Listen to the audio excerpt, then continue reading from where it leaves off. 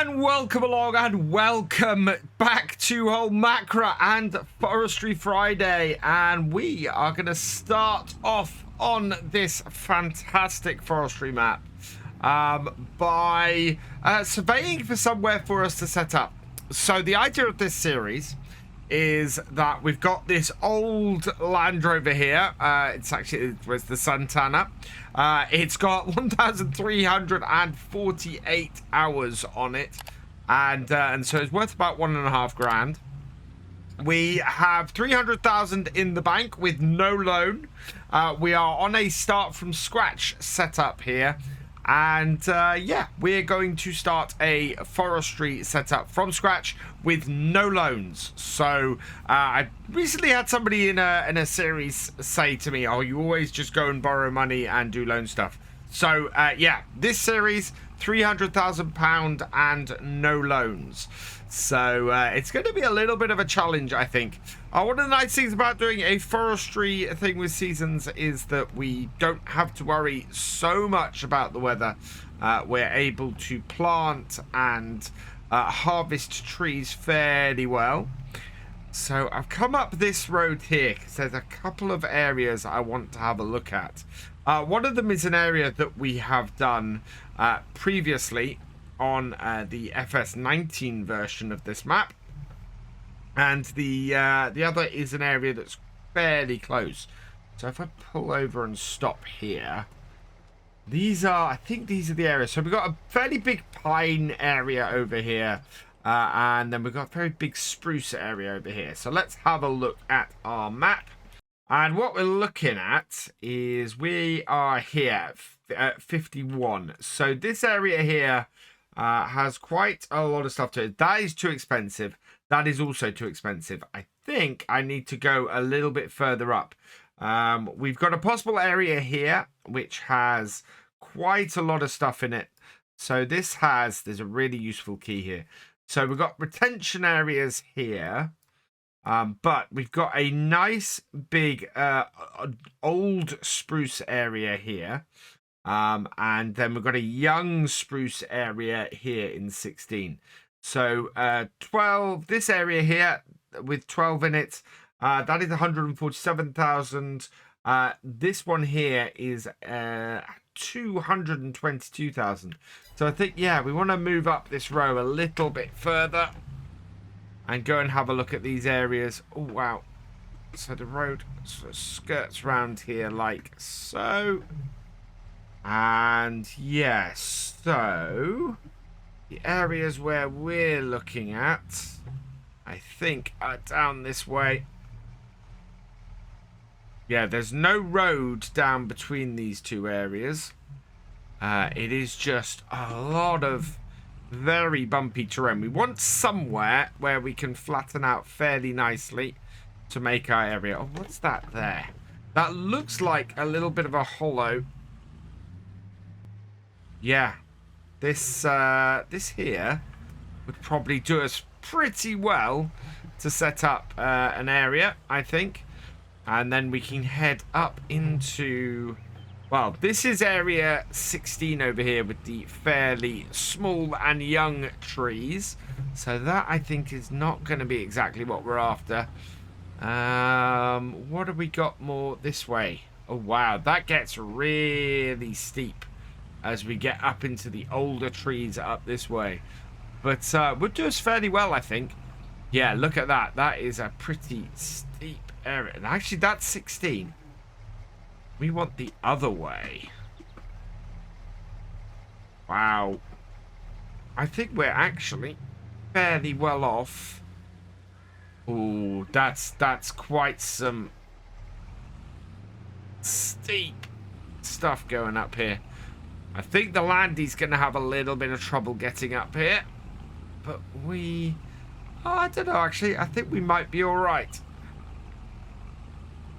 Getting up the top. Getting trees down here shouldn't be too difficult. But it's... What I really want is a fairly flat area to work. And this is going to be... Okay. There we go. So yeah, we've got, the reason this area is a little bit cheaper, look at that view. is simply because it's going to be a little bit harder for us to work. Whereas the younger trees over this way is a lot more dense. This is why this is so much more expensive. I think we're going to have to start with the older area, though, with the bigger trees, simply because we can afford this a lot better with our 300,000. So let's drive this down carefully. I think if we set up at the bottom in this retention area, this is why I love a Land Rover, we should be able to have a nice area here. Yeah. That we can set up camp and get things going. So let's get buying some land first up. To do that, we'll pop into here. We're going to buy this area here. So 60, it doesn't actually tell me what 60 is, but I think it's a fairly decent area for us to be working down here. We will buy that. Yes, please. Perfect. And then head to the map overview. So we own this area here. And then I want to put... I think this is as good as area as any to place camp. Let's just drive down here a little bit. We want to get a little bit closer to the other area down the bottom here for us to retain in. Yeah. We've got a good area here. We've got, oh wow, this is probably where we want to start, I think. And then we've got a bit of a dip, and then we've got another retention area down here. But yeah, this flatter area here, this is going to be perfect for us. So we'll set up camp around here and get going. And so to do that, we got a hide or a viewing platform or something here. I'm going to set up base camp here. So first things first, we need to get ourselves a tent placed. Only one item allowed per farm. Where is the other farmhouse? I will have to go and fix that and get rid of that. But yeah, I'm going to want to place that at some point. With this done, though, with our first bit selected, I think what we need to do is need to pop down to the shop. We are going to need to get some equipment. So, yeah, let's head down to the shop and do that. So we're down to the shop area. I think we need to open the gate. So this is where everything on this map is sold and purchased and everything like that. This big shed here did have a whole load of equipment in it and everything before I started. I kind of got rid of that because we are doing a bit of a challenge on here. There does appear to be a workshop in here, although it's not active at the moment. I think we'll probably have to place something up at our camp. So what do I need to do to get here? We need to find the shop area. So where is that? The shop. Actually, we do have a vehicle workshop. The shop itself is here. So about here-ish, I think, is where it's telling me it is. I'm going to have to turn back on the info triggers and the markers. Here we go. Okay, it just tells me shop is around. There it is. Right, head over here. Yeah, until we learn those, we're going to need to set that on. Let's have a look. Have we got anything available on the cheap? It would appear not. I don't think that trailer has a setup. That Valmet for 49,000 is pretty cheap. But I have a better tractor in mind for us on here. And this is an old favorite that you guys have seen here before. Ah, yes, it's the Fiat Agri 18090 that we're going to be getting on here. I want to do this. So this is only 33,000. Wheel setup. I'm going to put wide tires on it for extra grip. There is a really great design in that we can have the forestry design on here. Beacon lights, yes, let's go for the full whack. Short pre-filter. Don't think any of these affect I think we'll go with the short pre-filter. No GPS. The number plate on this will be 2. Okay. And where is... I have the forestry design on it. Can I not put the... Now, this should have the ability for... there we go. Configuration. Take front loader attacher. There we go. So, I can go standard. The moment I put on the front weight, I can no longer have the front loader. So we will leave that off and we'll put the front loader on. I don't think I have a need for... we'll put the front 3-point linkage on.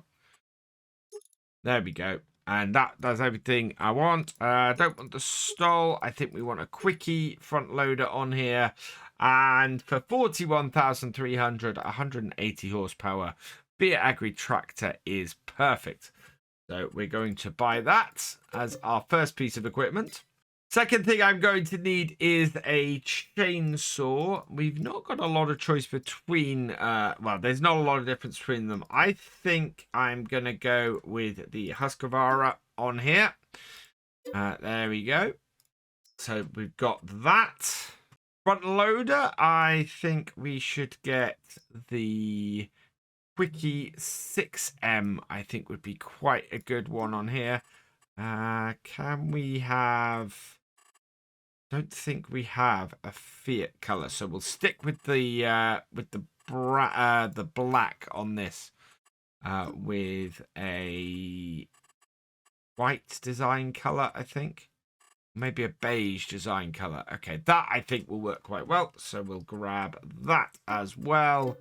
And to go with that, I want a log fork. So we'll buy that too. Now we need to get a forestry trailer. There's this quite interesting lizard kit here that has a skidding crane, which we probably actually don't need. But also comes with this small forestry trailer that's fairly inexpensive. There's also this self-made forestry trailer. We could probably stick that on the back of our Landy, although I don't know how well our Landy would be able to tow it. It would save us some money. At the moment, though, I don't need to save the money so much. So let's have a look. What have we got in here that we could possibly... So we could use the Anderson trailer here. That would work fairly well for us, and I've never really used it that much. Otherwise, that Heiselmat would be really useful for us to do a whole load. Can we run? We might be able to run this with our tractor. So we might try and get that. I don't know how well our tractor will get that back up. Oh, that is 190,000. So that is something for us to watch out for, I think. I think where we want to go with this is initially, yeah. I'm going to go with this at 19,000. We have the money and can grab it. So I am going to grab that as well. And that is probably enough to get us started. Oh, no. We need something that we can do stump grinding with. I'm very tempted to go with this. I've gone with this an awful lot, but I think actually something like this is probably, yep, we're going to go with this and put this on the front of our tractor, I think. So let's buy that as well. So there we go. We have quite a lot of equipment. There's a huge amount of space on this map to put equipment together. We can actually get all of this back in one go. So let's jump into our tractor. And the problem that we had with this tractor on the Old Stream farm, we shouldn't have on here. We are going to be able to, well, we're not going to be doing any stuff where we're cultivating ground or anything like that. We will eventually want to replant trees and try and get that done. But I think that's something a little way down the road. I think all of this should fit on this tractor, which will be amazing. Do we have a front PTO on this? We do have a front PTO on this tractor, so getting rid of bushes and tree stumps and things with this piece of kit should work fine. Let's connect that up as well. Oh, jumped on the wrong piece of kit. There we go. And yeah. Oh, this makes me happy. This is a really nice setup on here. And I think this is probably what our screenshot is going to be, something along this. Right, last bit. Connected up. Let's get this all... Oh, let's get this all back up to our camp. Oh, hang on. Look at that. This tractor won't work with this trailer. I think we might have to sell this trailer. Yeah, that is not going to work. We either need a single-wheeled one, or we're going to need... Oh, I know what we might be able to do. Let's get rid of this. We're going to lose a little bit of money. Not much, but it doesn't quite work with this tractor. So let's disconnect that. I do keep jumping on that trailer. Right, move this out of the way. Like so. And then we'll sell this. Alright, customize. No. Sell. Oh, wow. 16,719. Yeah, we're losing a bit of money on that. That wasn't great. Let's see what we've got that might work in its place. I think we might try this one instead, the small forest trailer. In fact, I've got an idea. If this doesn't immediately connect, we'll grab the extra bit that goes with it. So what I'm going to do is... What color to go with? I think we might just get a yellow to go with this. Rim colors will go with the chrome. And yep, we want that on the back.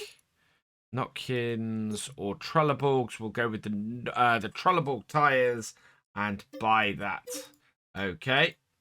Right, we'll see if this connects. If this doesn't connect, what we'll do is we'll get the extra bit on the back. And yes, it does make our front loader a little bit obsolete, but that's not a huge problem. Right, bring that down a bit. And we'll try connecting this up.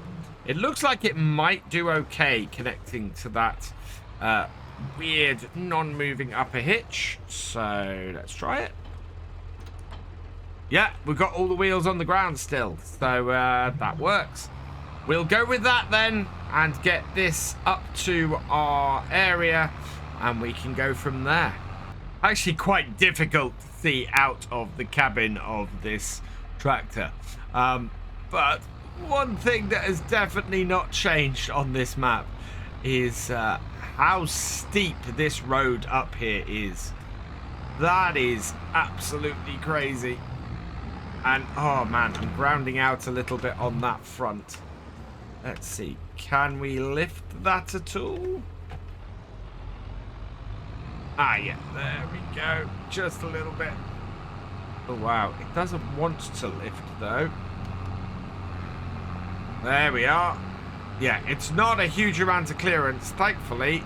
I think this tractor will get all of this up this hill. And now we've got the landy back up here as well. That gets everything back up to our area. Perfect. Right, so where is... Yeah, so we can start getting trees and things down from over here. I think this area here is going to be our best one to start from. We should be able to get tractor. Yeah, it's leveled off a bit this end, so starting at this end and taking stuff down should work best for us. At some point, I'm going to have to get something to sort our... we might need to get a rear weight for this. Although I've got a better idea. I think what we might do is just attach our this bit. We need to lower it first. There we go. Right, and then we can disconnect it. Attach hoses. There we go. So if we put that on the back, we should be better off. We can probably attach our log trailer there to the back of the landy and see if that will take stuff. Taking stuff down should be fine. It has a fair amount of power, that landy, so I think we'll be all right there. There we go. So that is then our setup for getting our logs in. Don't know how we open up our log like that. Or maybe I have to actually select them. There we go. Or maybe they need those connecting. There we go. Right, now we can pick stuff up. Perfect. Let's just see if the landy will connect to this trailer. And if that's the case, we are in business. Right, back it up. That is a fairly big log trailer for this landy, but it will connect to it, so we're all good. Let's go cut some trees. We're gonna take this one first. Wish I had some way of marking trees. The other thing I really need to do is get hold of a tree. There we go. A tree length mod. I think we've used one before. So I need to go and see if I can do that. Now, somebody told me... No. Yeah. Somebody said that there was an easier way of doing this. Oh, that does it. Sort of. Yeah. Like that. Just run it up the tree like that. Can't believe how close that came to the tractor. Right, and then we'll take the very tip off, because that won't be any good. Like so. And actually, there we are. That is our first tree cut. Bottom bits don't seem to want to. This is going to be pretty heavy. Is that a good length? That's a good length. We'll probably end up getting our eye in this series on what a good length of tree to cut is. But I'm fairly happy with all of those. Yeah, there is a measurement tool, I think. So I just need to work that out on exactly how to use that. It have... Yeah, there we go. 3.3 meters, 4.5, 4.6, 6.2, 5.4, 4.7, and 5 meters. That is not a bad set of cuts, I don't think. So, yeah, let's load these up and see how full our trailer gets after doing that. Looks like 5 meters is about the longest we want to go for one of these. Go backwards. There we go. Yeah, and it looks also like a full tree or a single tree will probably sort this and get it filled. So, yeah, let's get the rest of this tree onto here and get that done. But this Fiat seems to be much better for our setup on here than it was on the Oldstream farm, which is very good news. Because, yeah, I really want this tractor to succeed on here. Especially, it's one of the few tractors that actually has a forestry attachment or a forestry setup on it. It was very, very difficult to find any tractor that I could put the cage on.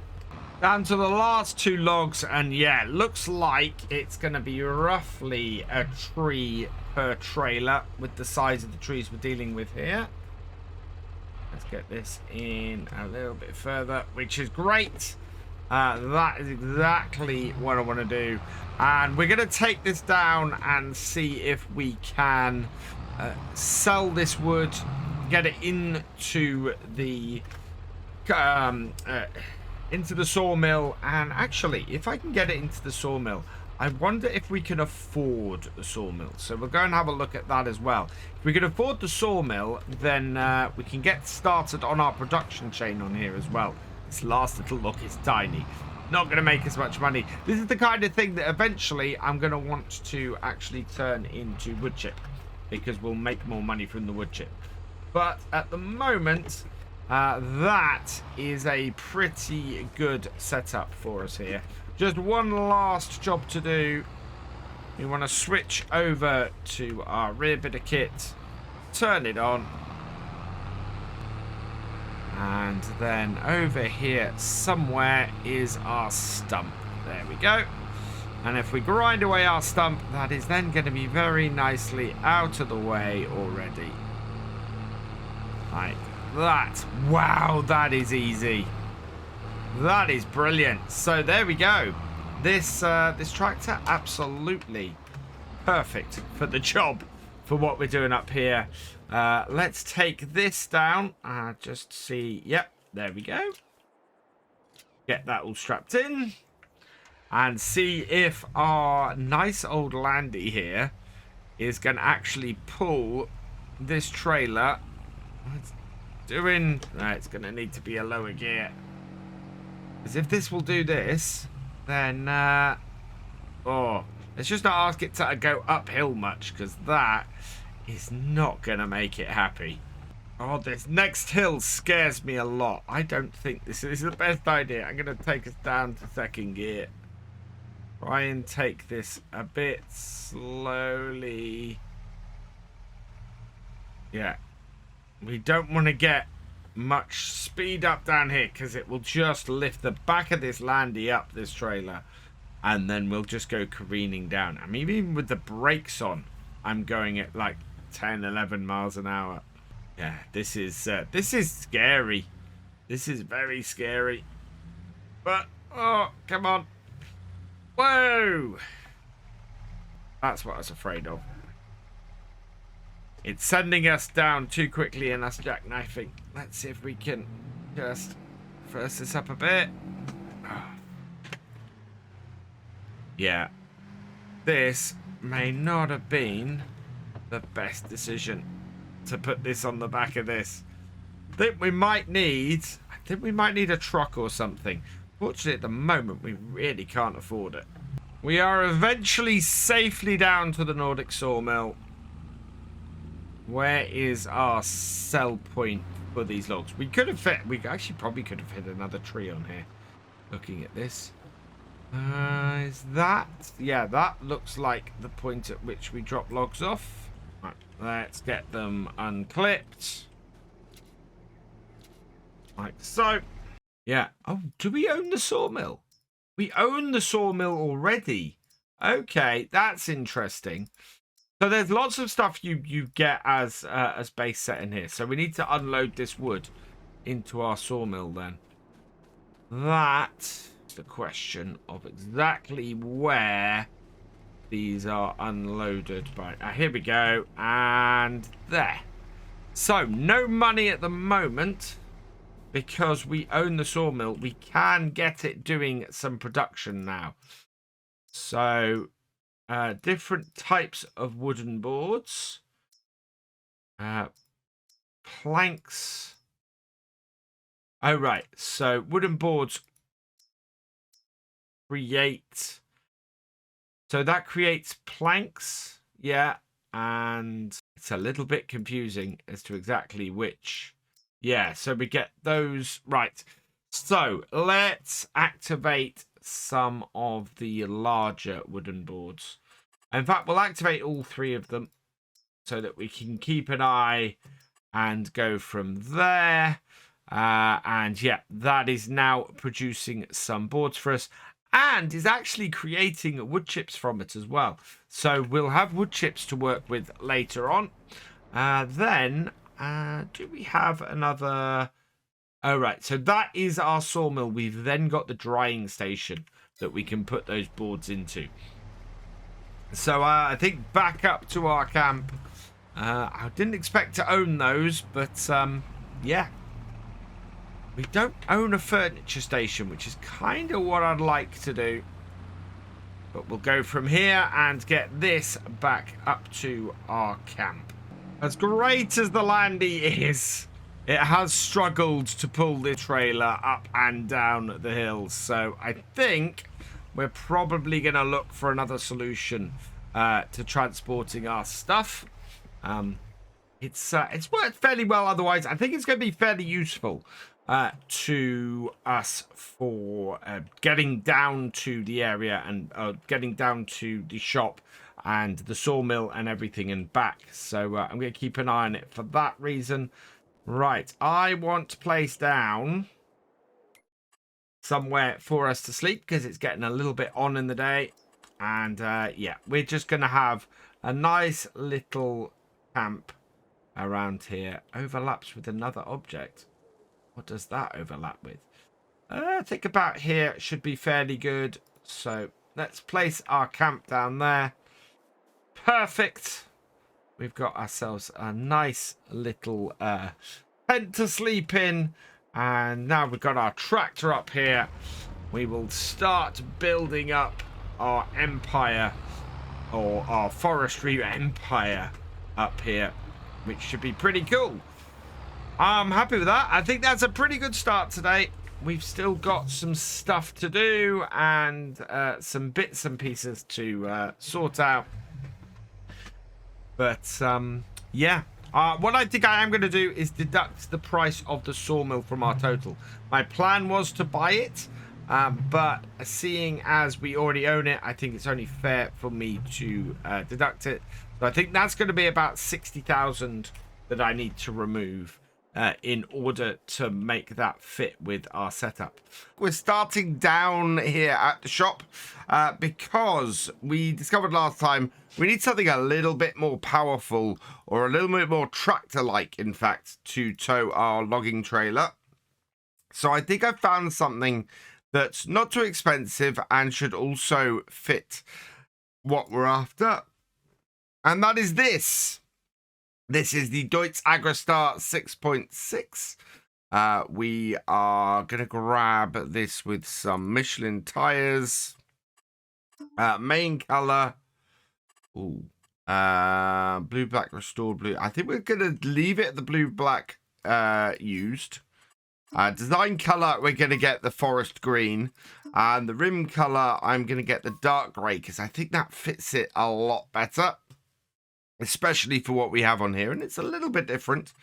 Number plate is BF003 because this is our first vehicle, third vehicle. And this is HM for Holmåkra. And then license plate, I want back only, and okay. Right, so that's looking great on there. Liking that a lot. This is 29,250. We've got 61,000 left. So that is perfect. So let's buy that. Yes. Okay. Right. Perfect. So there we go. I think we might have some planks produced as well. We did deliver a load of wood last time. So let's go have a look at this. This should be pretty good for us, this tractor. The only thing, of course, it doesn't have is the ability for a front loader, so it's purely for transport. But yeah, look, we've got a whole load of planks ready for us to load up, I think. Or maybe not. Those don't... No, those are looking like they need us to load them up. So yeah, those are ready to load up and take to the next place, which might even be only over here. Let's have a quick look over here. What's this? That is the drying station. So that takes planks and produces dry boards. So we probably want to get that moving through. I'm going to deactivate everything here because we don't want that cost. And yeah. Let's head up to our forestry position. I think we might get some more boards on the... Sorry, some more logs onto a log trailer. Get that down here. Actually, there is one other thing that is probably quite useful, considering the weight that we're going to have. I think we'll get a very simple weight on the front of this as well. So let's see. Weights. There we are. What have we got here that we can put on? I think just no, I think 1,000 is too much. 750, that will be perfect. Do we have a Deutz screen? Or we do have a Deutz far green there, or we've got the coat. I think we might go with that. So we'll get that. Yes. And where's that been placed? Ah, it's over there. Right. Let's get the weight on the front of this tractor, and we'll head up to our logging camp. And we've managed to get it up to the logging camp. We've had to go in third gear most of the way in order to get up the hill, but that actually bodes fairly well because that gives us some gear space in order to sort this. And I want to back up and get the landy unhooked from the forest trailer. And then move this over. Come on. There we go. Much as I love the landy, it just could. It barely got down safely with the trailer in the first place. And when we came back up, we barely got back up the mountain. So, or back up the hill. So, it's going to be much better to have this. It's quite a small logging trailer, this, but it should be fine on here. And this Deutz should handle this okay. Also, we should then be able to get some other bits and pieces with the Deutz moving. So let's spin this round, I think, and take this down here, and we'll start loading up again. Get that wonderfully forestry setup Fiat working for us. I don't think I've connected up the hoses. Yeah, there we go. There we are. If ever you have trouble and you're using ever have trouble pulling a trailer and you're using manual attach, it's either that the hoses haven't registered as being connected properly, or you just haven't connected them. So, right, we are going to head into here again. We want the slightly more mature trees down this end in this area. So let's cut a couple down. Now, there's a question that somebody had, was how do I decide the direction a tree falls? Which is a really good question. When you initially cut, the tree will fall 90 degrees to or roughly 90 degrees to where you're cutting. So roughly the direction that the chainsaw goes if you have it round like this. So if you go like this way, it will fall the other way. So it falls in the direction that you cut. So to demonstrate, cut like that, and you can see it's fallen in that direction. So that's how you do it. Right. Now we just want to run along here and clear that off. It works just about most of the way up. Right, now I do have the measure tool now enabled on here as well after last time. And we want to cut about 4.5 to 5.5 or 4 to 5 meter lengths, I think. Now we actually don't make any money off these at the moment because they're making planks. So let's have a look if we have switch hand tool. I did turn measure on. I have no idea how it works though. Okay, so after a little bit of checking, it seems that it's Alt and right click. Okay. Or not. Let's try again. Alt and right click. Ah, there we go. Alt and right click. There we go. So across here, that would be 4 meters. So I'm going to go a little bit above and cut there. Right. So Alt and right click on and off. Another 4 meters. Cut. Wow. Okay, that works really well. Exactly 4 meters. and just reset it each time. I had exactly 4 meters there. There we go. Right, so that is perfect. And now we can just pick these up. Oh, turn my engine off. And get this all collected up. What I want to do is turn my measure off. So into gear. And let's get picking logs. Now, someone said in the comments to last week's video that there is a second sawmill, one that I don't own on the map, and I can immediately take any wood to sell and make money from, which I love that idea. But having production chains on here, I really want to get using those and do that. I also realized that I think I said in last week's video, oh, I'll use the 60,000 I got to buy the place I've got now. And completely forgot. So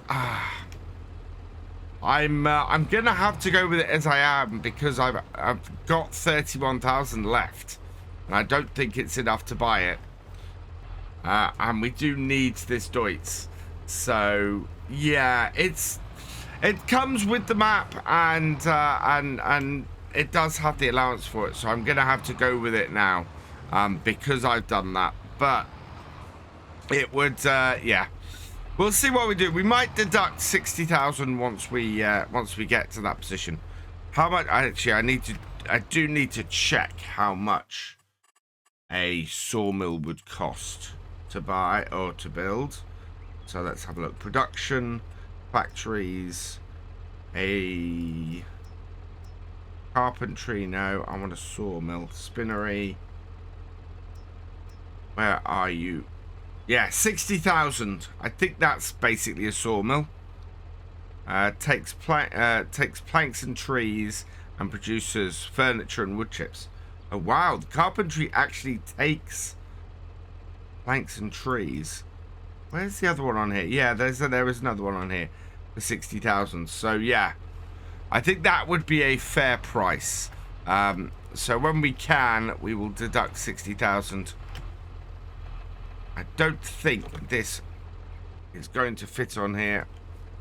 Don't know how much. Yeah, that's lift upable. I really, really would like to get something that allows me to do wood chips.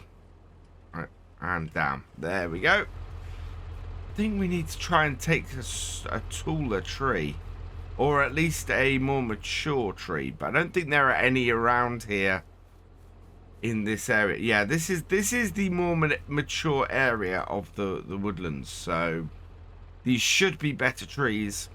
Let's take this one next, I think. So bring that on, do that, cut it this way so that it falls to my left. There we go. Now stand on the trunk and just run along it. Should clear it off mostly. Yeah, we've got a couple of bits here. It does great until you get a little bit further up the trunk, and then it doesn't work quite so well, and you have to shift around a little bit. But that has at least got that done. And we're going to have to get rid of some of these stumps in a minute. So, yeah, let's get measuring. Okay, got all measured out. Time to load up again. It's quite a good little system, and just working so well for us on here to go in and get these trees cleared, and then get them down to sell, or not to sell, because it's going into our plank factory. I'm gonna have to work out how to get stuff from our plank factory to the drying factory, and then where we take stuff from the drying factory to hopefully deliver some money to us and make some cash, because at the moment we're spending a lot and not actually making a lot. So let's turn that off and hide that. And we need to start making some money on here, because we are getting to a lower end on here,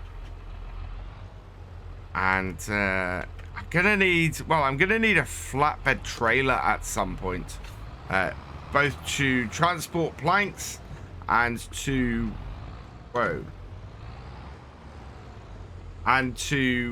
transport stuff up here. Come on, clamp it on. I always had to use this as a claw rather than as a set of forks, because it just never seems to work in that capacity. We're getting a lot less off these trees this time than we got off the last lot. We filled the last time we filled this trailer with 1 tree. This time we are struggling. Yeah, we've got nowhere near filling with 2. I must have cut much bigger trees last time, because these are widdly little things that just are not anywhere near the kind of width that we were pulling last time. That missed. I'm thinking a grapple or a proper log grab would be quite useful, because that is not going on to there. If you try and use it as this like this, the claws never actually get it, and you're just constantly doing that. I think I could by hand go, no, is that too heavy? No, that's not too heavy. See, these are not weighty trees, not by any stretch. These are all the same length. So in there, and then we'll close that up, and that should hold those in place. Yep, there we go. Although one of them is now sliding out. Of course it is. Yeah, there's nothing to these. I need to find something a little bit thicker, I think. It's one of the ones up there, a bit thicker, I think. Okay. And what to do when you get a log stuck like this? Yeah. Find the edge of the trailer and try not to catch it with your tool. There we go. And then it just knocks it off. Perfect. Yeah, I think I'm going to try and take one of the trees a little bit further up. See if that is a little bit better. Because at the moment, we're not getting an awful lot of wood. Right, so how confident am I in my cutting down of trees? I am fairly confident. So what we're looking to get that between those tractors, I'm gonna say 9.5 degrees. So 99.5 degrees is where I want to be facing when I cut this. That hopefully is going to do it. Let's see. Is this going to go between my tractors or hit one of them? Look at that. So there we go. 90 degrees to the cut. Exactly where I wanted that to go. And this tree feels thicker and bigger. Perfect. I'm really happy with that. That was one of those things where I wasn't 100% sure. But that has got it. Can't get that end off. Never mind. Oh, wow. That's a much bigger tree. That is going to be worth an awful lot more than that previous one. So, Alt. Yeah. And we want 4 meters. Yeah, this is probably going to take a couple of runs. There we go. Right, let's get this cut. There we go. That has got it. We'll turn off the measure. And then... Alright, we've got to load this up. So yeah, this is easily the biggest tree that we've cut so far. So the stuff that we've been cutting on the edge here is not very mature wood. We've got to get stuff more off the slope, I think. Oh god, no, I need to go around the other side. While I managed to fell the tree in exactly the place I wanted to, it's not the most convenient place for me actually filling stuff up. It's got quite a difficult area for me to grab. You know what? I say that. Let's just take the Deutz and move it. Let's move it to somewhere where it's easier for me to load this tree up. Makes so much more sense. Straighten things out a bit. Perfect. Yes. Right. And then we want to be in the middle of this log. Get into here like so. And oh, back it up. So I think we're going to have to get a pair. Oh, we're going to have to get some forks for this. And take this tractor down and sort some planks out at some point. That will stop it costing us money to do it. As I said, we do need a flatbed of some description. So I'm going to see if I can find a cheap flatbed if we don't have one already available to us.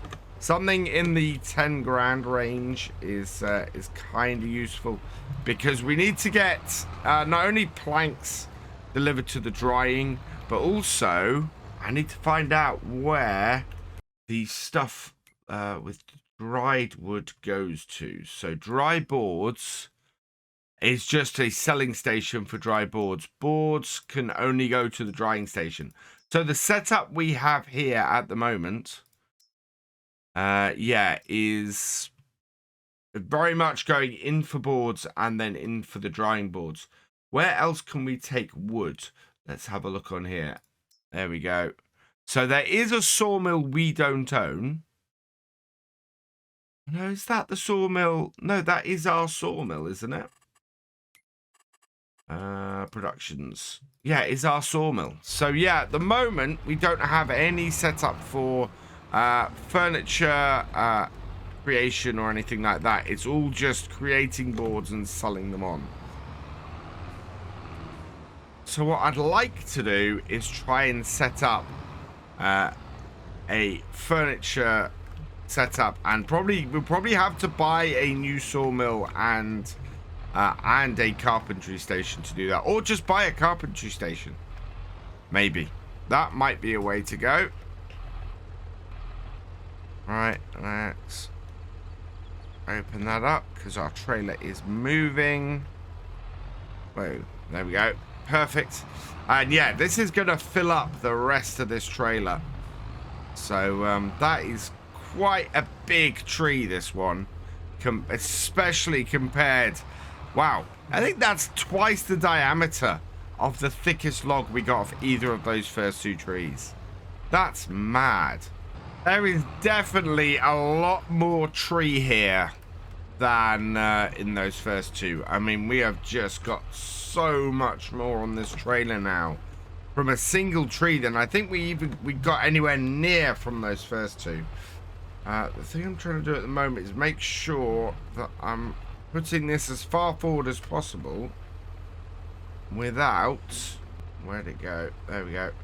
Yeah, without it falling off. They are moving about a little bit, so I want to get them strapped down soon, but we still have at least one more bit of tree over here. Yes, which is not pickable. Oh no, it is pickable by hand. So we'll put this one on like so. Yeah, not an overly weighty one, that one. And another bit there. Get these on and we'll get some planks made from this. I think we're gonna need to get... Whoa. I think we might hire a forklift or something down by the shop. It'll be useful to have that down there anyway.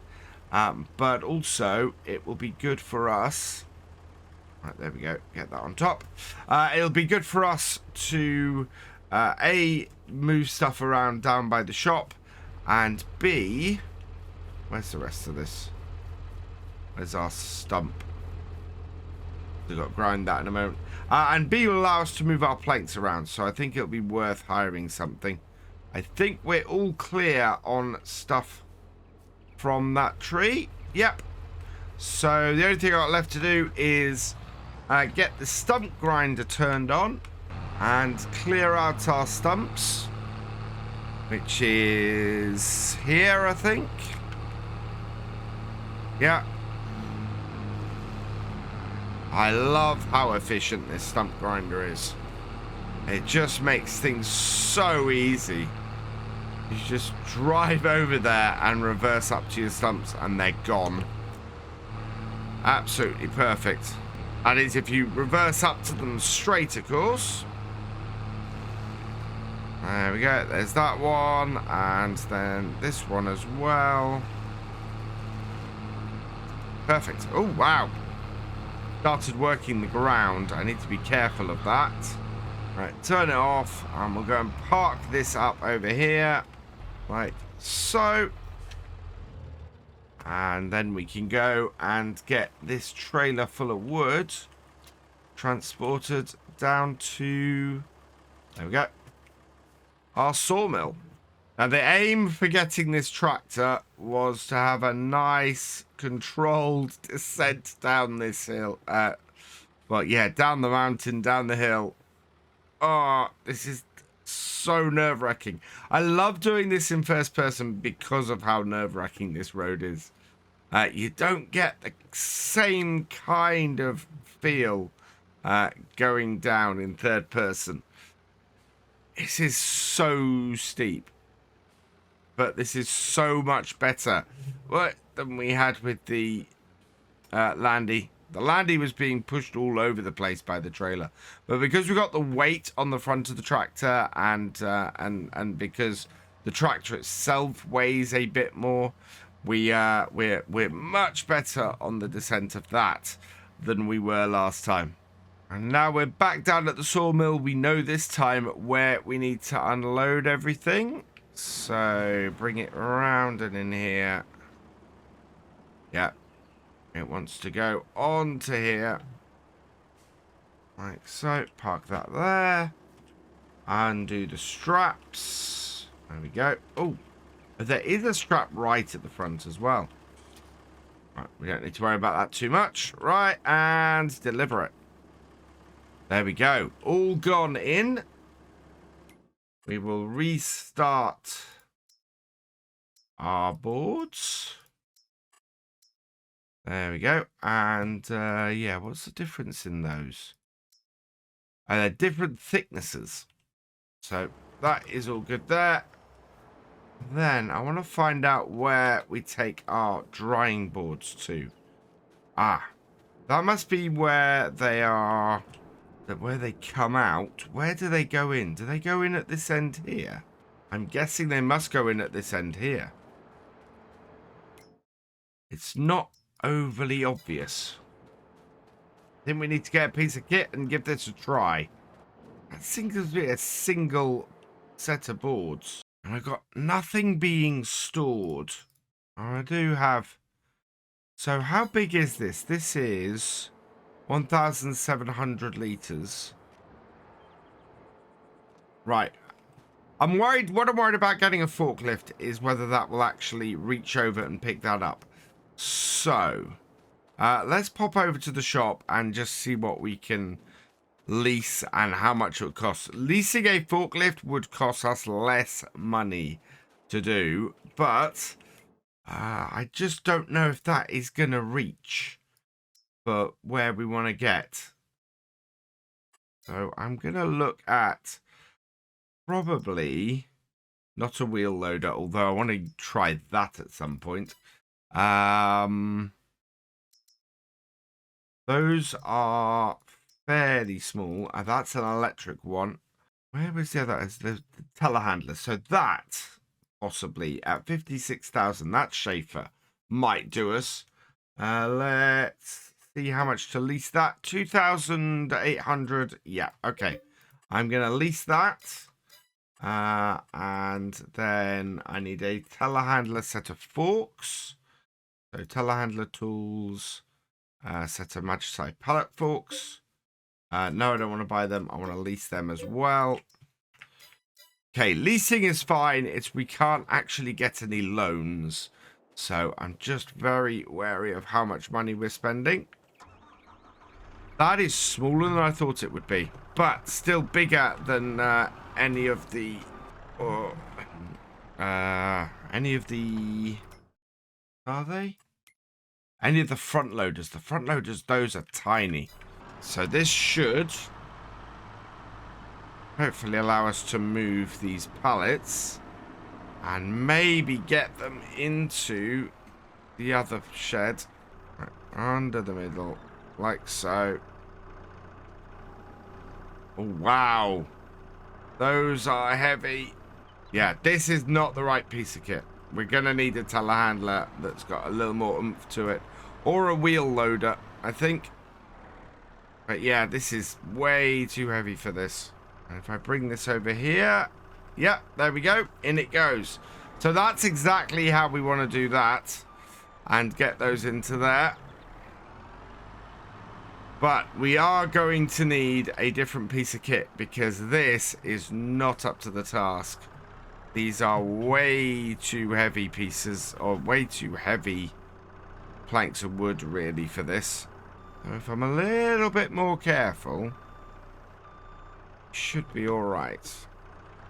Yeah. Moving too fast, definitely not helpful.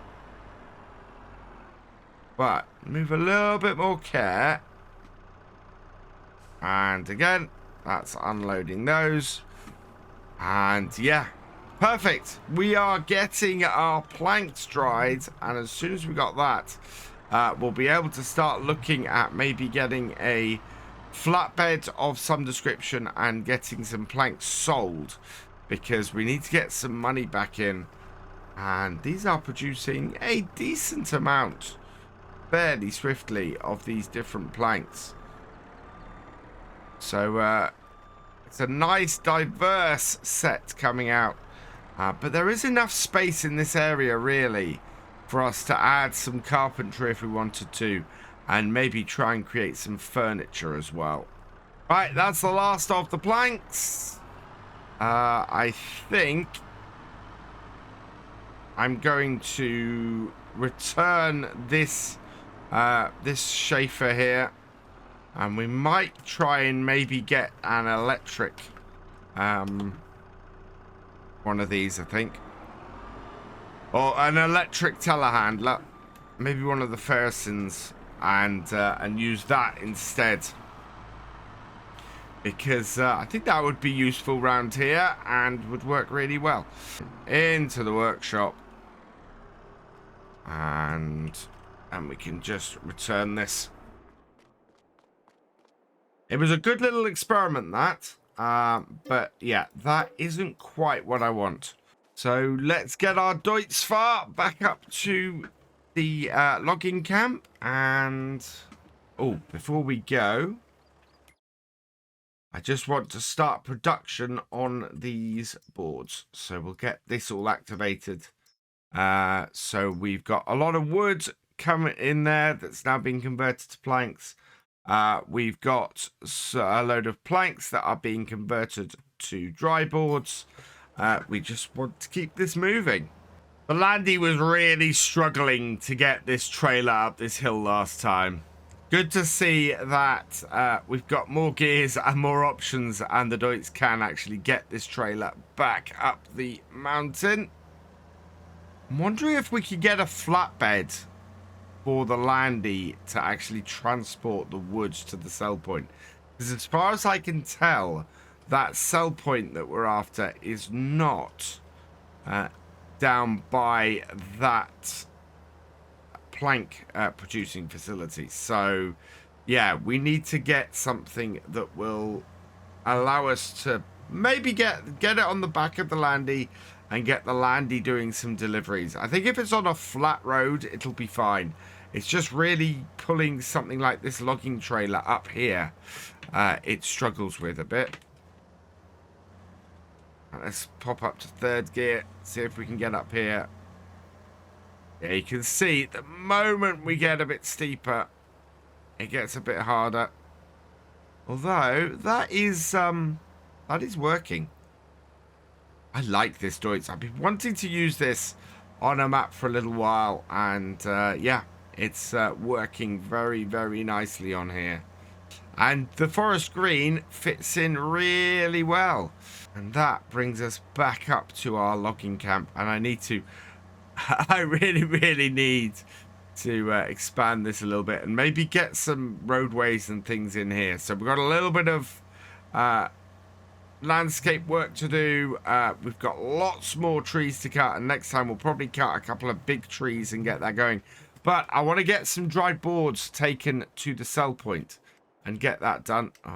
And all the lights off.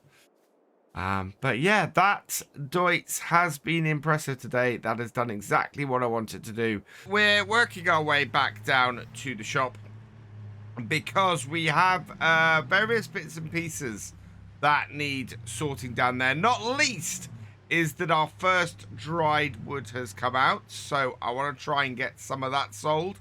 Once we've done that and got a little bit more money in, I think what we're going to do is try and get some more wood cut and get some more wood processing through, as always. Should keep us fairly busy, but really I want to find a use for the landy. Since it's had trouble pulling the logging trailer, it's not quite so useful as it was. So if we can find a trailer that we can put on this, that will give it more use and keep it as a useful piece of equipment to have around our logging operation, then we will do. Now, we're down here at the Nordic Sawmill, and if we head over this way, we should be able to see, yeah, over here, we have our first dried wood out. So that is these two big pallets here. We've got 1,700 litres there and 1,700 litres there of different types of woods. I think we've got some over here as well. Right, if we look at the top end of here. Yeah, so we've got some more out of here. We need something that can lift these. Now, after last time, somebody told me that there is a rear weight for telehandlers. So I want to have a look and see if we can get that and see if we can do a similar setup to what we did last time. We've only got 27,000. So the telehandler I want to look at, I think, is probably going to be this one here, 56,000. We don't need anything too much. Now, we did have an issue last time with this where it was tipping forwards, so if we can put a weight on the back of it, that would be great. We're going to lease this because that is the only way I can run it at the moment. It will cost us 565 per day, but that should easily pay for itself. To go with that, I do want this weight that I was talking about, and that is well, we've got these two here. I think the PT30 probably the one we want to go with. 1,500, or I think we'll go with 1,500 for now. We will buy this one. Is there a Schaefer? No. So we will select that color. Oh, no, not that color. That color. Right. And I'm going to buy this one because it's only 1,900. And that will allow us to add extra weight to it should we need it. And then finally, under telehandler tools, is it? Yeah, there it is. This is why I wanted a telehandler. We got a lizard double pallet fork. Now, this should mean that our pallets are much more stable under what we're doing. I'm going to get that in the jet black as well. We're going to go with the telehandler there. You can get it for telehandler or front loader or even 3-point. Now, I would go 3-point if one of our areas wasn't so difficult to get to, or one of our sets of pallets wasn't so difficult to get to. So we're going to go with this. Again, I'm going to lease this to keep costs down. And yes, because we haven't got such a need for that to be purchased. We purchased the weight so that we could reconfigure the weight if we needed to. We leased this because this is not, yeah, we're not going to be configuring that, and we're not going to be configuring this little Schaefer telehandler either. So, right, let's put our pallet forks on the front, and we can go and test this out. Oh wow, I've just connected the weight to the back of this. And that weight is too much for the back of this. Really? That's not good. Right, okay. So, yeah, the weight is something we're probably going to have to sell. But I don't think that this is going to handle the weight of this on the front any better either. Thankfully, we've only leased this, but oh man, that is bad. Because last time we did this and got this on the front here, this just was not happy. Let's see. Let's line this up. We're in and pick it. Okay. Oh, maybe the telehandler is... No, the telehandler is not fine. Wow. It's a little more secure and works a little bit better, but it's still not great. Let's drop that off there. We've got a few bits of stuff here. But yeah, that weight is so heavy, it causes this telehandler to go backwards or to rear backwards. But then we've got... this is not a stable piece of kit, this telehandler. It really isn't. Right, let's try that. We're alright as long as we don't rush too fast. But I need to get these and get this all moved across, get it into the drying, and then we're going to look at a trailer to see if we can sell some of the wood that's already dried. Okay, I think with that last one, we've unloaded all the wood from this. So let's take this down the other end. And I want to see if we can find a trailer now for the back of our landy that will allow us to transport this. These aren't quite as long as I thought they were. So maybe we'll be able to get away with something like a light trailer or something like that. Let's go have a look. First up, let's get rid of this weight. We can't even move it easily. We've lost about £400 on it, which is not great, but we can get rid of it. Let's go and have a look then at... Well, I'm going to look at bale trailers. So, bale loaders, there we go. We've got a couple of choices here. We've got the FarmTech DPW 1800. Not really something you'd pull behind the Landy. The Johnson is great, but I'd put that behind a tractor. Where is this light trailer that I've got? Yeah, I'm not sure quite where it is in the listings, but here it is overall. This is the Lizard, the light trailer. It's not very big. It's got the same sort of wheels on as my Landy. And color-wise,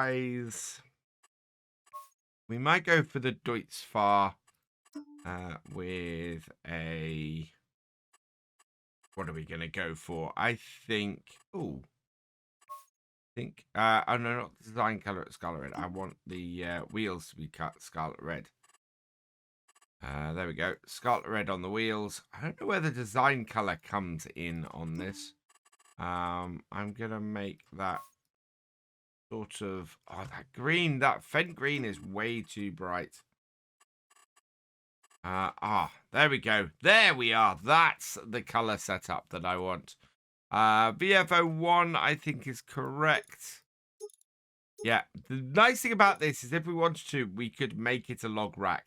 It probably should be the trailer we went for first.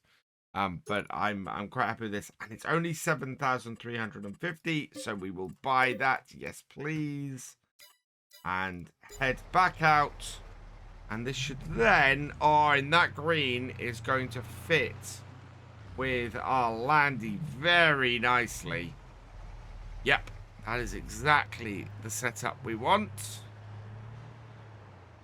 And look, it's got the right hitch for the back of the Landy as well. Yeah, this is the right choice of trailer for this, and should work pretty well for us in getting things working again with this tractor, this car. So let's bring this round and see if we can load some wood onto here. Looks about the right length as well. Bring this up. Get this under here. Lift these up. Not too bad. Yeah, this paper is really, really unstable. Lengthwise, we're going to have a little bit of overhang. But to be perfectly honest, that could have been so much worse. And I'm quite happy with that. Right, let's get that on there. Further back. Yep. There will do. Very... Oh, wow. That could not fit on there really much more perfectly. It is only a very, very slight overlap at the ends. And, oh, wow. We've got more. Keeping these clear is going to be difficult because they are just constantly producing stuff. There we go. And we take this one. This one, I think, looks to be about the same sort of size as the previous. I don't think we're going to fit more than about 4 of these on. So, yeah, let's load them up. And then we'll go and see if we can get them sold. Before I load this last one on, I just want to check exactly how close we are to producing another. I think we're going to get 1 more pack from each, but we're not going to fit them all on here. So what we'll do is we'll load this on the middle here. Like so. Back that out. And... wow. They very interestingly strapped down these as well. Yeah. But that does mean that we're good to go. Let's go put this up by the... well, actually, no, we've got no wood in the other one. So we might as well leave this here. See if we can get the next loads done today as well. And then we just need to work out where we're going to sell these. And dry boards 1, 2, and 3. This selling station is the best place. We're going to be selling these constantly, so I'm not too worried about the price fluctuations. But you can see the prices on the way down at the moment. Where, though, are those selling places? Selling board station. Let's tag that and have a look at the map. That round, right round the other side. So, yeah, we can either go through, but I think with the landy and the trailer, our best chance is to go all the way around on the road and pop down there. So, yeah, let's hop in. And this makes our Land Rover usable again, which is fantastic. Go on, you can feel the weight on the back of this. I'm gonna drop down a gear and try and get this moving at a reasonable rate. But yeah, I think we made the landy usable again. I'm kind of glad I didn't load this trailer up any more than I have. We're having a little bit of trouble getting up this slope at the moment. I'm having to drop down to first gear, and then it's sitting there at about 20,000 revs and going at about 7 miles an hour going up the hill. I can't go up a gear until it gets very near to redlining, because the moment I go up, it starts dropping down quite a bit, and you can see we're currently dropping below those 20,000 revs in first gear, which is slightly concerning and slightly surprising. I think eventually we may have to upgrade from the landy, or from this landy, simply because you can see it's now almost at a standstill on this slope. Wow, come on, you can get up here. It's struggling up the hill, but we are slowly getting to the peak and things are leveling out. Oh, wow, but that's still quite a way to go. This is really taxing this. I wonder if we would be better off with not quite loading as many of these on here. Maybe if we did 2 instead of 3, we might have a little more luck with the landy up here. I mean, it is just about reaching the top, but you can see it's going really, really slowly. I want this to be useful on here. I want this to be a piece of kit that is earning its keep in the same way as pretty much everything else is. At the moment, though, it's quite a pull. There we go. We're up the top. And it has made it up here, but we just need to make sure that going forwards... Oh, wow. Come on. We are in a position where it doesn't take forever to get up a hill to get stuff sold. Because this, so far, has been a long trip round that has not done the landy any favours. Look at that view. Wow. That is just trying to keep the momentum up. But yeah, nice big lake in the middle of the woodlands there. And it's just the views around here are pretty amazing. And oh wow, we're going to be heading down now. I hope we're going the right way. Let's find out. Yeah, this is the way we want to go.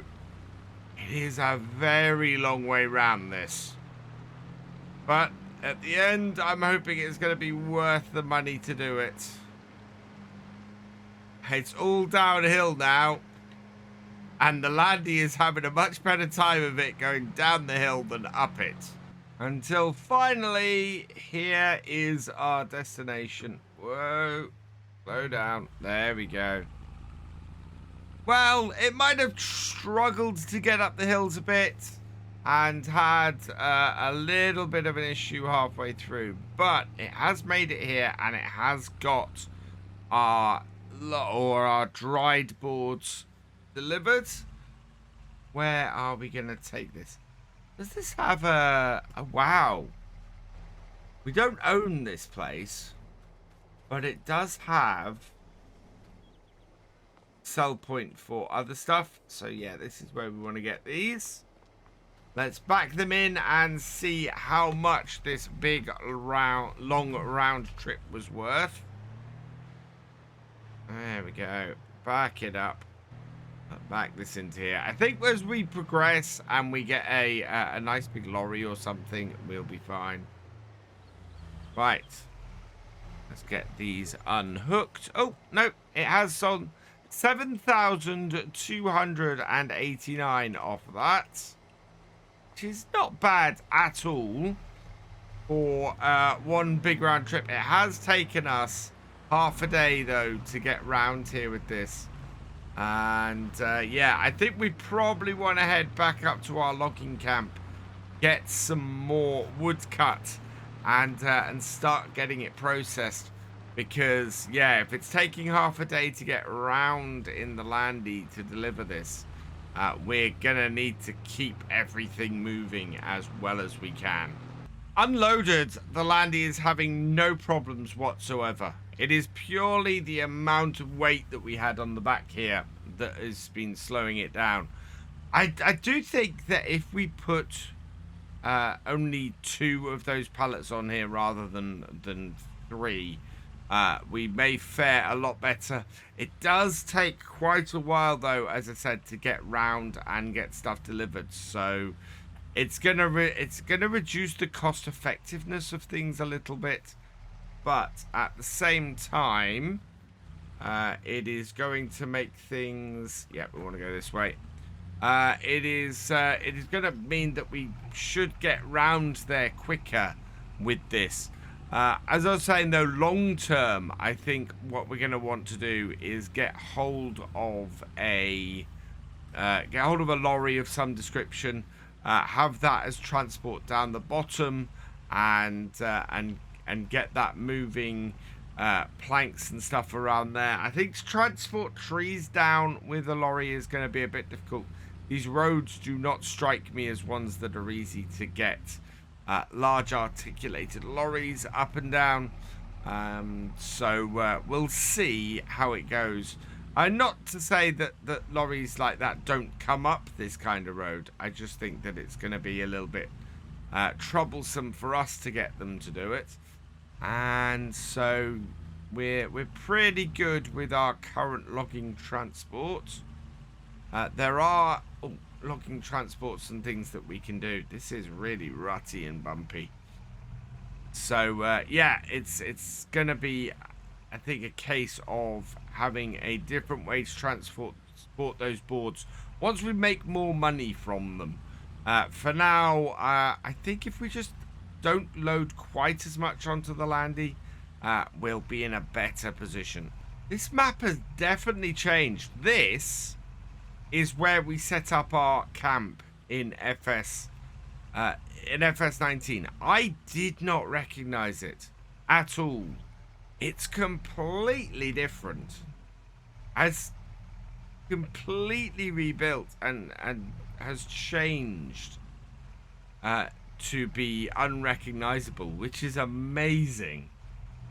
But we are almost back to our current logging camp. You can see our tractors up ahead.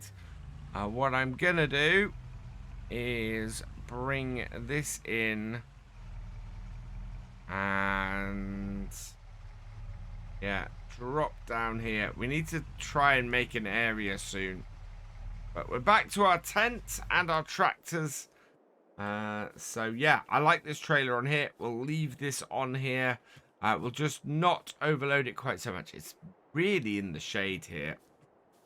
Let's get the doits moving though, and get this into a position where we can hopefully cut some fairly large trees. That's what we had. The trouble we had last time partly was that we cut the wrong trees, and I want to get this into a position where we can cut something a little bit more mature, a little bit further back. We'll put that tractor there. And we'll go and try and look for a tree. I think that one might be quite good. Looking at my map. Yeah, it's there's an interesting area. This is all more mature trees, I think, if we look at this map. So yeah, the darker green is spruce dominated old. So yeah, we want to try and take stuff from here. The red is retention areas, which is basically where we're sitting. And what's the light pink? Pine dominated young. So yeah, we are in this area here. We're currently in this thin slither, and a lot of what we want to take is from this hillside. So let's pick a tree.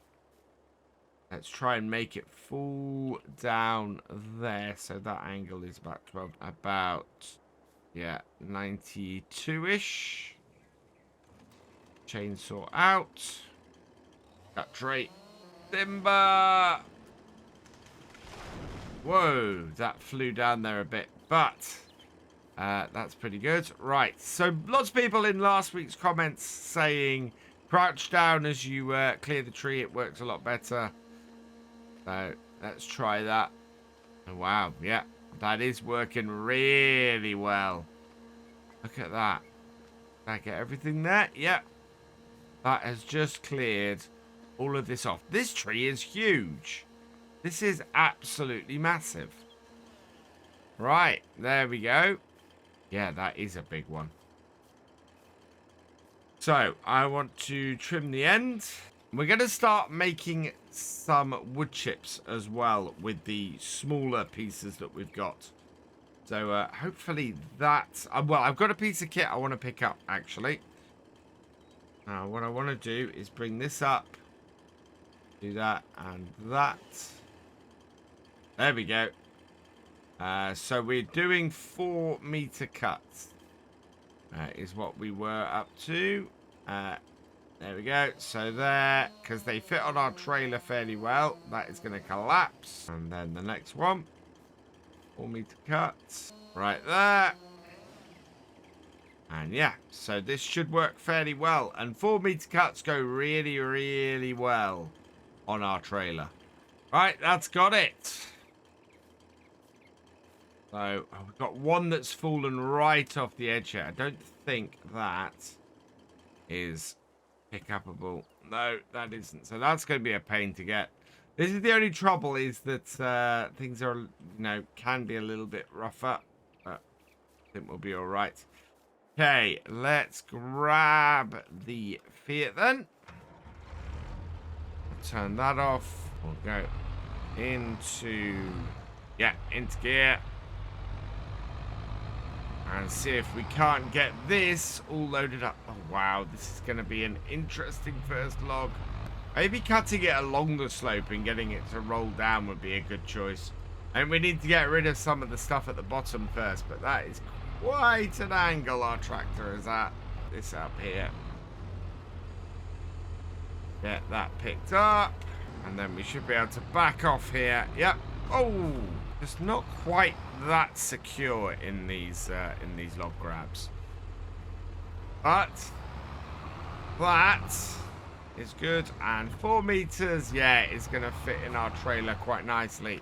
I have got a long log trailer. It came out this week on the Mod Hub that I have considered grabbing and trying on here. See if we can get some larger logs in. But at the moment, we seem to have a pretty good system going, to be honest. And I think this single tree is probably going to fill this trailer. Oh, wow. I managed to get that out of there. Nearly nosedived the tractor, and that is not securely on the front. But I did manage to get it out of there. And we just need to get this a little bit straight up. I had to turn all the lights on. It is only 3 in the afternoon. It is October, but it's 3 in the afternoon, and we are so much in the shade in our logging camp here. Ridiculous. We are on the we're on the north side of the mountain, so the light is going to be difficult to get through here. We're constantly in the shade of everything that's up there. So I think some lights in the logging camp are going to be imperative at some point. We are at a hell of an angle there as well. Yeah, I think cutting across the slope and getting the trunks to roll down is probably going to be a better bet. We'll need to cut all of the trees at the bottom out to make sure stuff doesn't get snagged on other bits. But it's not the easiest of places for us to pick this up here. Yeah, managed it though. There we go. I mean, all those trees there are a little bit flatter, but they're not quite as big as the ones that are growing on the slope up here. So that's why I'm trying to target those a little bit more. I think this whole tree is going to fit on this trailer. I don't think we'll fit a second. And as I said, the day is getting on. We want to try. That must be right on the edge. Oh, wow, that is right on the edge. So I think we want to try to get... Oh, go! Oh, God. See if we can... That's horrible. See if we can get this tree down and processing, and then... Yeah, we've got a lot of driving around to get stuff sold, but we kind of need to make the money. The alternative, actually, is to hire a lorry that we can go and transport stuff with. Let me know what you think in the comments. Do you think we should just keep doing it with the Landy, or whether we should go and hire something in order to get a large load of planks across at once? I think ultimately that is going to be the way we're doing it, but I don't really want to spend the money if I've got a piece of equipment just sitting here that can do the job already. Right, the way I'm going to part the stuff for making wood chips from the stuff that isn't is if I can lift it, we don't make wood chips from it at 4 meters. Oh, we make wood chips from it at 4 meters. So, yeah, that pile there, I think all of that can go to wood chips. Thing is, we can pick that up. The rest of this, I think we've got a fairly full trailer. So, yeah, we'll take that down for today. And next time, the target, I think, is going to be to get our landy down at the bottom. There is a wood chipper I think we can probably put on this trailer to get back up here. But this logging trailer, I'm going to take that and we're going to head down. This is not a full trailer of wood. And as a result, it isn't going to produce quite as much as we have before. Although what we've had before has been a... two full trailers of wood I think we delivered here. Let's get this processing though. There we go. So that should now be producing, yeah, so it's producing wood chips, so we have wood chips to sell anyway. Maybe it's not worth getting a wood chipper. We have wood chips coming out of here. We could throw everything in and get this all processing. And would work fairly well for us. Do we have any output at the moment? We don't. So that is still... We were right to take all 3 of those now, but it's going to be quite a bit before all of that processing is done and we're ready to load things up. I should have left this down this end though, because yeah, we do have planks coming out and we want to get those drying. So we're going to go and deliver some more of the dried stuff next time. I think by the time we're finished, this is going to have dried a whole load of wood. And we'll be able to fill our trailer up and do that. I think, yeah, with such a long journey, it might be wise to get... as much on the back of something as possible, but a lorry to do this job is gonna be expensive. We're gonna have to spend 100,000 odd, probably just on the lorry itself, or rent something that will do it. But it's gonna have to be really worth it, because at the moment we're renting this to process these. I will have to see where we go with the rest, but wow, there's a whole load of wood that we have for going in here. These forks working really well though. It seems that that was just enough to tip us over the top and create some more planks. Some stuff's gone into dry. Let's have a look. Do we have... Yeah, we're still producing boards. We've got 4,000 litres of wood going through there. And we've almost got some boards, another 700 litres on each, and there's plenty of planks that are processing. So lots going on through our sawmills, through our production facilities here, but it is all set up and working well. Today we're going to be trying to make things work a little bit better around here. So we've got all of our the trees we want. All of them are up here in this area here. Unfortunately, it's not massively easy for us to get our equipment or our tractors or anything up here, to be honest. So what I want to do is all of these trees at the bottom here, we want to clear these out so that we can try and get this stuff to roll down the mountain a bit. Hopefully that will work fairly well for us. So as a result, I'm going to try and cut, especially these bigger, thicker trees down the bottom here. We're going to cut them and try and make them fall this way. We do that, we should end up with 3 or 4 trees we can quickly load up and get done. So timber, and yeah, and now that I know exactly where to put the tree, so I want it to go at 26.8. So we want to add, yeah, we want to go about 110-ish, I think. Should put the tree down at the right point. So cut that there. And down we go. And yeah, look at that. Falls exactly where I want it to. So yeah, if we can get 3 or 4 trees in the right place. So that one wants to add, we want to be about 120 degrees for that one. To put that in the middle. And get that down there. So yeah, we're going to cut 4 trees. We're not going to worry at the moment about doing any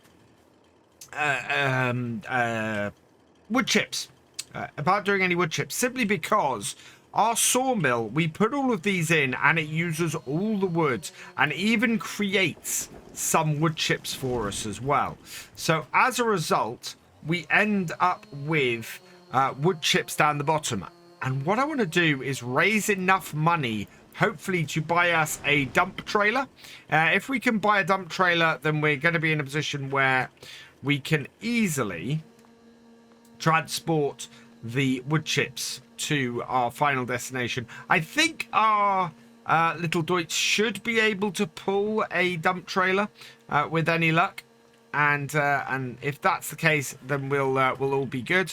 We do have a massive trees now here to sort out, but that's fine. We'll cut through these, and it'll all be good. And yes, thank you to everybody in the comments who said easiest way to strip trees: crouch down, run along the trunk. Look how easy all of these branches are coming off. So just about stripped all the branches off these trees. These are pretty big trees, to be honest. Take up a lot of space. But that actually is going to work fairly well for us in total. So I'm going to chop this one first. It's laying on top and is a little bit in our way. So we want to bring this up. Alt and left click. No, Alt and right click. There we go. And again, we're doing 4 meter-ish cuts. Some of these are really big pieces of wood. But, yeah, should be absolutely brilliant. These are gonna make some really good boards. And I like that. I like that this is going to be a very profitable day for us. So I think that might do it for those lengths. We've got a lot of stuff cut and plenty to get into our Deutz. So let's start this up. And get this moving forwards and yeah, out the way. Well, just into a point at which I can easily load it up, really. So there should do it. It's really rather dark here in the shade of the mountain because north is that way, so south is the other side of here, and we perpetually, especially in November, we perpetually have the sun the other side of the mountains, so it makes this a very dark place to be and a very cold place to be at this time of year. But we are well wrapped up in our forestry gear here and can easily weather this cold. It's gonna be pretty bad when we get into our tent in December. Ideally, I'd like to build a little log cabin up here, maybe before then, and start getting this area rebuilt into our forestry camp, rather than being camping and tented up here for the whole of the winter, where it'll be a really, really cold time of year. These are some quite big trees that we are loading up on here. They're, nice and long, lots of them. It should be quite a, as I said, quite a profitable day. Because these are all the same length, it's fairly easy to get them all lined up on this trailer. But I think long term, what we're going to be looking at is getting a fairly large logging trailer, if we can, on the back of a lorry of some description. I've got my eye. There's a good overcab, or let me see if I've got it in here. Let's have a look. The one that I want, is not in here. So it's this sort of shape. It's the TLX. The 82 square studio truck. I think would be absolutely perfect on this map, and would give us a real chance of transporting everything we want, both down the mountain and over to our sell point, because our sell point is right around the other side of the map, and we're gonna need something to get all of that over there, especially as we can use the landy, but it was discovered the landy, we're not going to be able to do it very quickly. We're going to have to take it in more drips and drabs with that. Certainly last time it was way too much that we loaded onto the back of the landy. I don't know if it would do with a double. If it won't do with a double, that means we've got to take single pallets on our flatbed with the landy, which is just, yeah, that is never going to work. It's going to take us way too long to get anything done if we do that. Right, I think this is going to be the last log we get on here. This is fairly well packed, and I don't want to cause too much problem. Oh, that was close. For our doits as we take it down the mountain. And plus, I'm going to go and try out some other stuff down there. We've been trying out various front loaders and... Oh, hang on. I think we've fit another one on there. Or possibly two. We've been trying out various telehandlers and front loaders. We've not found one that I'm overly happy with yet. It's costing us a fair amount because we keep leasing a different one each day. But I think we need to find something. We're going to have to push that log onto the back. That's not lined up very well. This one is going to be fun because I want to get it right on the edge here. Look at that. Whoa! Oh, it's flung logs off. Right, I need to clear that up. And that means moving this forwards. Okay, I've moved my truck out of the way. Should be able to pick both of these up at once. Will be disappointed if I can't. Yeah, there we go. I don't think that that is the safest, but they are both in the grip. Not often you manage to pick up two logs in farm sim like this. I mean, this log grab is capable of picking up multiple logs like this, but the physics just tend to fly them everywhere when you do it. So let's bring this down and over. And we want to get, if we can get these two on the top, then that is going to help. So that way, please. Open, yes. I think that, oh, yeah, I'm not going to hedge my bet, so I'm not going to try my luck any further. Let's just strap all that down. We've got a strap at the front as well. Right, that is not the safest on there, but that is good enough for us to make our way down to our sawmill. So let's go do that. And yeah, let's get down there with the doits and see what's going on down that area. There is quite a bit of weight on the back of here. This is, wow, this is scary coming down here. It's making the doits wheel on its front wheels. But we have made it down, and we are getting close to the sawmill. So I'm quite happy with that. You can see all the wonderful oranges and reds of the leaves around here now in the trees that aren't the evergreens. And they are making this, well, this is a very pretty map as it is anyway. I love this map. Let's take this over here and drop this off. And I know that at the moment nothing is processing through here, so this will get our shed moving again, or our sawmill moving again. And also our very precariously loaded logs will go in. So that's all unstrapped.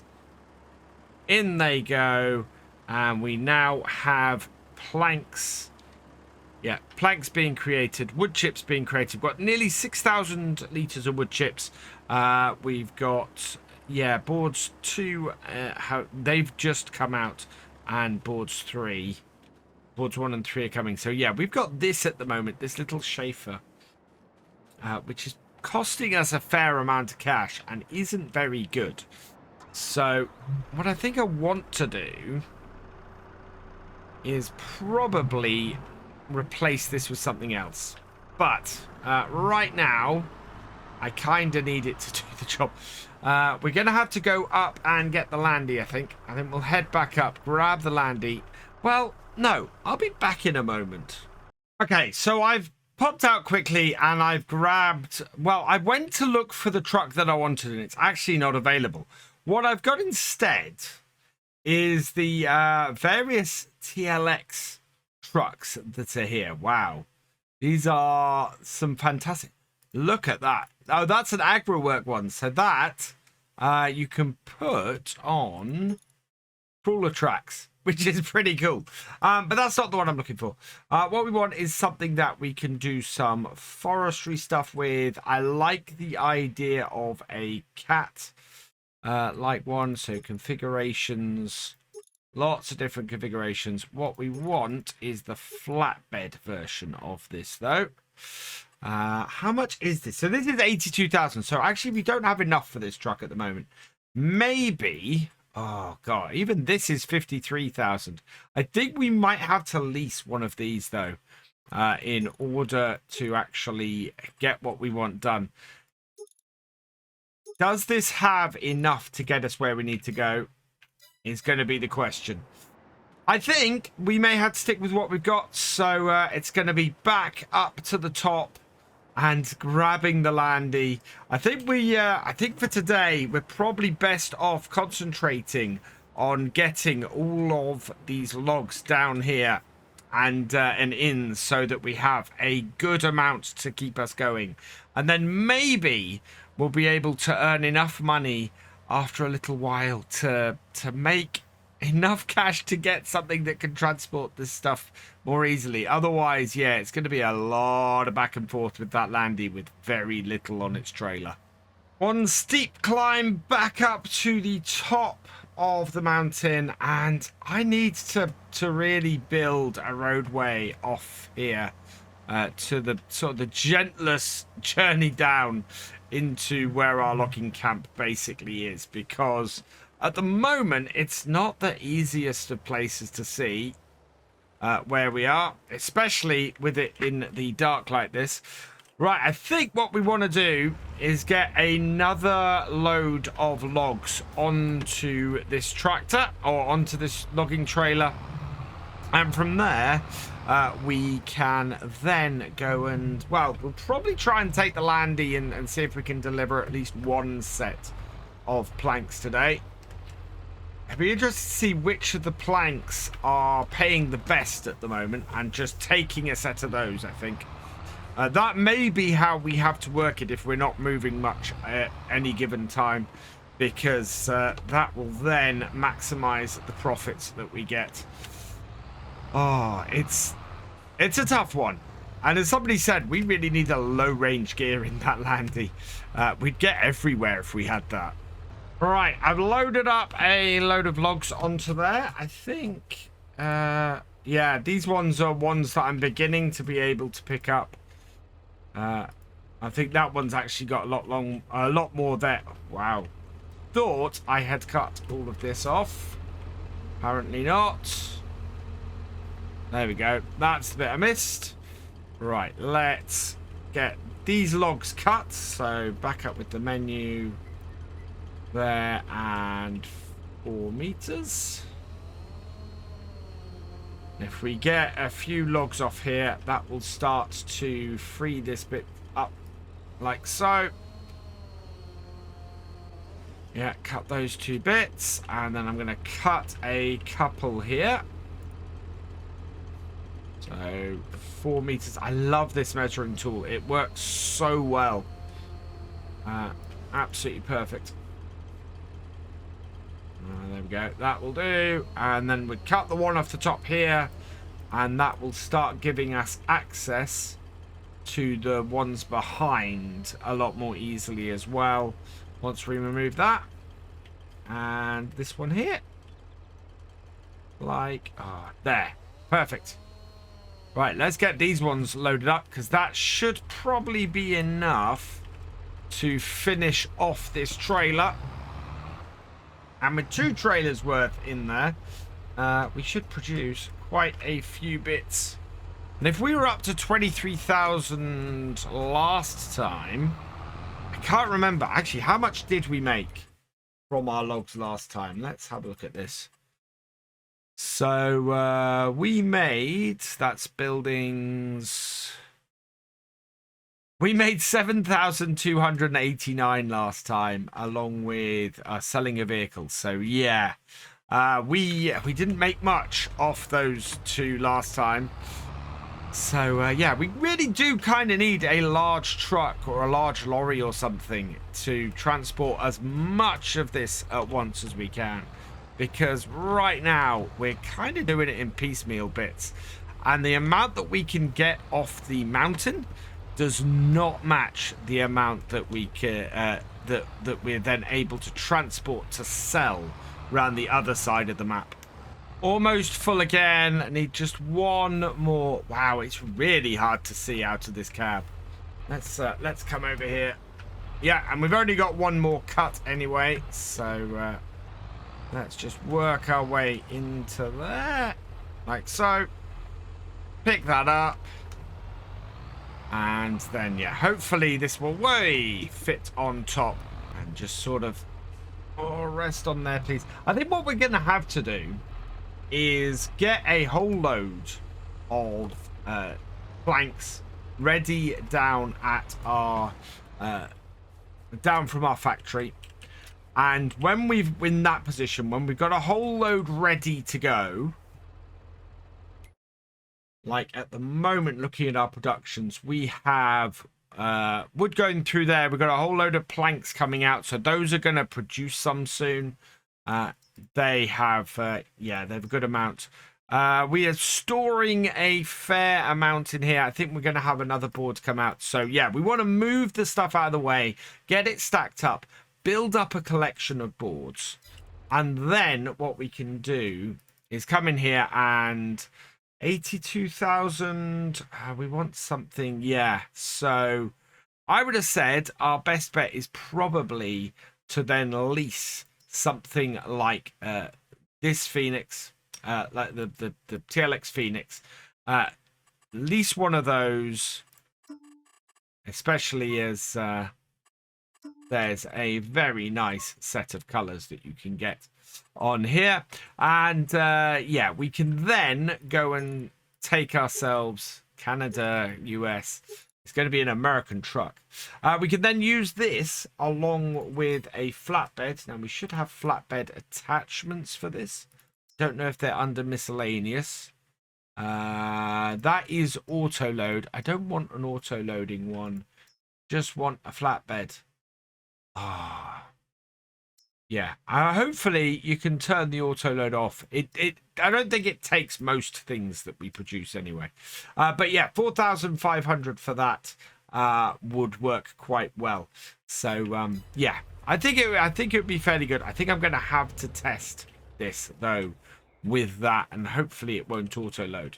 Right, let's go and drop this off down the bottom, and then I think we need to do some rearranging down by our factories, get the planks moved from the sawmill into the board drying factory, and then yeah, I think in a little bit we should have built up enough to allow us to have a fairly large lorry or a fairly large truck take all of our stuff across the map, rather than trying to do it in drips and drabs with our little Land Rover. Down to the sawmill with our second load. It is 2:20 in the afternoon. And unhook this. Oh, unhook these, otherwise I don't think it'll unload. There we go. And then unload. There we go. Right, so yeah, now we should be in fairly good position. Let's, oh, what am I in? I'm in a trailer. There we go. Right, let's get these out of the way, stacked so that we have space over here. And yeah, this is going to need replacing with a larger piece of kit, this chauffeur, because it's not perfect. You can see the back of it just lifts up. I do have a piece of kit in mind that is a little bit more heavy duty. Right, so that one there. And you can see this is why we need to move stuff out of the way so that we can clear this and make sure that it produces stuff. The other way to do things, actually at the moment, that is the other way to do things, is rather than do this way, we could just sell it directly, get it directly distributed. We'd lose some money doing it, but right now that is probably going to bring us some extra cash in. I don't know. What do you think? Let us know in the comments. Do you think we should directly distribute for now to get just to get some money in, or do you think you know, just directly sell, or do you think we should hold on, borrow a piece of kit, and get all of these delivered that way? It's gonna be quite a bit of stuff by the time we're finished looking at this. I mean, already we've got several of these coming out of here. Wow, this is quite a bit that we have sitting in here. Each of these are 1,700 liters of planks, so it is a good sized amount that we're getting out. And yeah, this is not something we can transfer with the landy. It is just producing so much of this. Our last big pallet of wood for now. We need to get some more in here, but yeah, so that is a trailer, I think, of logs. Oh, this is so unstable. Has produced 6 pallets of this. So the 2 trailers that we had today, that is going to produce a large amount. So yeah, we are going to have a lot to get transferred. So definitely want to know what your thoughts are. We could set, the other thing we could do is set the sawmill to distribute to our plank drying factory, and just do that as well. Would mean we didn't have to do this job all the time, pick up pallets like this and transfer them across, especially if we have a lot of pallets or a lot of planks that we start producing as we get more wood across. So again, let me know what you think. I am very interested to see what your thoughts are on this as I get all of these across. Something to consider about setting these to distribute. We have we're leasing this Schaefer, so the more we use it and the more days that we have it, the more it costs us. So yeah, it's not a great way of doing it when we could just distribute between the two, and I am a little bit thinking of doing that. The only downside is that I do need something to load up my any equipment with, but maybe that's the thing. Maybe we distribute and sell direct for now, and then when we get the equipment to do it ourselves, we go and do it ourselves, so that we can make that little bit of extra money on top than we're making now. Right, I think that's it. We've not got another piece out of here. Here we go. What have we got? So we've got lots of wood chips. We've got lots of wood that it's running through.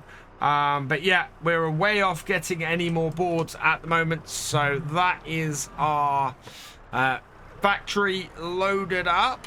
It's not taken us very long to do it, and it's a nice job to do. Although I do want to get a bigger telehandler than this, because this rented one is just has so many troubles with all these pallets.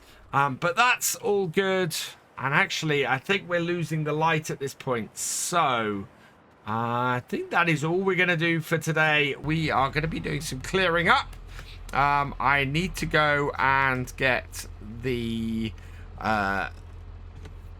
logs we have. Those all need clearing up and taking down to our sawmill. We want to get these turned into planks. While we're down there, we're going to do some changes to the way everything is working. We're going to automatically distribute our planks to the our drying factory, and get that done. And then well, I'm still of two minds of whether to try and get something then to transport the planks or whether to automatically sell them. That's the stage that I'm really kind of dropping at the moment. I don't want to I don't really want to be doing automatic selling.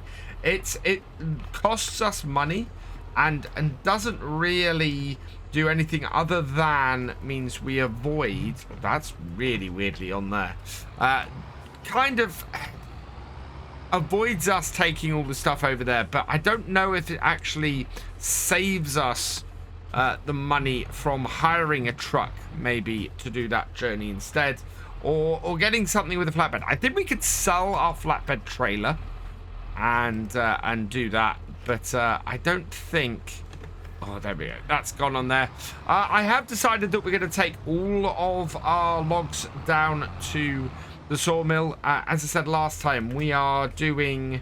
But we've got a lot of. We're getting sawdust or wood chips, sorry, out of the sawmill. So there's not much point in getting a wood chipper up here at the moment. Everything that isn't really of a size that can be used, that is automatically going to go in as wood chips and be there for us. Oh, it looks like I haven't cut a log, looking at the way that flicked around then. So yeah, we're gonna have some sawdust to get in a bit, and I want to raise enough money to get a trailer for us to transport that. So we need to keep an eye out. We've not got a huge amount of sawdust, and we'll have a look at that in a bit anyway. I keep saying sawdust, I mean wood chips. We haven't got a huge amount of wood chips. So yeah, we're not at a point where we can really have that as something we need to be doing. Until then, I think we're just going to keep trundling away up here. Somebody said that the Tajifun, I think it's Tajifun, it's shield with chain is something that we might get on here, simply because, as lots of people have said, it would be a great way to drag the stuff off the mountains. So yeah, we could then drop off our stump grinder that we got on the back of this and use that on there.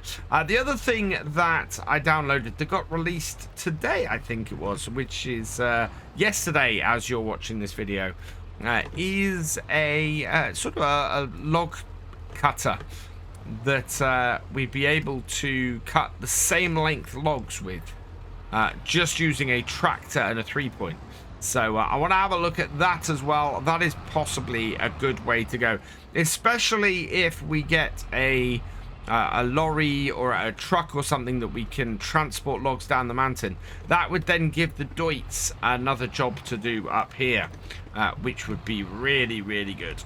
Turn the lights on the tractor because it is quite dark here now.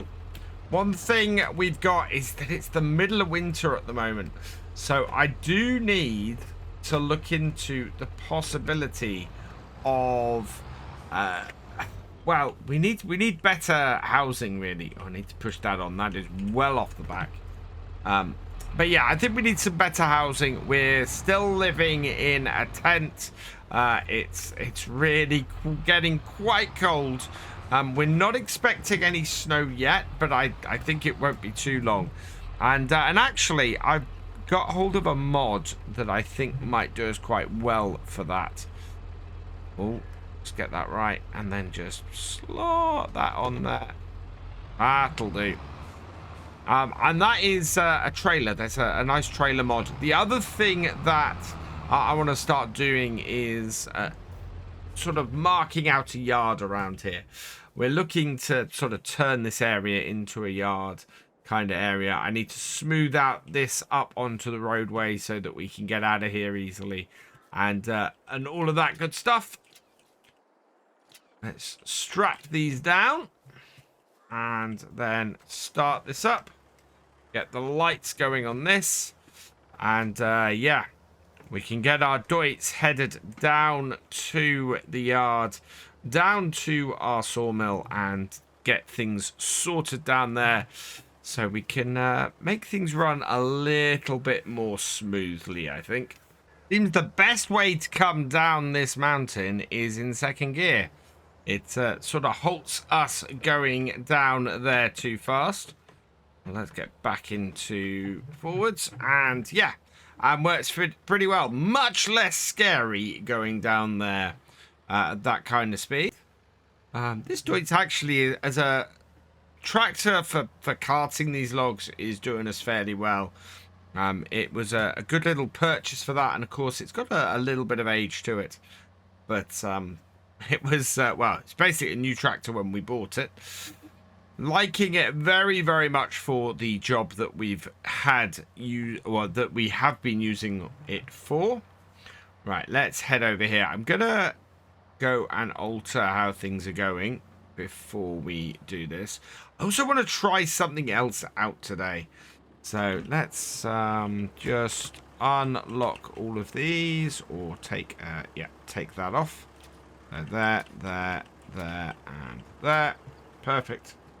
And if we head over here, I want to have a look in here. So yeah, lots of materials missing in our board.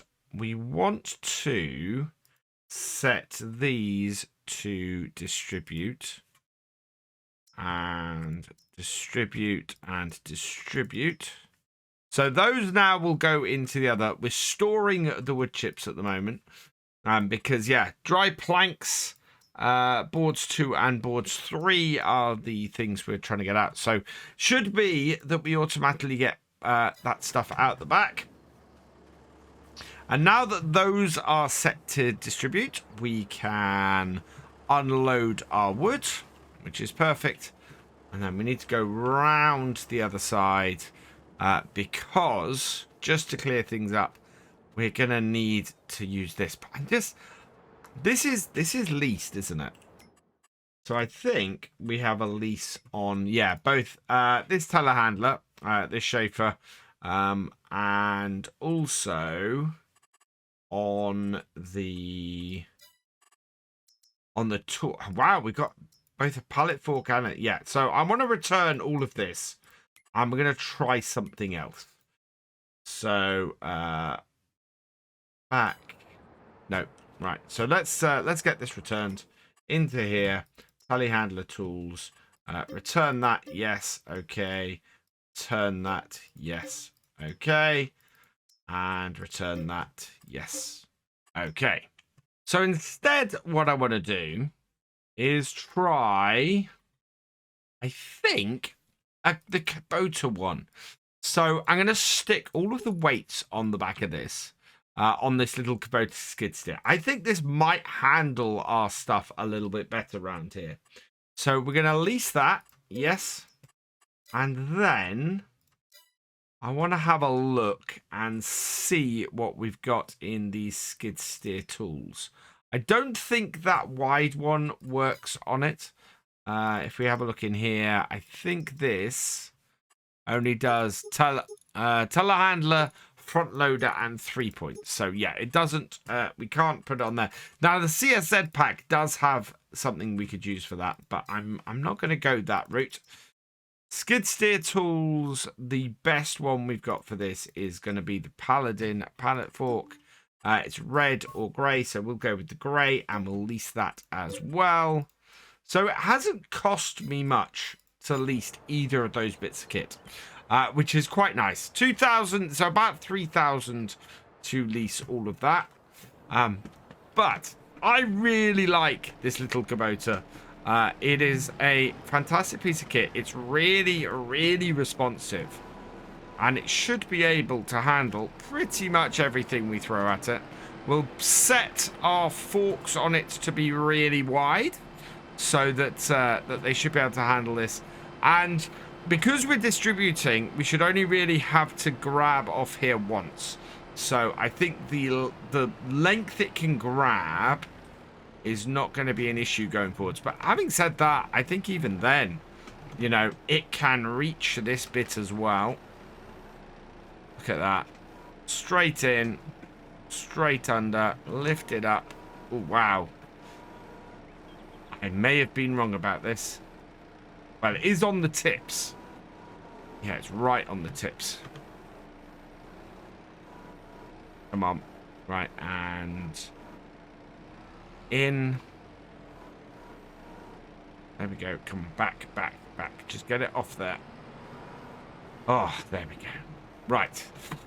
Yeah, I think if I load it in the right place, we'll be okay. It's just purely that I can't get it all the way under. Bring it backwards. Back it off. Bring it lower. Oh, wow. Maybe this wasn't such a bright idea. Yeah. That is not lifting those. I have to get it right down, and even then, even with the weights on the back, that is too much. Ah, that's such a pity. I was hoping that was going to work. We're going to have to go and use something a little bit bigger. Definitely. Right, so yeah, it's not going to be this little Kubota that we use. As much as I want it to be, I think it's going to have the same trouble when we get to the other side. Let's just go check it with that as well. But no, this is looking like a bad choice on my part, which is a pity. I am going to find a use for this though. I really want to use this little thing, but I think the moment I put it under this here, going to be too heavy for that as well. Yeah, look at that. Right, so that is one failed experiment that's cost us a bit of money. Let's go try number 2. So same problems there as we had with the Schaefer here. Now, the Schaefer, that was 130. I think we want to take something that's... No, I think the one we got was actually this one, the 56,000. Now, I wonder if the Fersin will fare any better, or whether we're going to have to grab something a little bit more expensive for this. Or can we... How much would this be to lease? 5,000. It would cost us 1,000 per day. But to have this JCB on here would be really good. Okay, we're going to lease this JCB. Look at me, spending money like water, trying to solve this stuff down here. And yes, we could solve this just by just by direct selling. Now, can I put it in JCB yellow? Yes, I can. Telehandler, cool. Let's lease that. Yes. But we do need to stack these up either way at the moment. Right.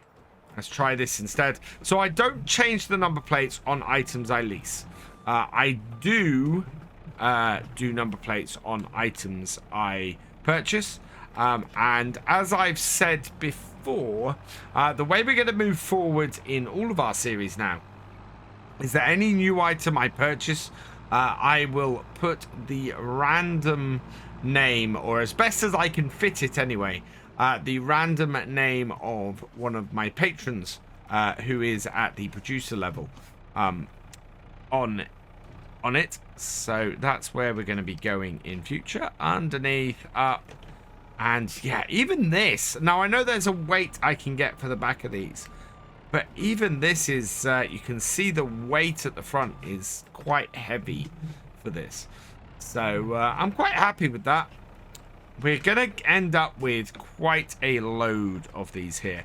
And once I've got a decent amount, a decent number, what we'll do is we're going to hire a lorry, a truck with a fairly big flatbed.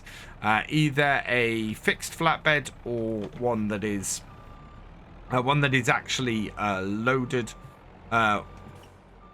You know, an articulated lorry, depending on how much I think we need to fit, and then we're going to go and drive this over and hopefully pay for this telehandler along with paying for our full paying for the use of our truck as well. And if it's something we're using occasionally and only using to transport stuff, then it should be pretty good for that. But we need to do this preferably before we run out of money. Now, how much is each of these worth? Do we have another one dropped? No, not yet. So let's take a look. Where are our different planks? There we go. Dry boards 1. Best price for them is July. So in fact, we're hitting rock bottom at the moment. In fact, yes, all of them we're looking to have a sell-off in July, where we're looking at hitting 1,650 for all of those. There's not a huge amount of difference in price. So yeah, we want to hit it about July. We are currently in December. The price is still on the way down. And yeah, we are at 1,382. So we're going to have quite a stack of boards by the time we get here. So let's drop that off there. And I'm going to go and take my tractor back up the mountain because we still have some of our wood to get back down here and start getting it processed. Definitely getting a hang of the best gears to be in going up and down this mountain. So medium 4th is the best gear for me to come up the mountain. It gets me up at about 5-6 miles an hour. It does speed up a little bit on the flats, but we've got these bits that are fairly tough and yeah, fairly steep, which it does well at. And don't get me wrong, it can pull pretty well, but it does mean that we need to drop down and just give ourselves a little more oomph to get up these bits without too much hassle.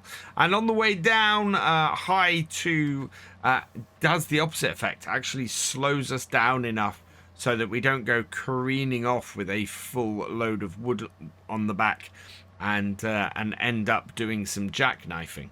All right, so back up at our camp.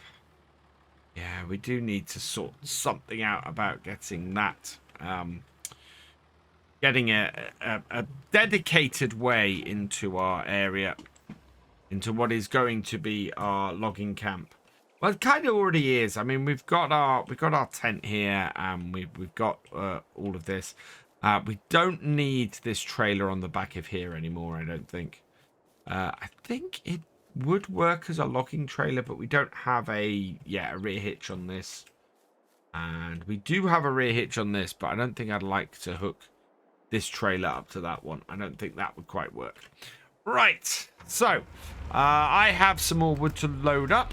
We're going to get that loaded up, and then we'll get it down to the sawmill, and hopefully by then we might have some more stuff to unload with our JCB. It should work quite well for us, the rest of this though. Okay, so here's an interesting thing. We've got a great demand at the selling station for dry boards. So what is the price? And which one is the... Oh, there it is. So that's our great demand. That is... Oh, wow. Dry boards 2. That is well above the normal price. So this is going to force our hand a little bit, I think. I'm going to get the rest of this then loaded up. And I think we might have to borrow a little bit of money and get the rest of this all sold. Well, get some of those dry board 2s sold. If I can work out which of them, or which of our dry boards we've got down there are actually that type of board. Because that is going to be the tricky bit. The last of the logs I had kicking about, a lot of this stuff has been sort of bits we could pick up by hand. There only really been a couple of logs that were heavy enough to have to use the tractor for. Don't think we've got anything else left around here. We are going to have to come back up here and do some general clearing up, but I think in general that has got everything. Yeah, there we go. So let's turn all the lights off on this and park it up like that. Those are all strapped down.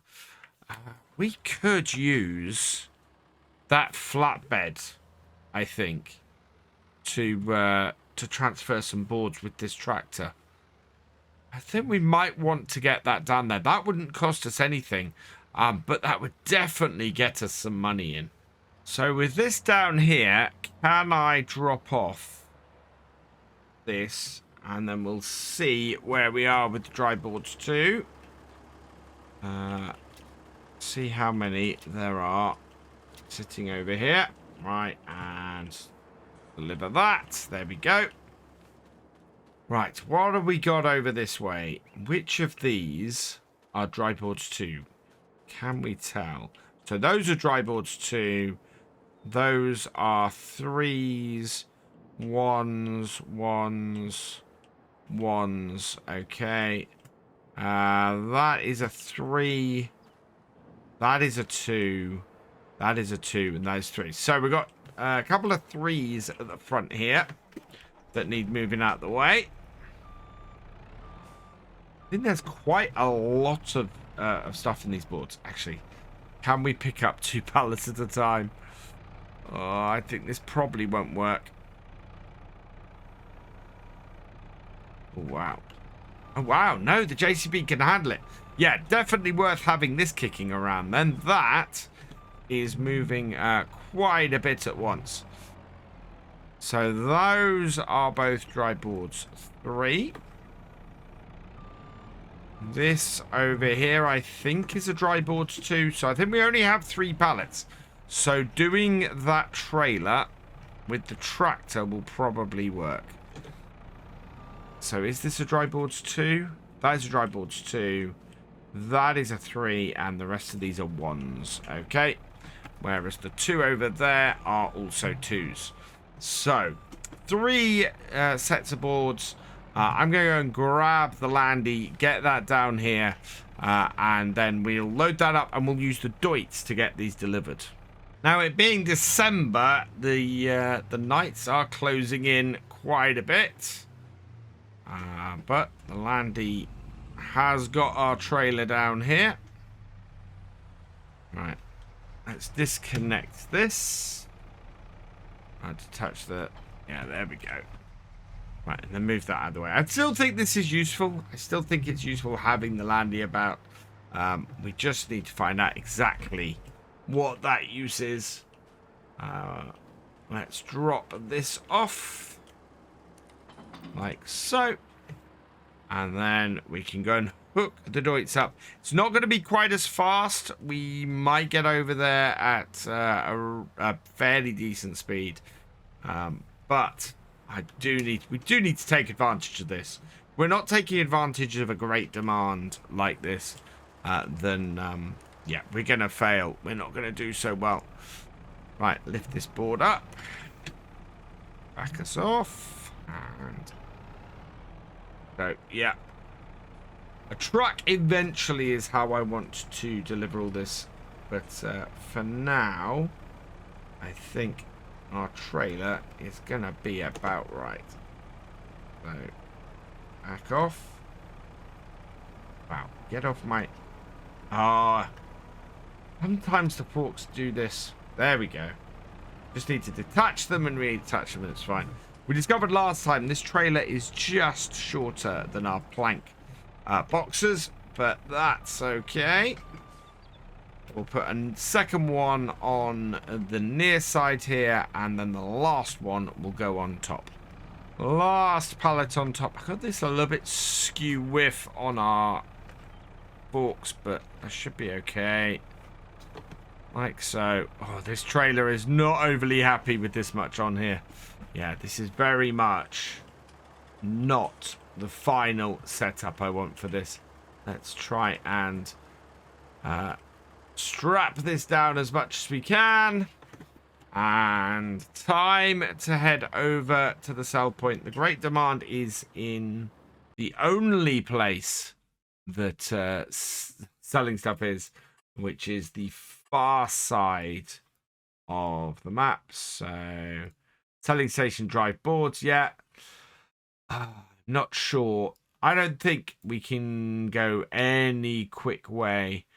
I don't think that road is accessible. If that was accessible around there, that might be a little bit quicker.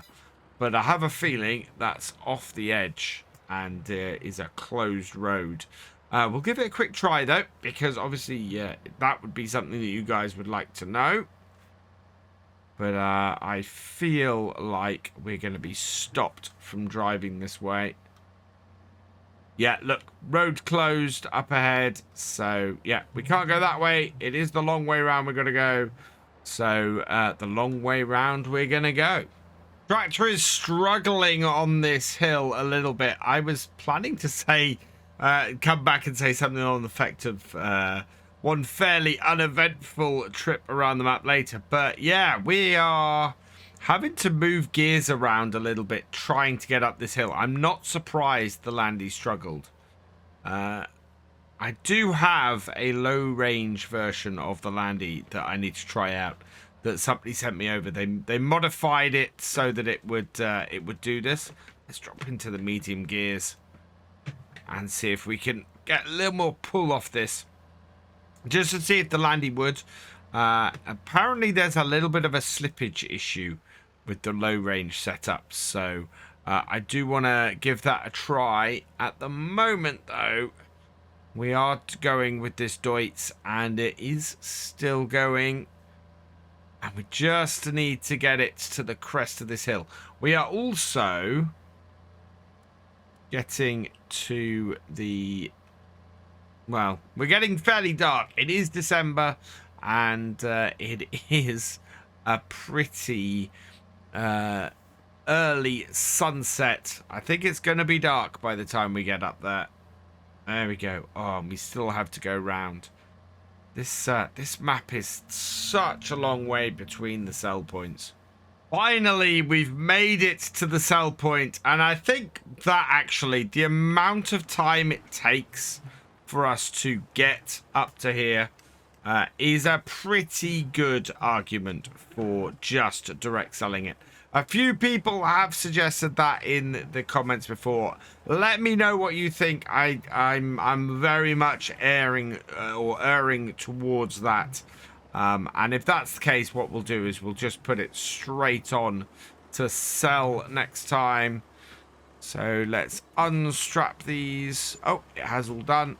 9,027. That is a lot of effort for that. And yeah, I'm not sure this flatbed is really needed. So yeah, I'm not sure. Let me know what you guys think in the comments. But that does seem to be a lot of effort until we get a big lorry or a big truck and can deliver this ourselves a lot at once. I think that this may be a little bit of a fool's errand each time. It is January, the snow is falling, so I'm expecting a layer by the end of today. And yeah, I think we need to replace our tent. So we're going to be upgrading the home a little bit today. It shouldn't cost us a huge amount, and we're going to put something in that's that should be a little bit warmer for us. There's a few jobs we need to do today in the short amount of daylight we've got. So I want to clear out these stumps. These should be fairly easy to get rid of. I'm hoping if I can get the tractor up here. And then we need to start cutting these trees and bringing them down. They're fairly mature, they're fairly large, and they should do us fairly well. The trouble we've got is actually transporting them.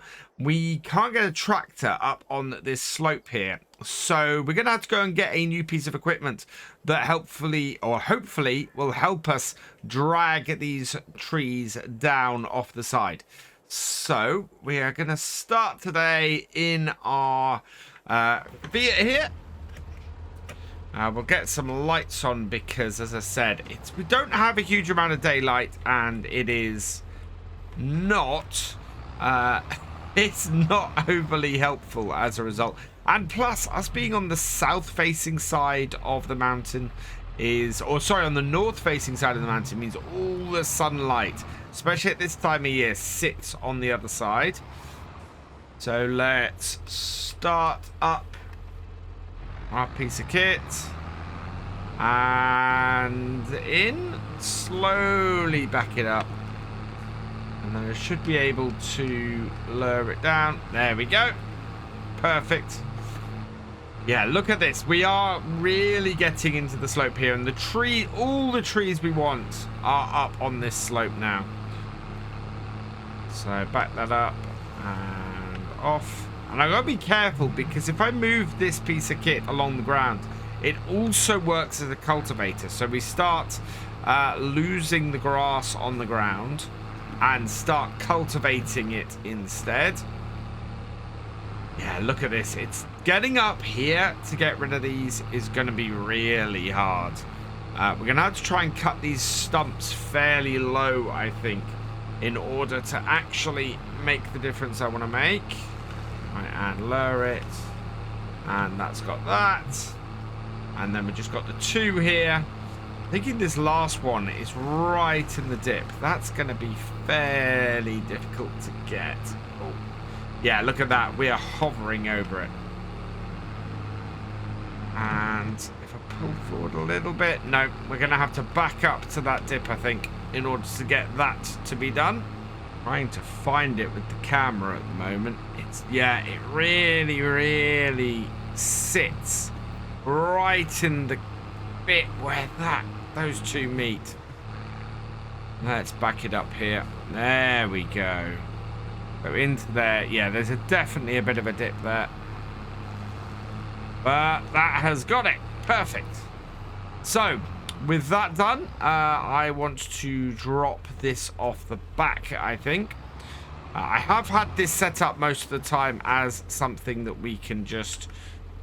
well, I basically had this whole tractor set up with this on the back and that on the front, just to sort of set it up like that. But I think we'll go and grab our next piece of kit from down at the shop. We'll drop off the, well, our log grab as well.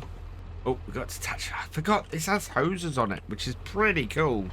There we go. And yeah, let's drive our Fiat down to the shop. Can't see an awful lot out of this.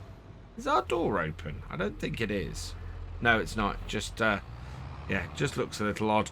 Right, we're gonna drive this down to the shop and yeah, pick up a brand new piece of kit that is going to be really useful for our logging setup.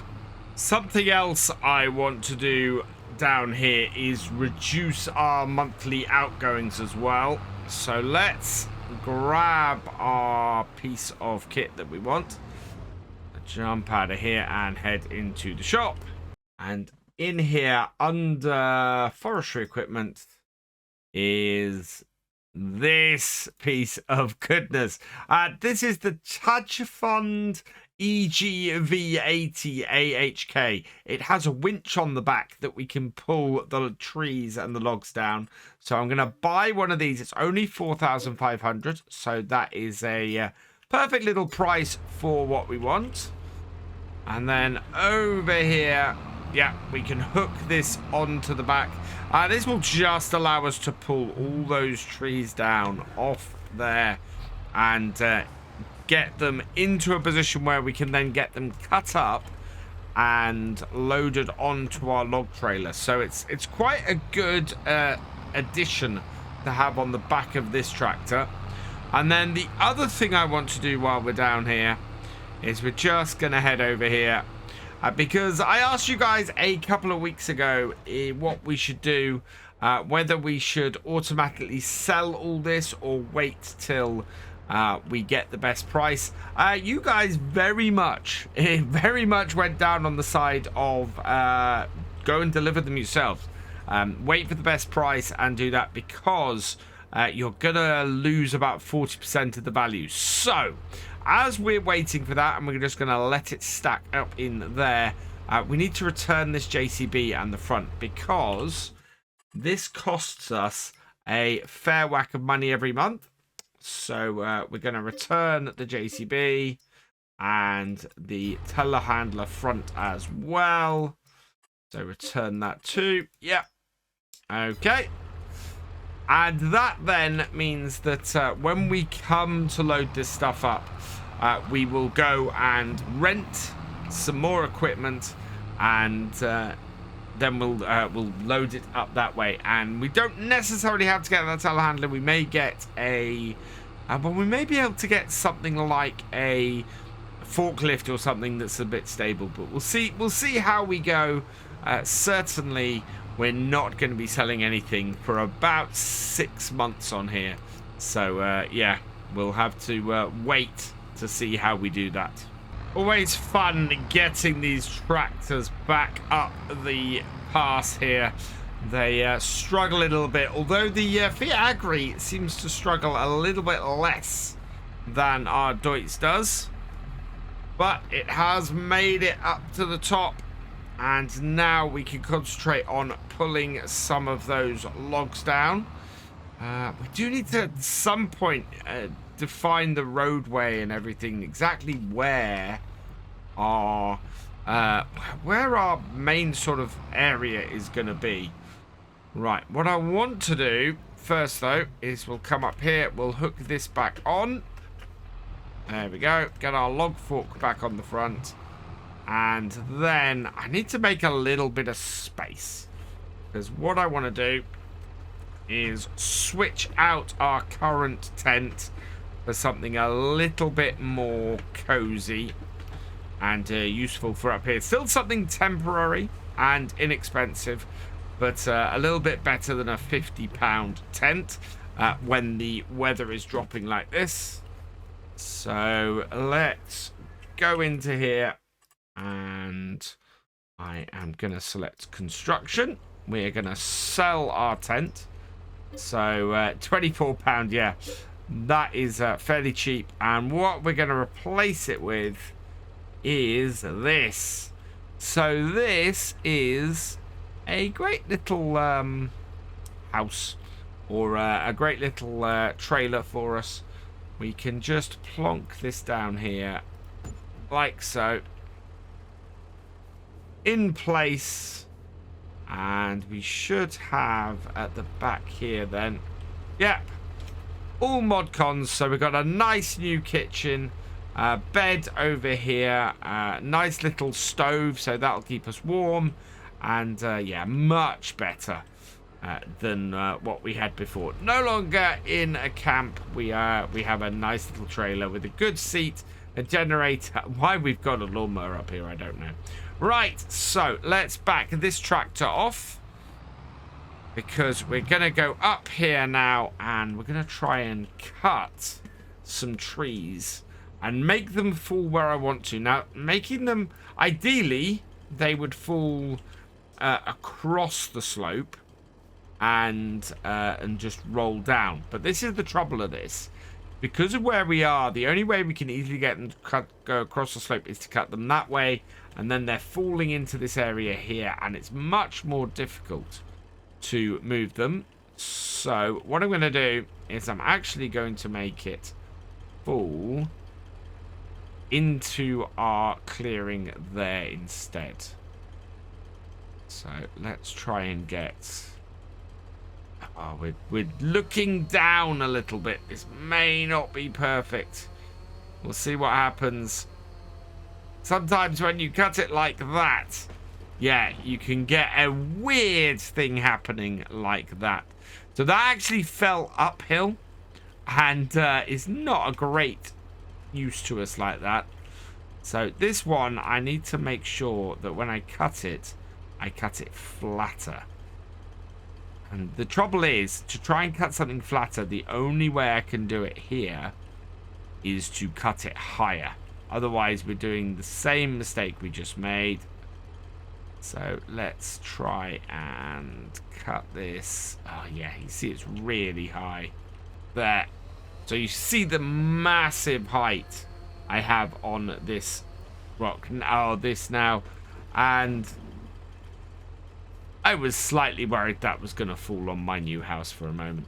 And then I can, if I want, cut this extra bit off and just cut it right down. Get us rid of as much of this as I want.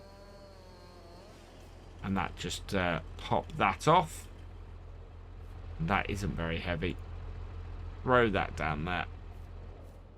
And then I want to get a third one as well. I think we'll take this one here on a really steep slope, this one. Now, we can cut these from the other side with... Well, again, that will make it fall towards the mountain or towards the slopes. So, I want to cut it. Oh, come here. I am going to have to cut it across this way and make it fall across the slope, I think. Let's see if this works. Across we go. Over it goes. And this should roll down the slope like that. So you can see we've kind of got trees all over the place now. We've got one that's fallen up slope. We've got one that's fallen down slope. And then we've got one that's fallen across. What I'm going to do before we go any further is so that we can see these clearly. We'll run along these and clear the branches off. They're fairly stable, so we should be all right from that point of view. And that is the first one cleared. Head back this way. Jump down here. Clear under that, like so. Whoa. Jump over, yeah, and then we'll clear up this. And that is that one just about done. And we're quite high into the tree line here. Oh, yeah. I want to get down from that height. That's quite a height. And then we've just got the one running down here. Like so here. And, yeah, we can clear that out. So I think we're going to have to grab this one by the tip up here to pull it round. Get our landy out of the way. I think we managed to... yeah, we did just manage to miss our... Oh, there we go. Bit there. So I'm going to take the very tip of this off. Get rid of that. And then we can pull that round. So, yeah, let's see how our new piece of kit works. So what we want to do is take this and, yeah, we'll move the landy out of the way first. Give ourselves some working space. Back you up. Back you right up. We want this completely out the way. Otherwise, we are going to run into problems. So that there like that. And then back over here. And now we've got enough space to maneuver. We will drop that. We don't want to be moving that with the front. We want to be moving this with the back. And what I can do is just come here. We'll put F1 up. And you can see that we've got remaining rope. So if we go to here and press B, we attach our chain onto this, and then we can turn it on. So switch over, turn it on, and then we will winch in, and you can see it pulling that tree around and towards us here. We lower this, pulls it in, until finally it has pulled it right round and is actually pulling it straight in towards the blade here. And then all I'm going to do is drive forward a bit, because I want to line these all up in the same way. See if we can actually get them into the same alignment, which is great. Now, you can attach multiples to this, and I'll show this in a minute. But first, I want to detach my winch. So that, I think, is B. Is it not? No. There we go. Release. Detach, there we go, B. So detach that, lift this up, and then we can go and pull the other two into a similar position. And in fact, I'm probably the wrong side of this at the moment. But I want to be on this side, because what we're going to do now is take this over here, attach that there, and we can pull this down. And you can either pull it straight down like this, or... you can reel it in and do it like we did a moment ago. But I love the usability of this, just how easy it makes it for me to pull stuff around get my logs and my trees and everything in the right place, and do all of that. So let's get this last one in as well, and then we can start cutting things up. There we go. That's all 3 into position. Disconnect that. Like so. And yeah, look at the length of these trees. These are wonderfully long. Now we've got 2 of them one way round and the third one the other way round. The third one the opposite way round. So I'm going to cut these. It's that and that. Right, and bring that out. And again, as we've done before, I'm going to cut these to 4-meter lengths. And that will make them easier for us to load up and deliver. Because actually, with our sawmill processing all this, I'm not sure it actually matters what length we do these at. Almost there. Couple more cuts. And this will finish things off. 4.6, 4.2. Yeah. There. That's got it. Perfect. Right, so now we just need to load these up into our log trailer. Now I need to give myself enough space to do this. So let's just move this out the way. Go into forwards. Did I leave that on? I think I left this on earlier. And so if we back this around here, put this just in front of the landy, then we should be good. Preferably without backing it into the log forks. Yeah, there we are. And then that is going to get this going well. I have downloaded a few trucks and things now, which might do us really well on here. I've got a lot of work to do in so far as working them all out, seeing what's going to fit us best on here, and working out really what the whole best setup is. I think we're going to end up selling the little... Oh, no. No. Okay. The little... Why is that not working? Oh, we reconnected it. We didn't reconnect those. There we go. Right, will that work now? There we are. Yes, so we'll probably end up selling the Deutz. I think its long-term future on here is not great. It's not very powerful. It has a lot of trouble getting up the hill. This is a much more powerful tractor, the Fiat Agri, and it works better for us overall. It's not a karting tractor, this though. We've not designed it or spec'd it really to go up and down the mountain with the trailer. It might do one day when we have a setup where we're not using this for the log grab or to cut wood or anything like that. We may end up using this to run stuff up and down the mountain. But as it stands at the moment, this is very much our workhorse that is doing bits and pieces like this, allowing us to load stuff up into the logging trailer. But hopefully long term is that our logging trailer will be on the back of an articulated lorry. Oh, go on, get on there.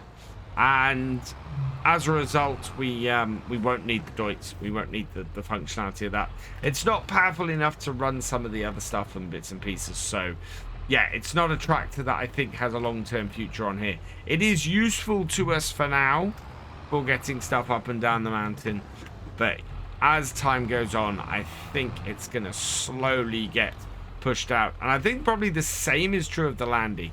The Landy is great if we want to run about, but as we've discovered with the trailer that we've got on it, it can't really pull any, it can't really cart any of our products to the sell point, and as a result, it's not really useful to us as that.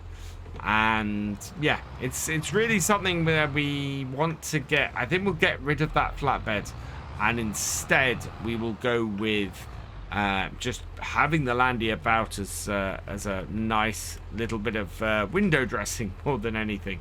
If we want to drive somewhere, we've got the landy. Otherwise, if we're looking to do some work and stuff, we're going to have bigger equipment to do that. I want to try and get all of this done today, transported today in 2 loads. To do that, we've been mixing things a little bit. I'm not sure if we've got half of the trees in here, but we have mostly bigger stuff off the first 2 trees. Now, the stuff here, yeah, it can be picked up. So, I'm just going to plonk this on the top. See if I can put it on like, oh, that. Yeah, let's just chuck it on the top. And then we've got a couple of lighter bits here we might be able to chuck on the top as well. See if they will stick. Oh, no, that's gone off the other side. Or has it? Oh, no, almost. Yeah, I don't like that there. I want that on top up there. There we go. And then there's, yeah, just this little cut. Oh, that is a tiny cut. What we might do then is put this little cut on top here. And we've got that big bit that we cut off the stump up here as well. There it is. Let's see if we can get this on there as well. That should go in too. And then we've only got these bits here to load on and get delivered after that. So let's see if that will go any... Oh, actually, maybe that'll fit at the front. Yeah, there we go. Strap it down, strap it down, strap it down, strap it down, and that will cover everything. So let's turn this off. Perfect. And yeah, look at the ground. When we started today, this grass was all a nice lush green. The cold has set in. It is getting very much more frozen, the ground. And as a result, it's getting very much more difficult to move about. But I don't think it'll be very long now before we have snow on the ground here, and it'll be a lot harder for us to see stuff. First load down to the sawmill, and we'll have to reactivate the sawmill because I think I turned everything off previously. We'll bring this in here like so. Unload it all. So there. Oh, and there's the snow settling. So yeah, snow has settled on the ground as we deliver all of that. Let's go and have a quick look in here. And yeah, we've got 8,000 litres of wood off that. And everything actually is all active. So that is now producing boards. The output mode should be to storing. No, we want to change this. We want to get this to distributing, because we want this to distribute to our boards drying factory now that we don't have a means of transferring that across. And then our board factory, that should have, is that at this end? No, I think it's the other end. That should have it set up so that, oh no, I know what I've just done wrong. Yeah, this shouldn't be. So the sawmill, that's right. So the sawmill, that should be distributing. These should not. These should be storing, because we have nowhere to distribute to. So yeah, these should be storing, whereas the sawmill, these should be distributing. Whereas the wood chips, which we've got 14,000 litres of at the moment, are storing. So that's perfect. Yeah, that's the setup that I want this running. And I forgot that we had set that up that way last time. So there we go. We are going to run this back up to our logging camp, and yeah, we need to get one more load of logs today and get them back down here and get this completed. And this tractor is going to have wonderful fun going up this mountain in this snow. The Doit is not happy climbing this at the best of times. But look at this. Immediately we slow down to an absolute crawl. And then if I let it stop, I end up just not moving at all. Wow. Okay. This might be fun to get this up here. And this is why I need a new tractor or a new setup. Because that is not going up that mountain. Or at least not yet. I will crawl up it eventually. But I think what I'm going to have to do is an old trick, which is don't try and go straight up the mountain. Try and go at an angle. And see if you can, weave your way up instead at a slightly reduced vertical climb. Managed to weave my way to the top. Oh, this is, yeah. Eventually, we are going to need to replace this tractor. Because at the moment, it only barely makes it up this mountain. It's enough to keep us going most of the time. But here, now, with this extra, with the snow and the extra slippage, it is struggling badly. I mean, even here, with a little bit of momentum up here, it can still keep going, but we're having to go down to low gears, weave our way up to get up that first bit. But we've made it back, and now we can hopefully just load up the second lot. The snow isn't deep enough to prevent us seeing the logs, I don't think, which is good news. So what I want to do is just bring this round here, park that there, and then we can take a look at these. Now, how many of these can we pick up? So I can't pick up that, I can't pick up that, and I can't pick up that. So we start being able to pick up stuff from that point there. Actually, that's going to be in the way. Let's move this over here. I want to put these on last. They will form a, or they'll be easy to get on there, and we'll then be able to just stack up on the top to finish things off.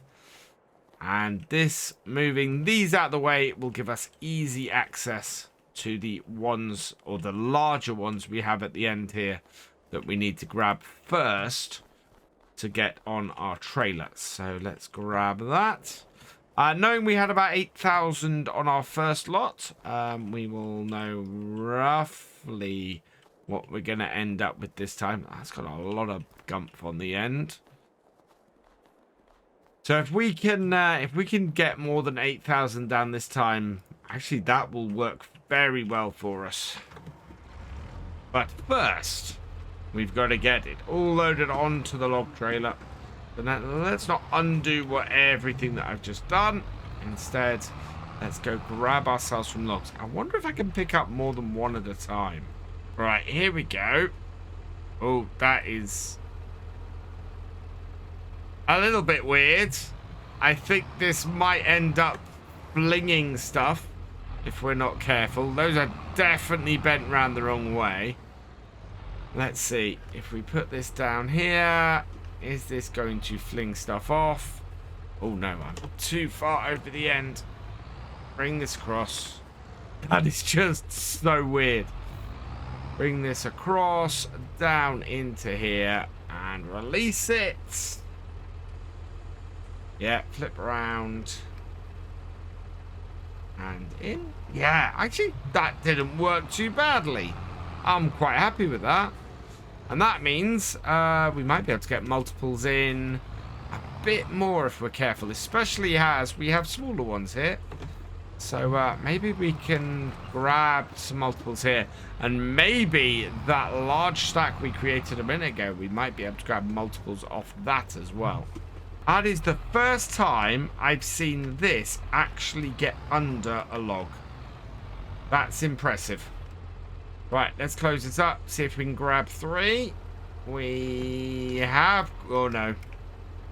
Yeah, it's... Grabbing more than one log with this is fun. Okay, let's bring it in. Close it up. It's flipped around, which normally means, oh, it's actually grabbed them. And yeah, that is just the weirdest thing. But it's on there. Let's load them in. We'll have to do them a little bit further that way than I liked. And we opened up. Okay. And I can actually come from the back and push that one on. So just whip round here. Try and line up my forks. That's... Oh. So close. Three-dimensional viewing on here. Not the easiest thing in the world.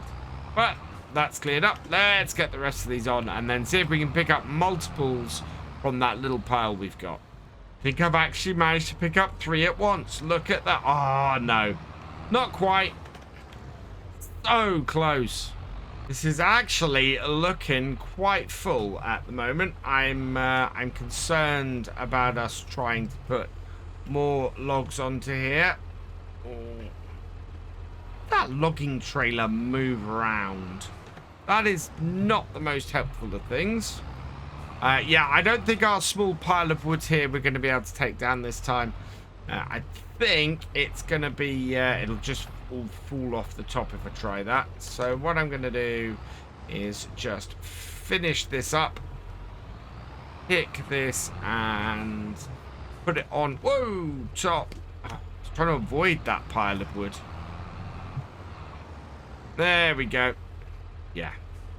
I think it's much better for us to just try and get this pile down there than put the extras on there. That would be a nice little bit of wood for our log burner. Right, and let it go. Drop you on there.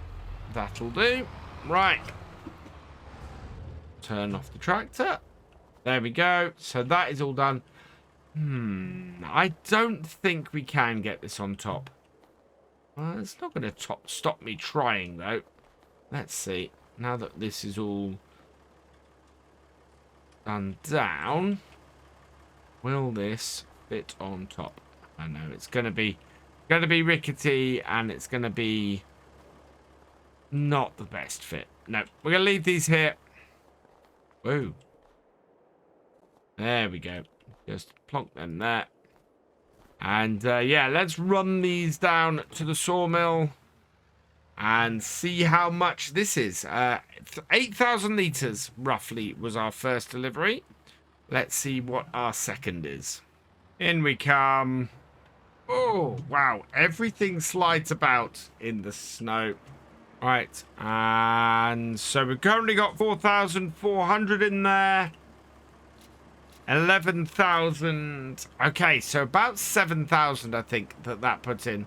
So, not too bad. Oh, let's, yeah, take these straps off. They're sort of strapped underneath, which is what I missed last time. There we go.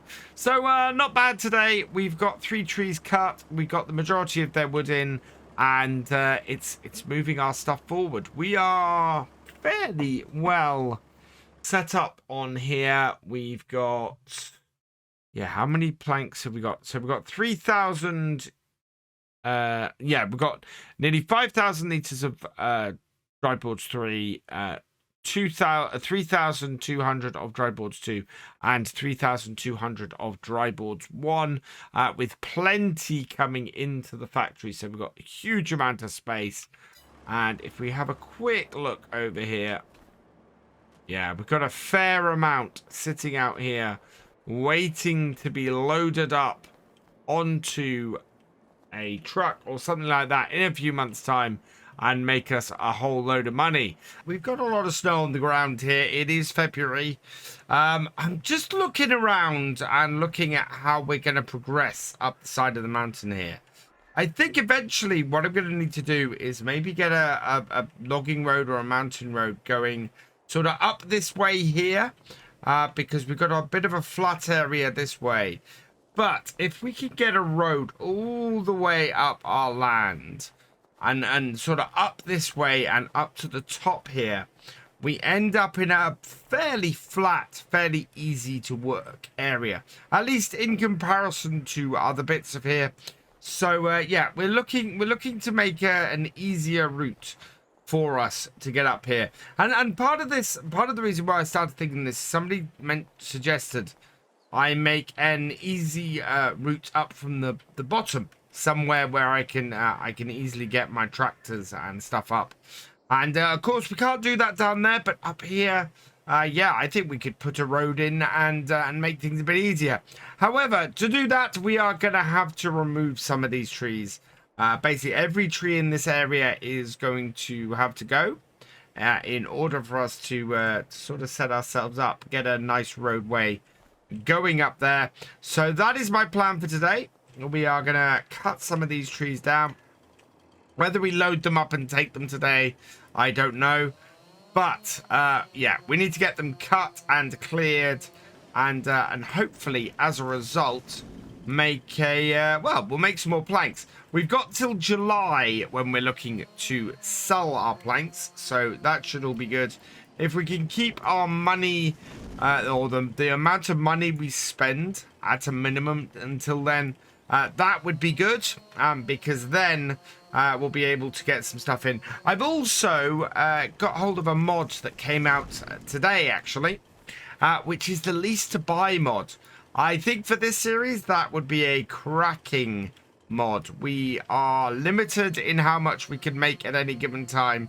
So leasing a truck and then sort of paying it off over a while is going to be quite useful to us.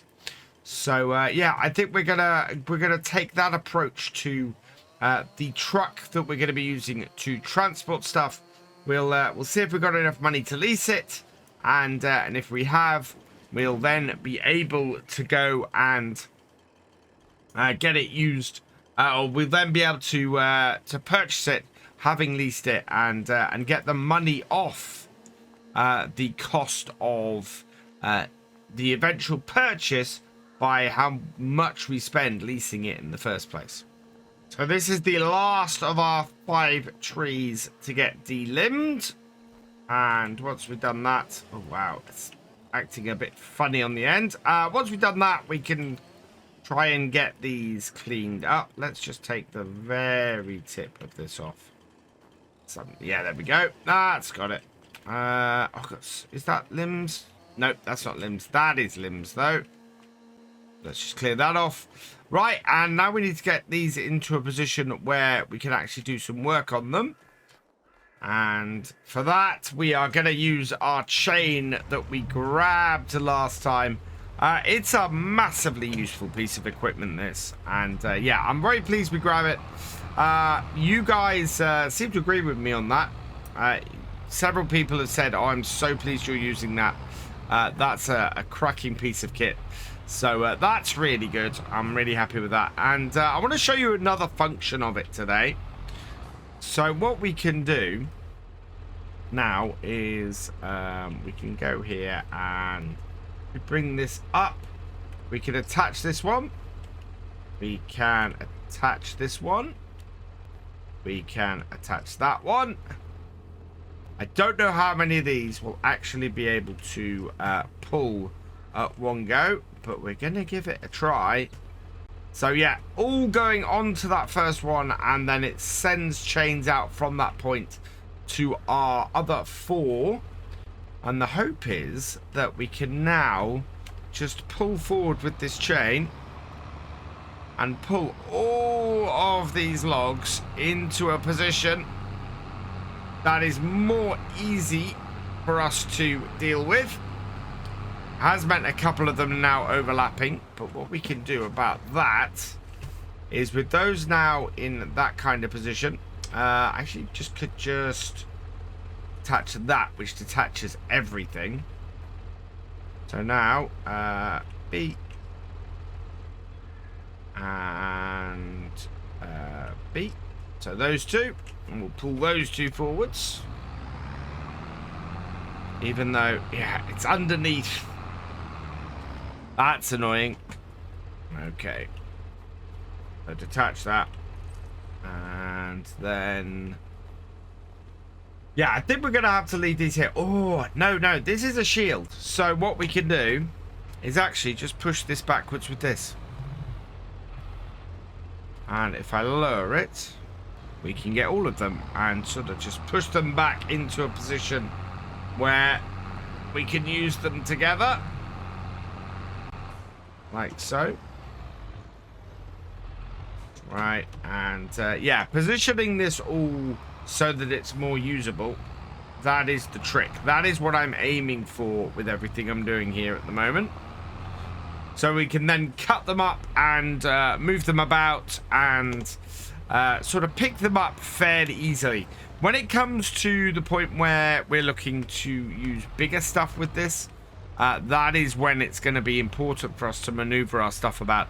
At which point we'll probably have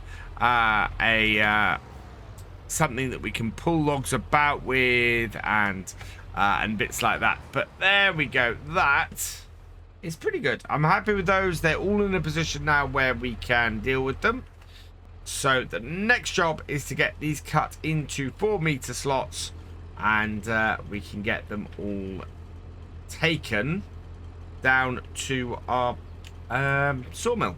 So first one, 4 meters.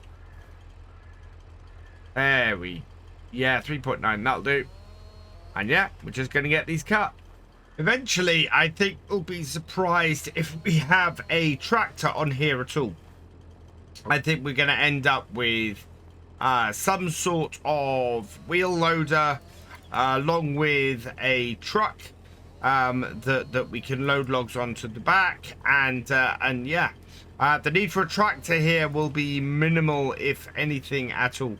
Maybe to pull a trailer around or something, but certainly up here, I'm not expecting us to continue much with a tractor beyond this initial stage on here. Certainly after the first year, I'll be looking to maybe replace the tractor setup we have on here. But that is all of our wood cut. And the reason why I say what I just did is because the way we're cutting logs on here, we are looking to have a larger grab on, something that will pick up multiple logs at once, more than just one, which we struggle to get with this. And that means that we'll be able to just load up lots into a much bigger logging trailer, get a lot more wood down to our sell point or to our sawmill, and just basically be doing a lot more work. Now, the thing we're going to have to do, and the reason why setting this road up is so important at this stage, is because we're going to have to bring stuff down here.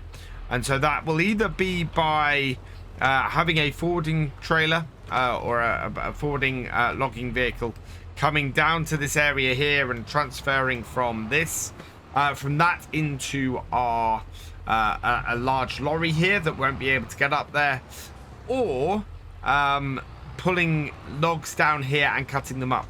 I think by that point we won't be cutting them up down here. I think what we'll be doing is using a forestry harvester to do the cutting up the top, loading them in and bringing them down here and then transferring them over. And we could probably do several runs at once and then load them up with a big wheel loader down here and get them down to the sawmill and just do a whole load of wood and planks and everything at one time and just make things easier overall. We've got some larger logs on there now. I'm just going to see if... yeah, that's too heavy to pick up. I wonder if we can load some smaller ones on by hand on the top just to finish things off. Like that. Yeah. And this is the beauty of doing 4-meter logs, is that some of this stuff that is smaller is very easy to pick up and get onto our logging trailer. That means that we're able to just top things off pretty easily and not overload this. We've had a couple of bits of trouble and things with some of the earlier loads where everything's been a little bit overloaded, and it's caused some problems driving the trailer down to the sawmill. So I want to try and avoid further issues like that. We can probably fit another one on this side here, especially if it's a fair bit smaller. Let's grab this one. So yeah, don't mind sort of getting a good base with these smaller logs, but we want to try, or with the bigger logs, sorry, but we want to try and get some of the smaller ones on here fairly well at the moment. And yeah, doing it this way, we can pretty easily stack them on and get a very good stack and a very good setup. Right, we should be able to get this onto there like that. Yep. I think we've got space on this side for one as well. Yeah, if we can do this in 2 loads today, that would be excellent. So let's grab this and we'll put this over this side. We've got all these small logs here as well, actually, that I completely forgot. Those are left over from last time. They're the smallest set of stuff that we had cut from the last set of trees. And we might be able to put a few of those on the top, actually. Yeah, they're about the same sort of size as the stuff we're putting on here at the moment.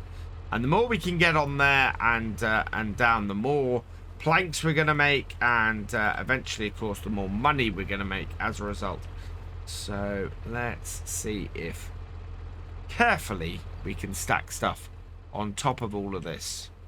And yeah, there we go. Lots of people told me that they've had issues with stability of logs and things, and I think if you're careful and take your time, you can stack them fairly well and fairly carefully. I think sometimes the stuff with the claws and the grabs can be a little bit finicky, but yeah, I'm happy with that. I think we can. Okay, I'm going to try and fit one more on top. Let's see, will one more fit on top of this, or is this all going to explode off? That's not. Yep, there. Okay, nope, that has gone on top. That is on there. So let's strap all this down, and we'll see. There it is. There we go. If we can go and fill up our sawmill, we need to turn that off. Yeah, still got at least another load to go from here. And yeah, time to head down to the sawmill and see if we can get our production running again, because it's run out of materials. On my way down here, a little bit of a conundrum has presented itself. There's something on offer that is too good for us to miss. But, and this is the trouble, I don't have the cash to cover it. We basically would have to sell at least this tractor, possibly something else to afford it. So I'll show you what I mean in a moment. First, we're going to drop these off. There we go. And we need to undo all of our straps, which are now strapped across the bottom. I missed that one last time. Oh no, there's one there as well. No, there we are. That's off. And yeah, that means that we now have 9,000 litres of wood in. We are creating a load of wood chip. We've got planks being created, and yeah, everything's running again. So we currently have a little bit of boards and things in storage, which is fairly good. But available in the shop is this. This would be absolutely perfect. This is a TLX Phoenix. I really quite like the paint job, actually. Standard configuration, Continental tires, 40,800. No Canadian style exhausts. Yeah, doesn't make much difference. So use US style single exhaust. It is, wow, a lot of extra money to do stuff like that. But yeah, I think this would be a pretty awesome addition to our farm. Would be really, really useful. Can we put some... What are our tire choices? That is probably... Oh, that's too expensive. We'll have to put some other tires on there at some other point if we were to get this. So we need to raise about 25,000. So to do that, the only real option is to sell equipment. We don't have anything we can sell at the moment. We've no way to transport that stuff. So yeah, selling equipment is really the only way to do it. So yeah, I'm gonna see what we have. What do we have that we can get rid of? We don't need this trailer. It's only worth 5,000. Oh, it's worth 5,581. So we want to bring this down here.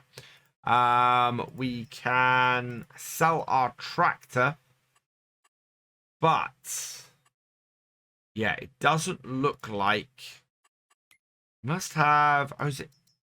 Where is the forestry equipment? So forestry equipment, we could sell this forestry trailer as well. We would then have to, of course, buy a forestry trailer to go on our TLX truck. So let's have a look in here. Legal one is 39,000. The Halbert is 80,000. I don't know if any of these are customizable. That's got a gooseneck. It's 20,000. We could lease that for now. For 20,000, that would not be an expensive lease. And would be a slightly longer one we got over at the moment. Hitch height. This has a gooseneck as well, and is less money. There we go. I think we have a solution, chat. So we are going to sell this tractor, the weight, and the trailer. I'm then going to get the Land Rover down here and sell off the trailer we've got on the back of that, because currently that isn't of any use to us. And hopefully from that we can get a new setup with the TLX. So let's turn this off.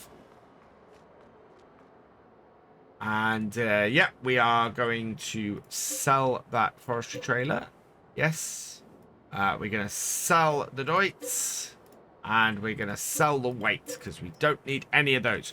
47,000. We can buy it already. That's fantastic. Right, let's go get our new truck and see what we can do. So here we go. Our TLX Phoenix CMS low, 485 horsepower. Standard configuration. We are going to, as usual, put the olive new age on for the main color. I think it has school bus gloss. I'll switch that to school bus new age, and that then fits us. And I need to get a name from Patreon to put on the license plate. So yeah, I've selected a name at random, and congratulations to Tazoslo. You have been selected. Your name is going to be on the number plates on our new TLX. So we will okay that, and yeah, here you go. It has split it a little bit oddly, but it is on there, and I'm happy with everything else set up there. So that's going to leave us with 7,000. Okay, perfect. Now our truck is over here.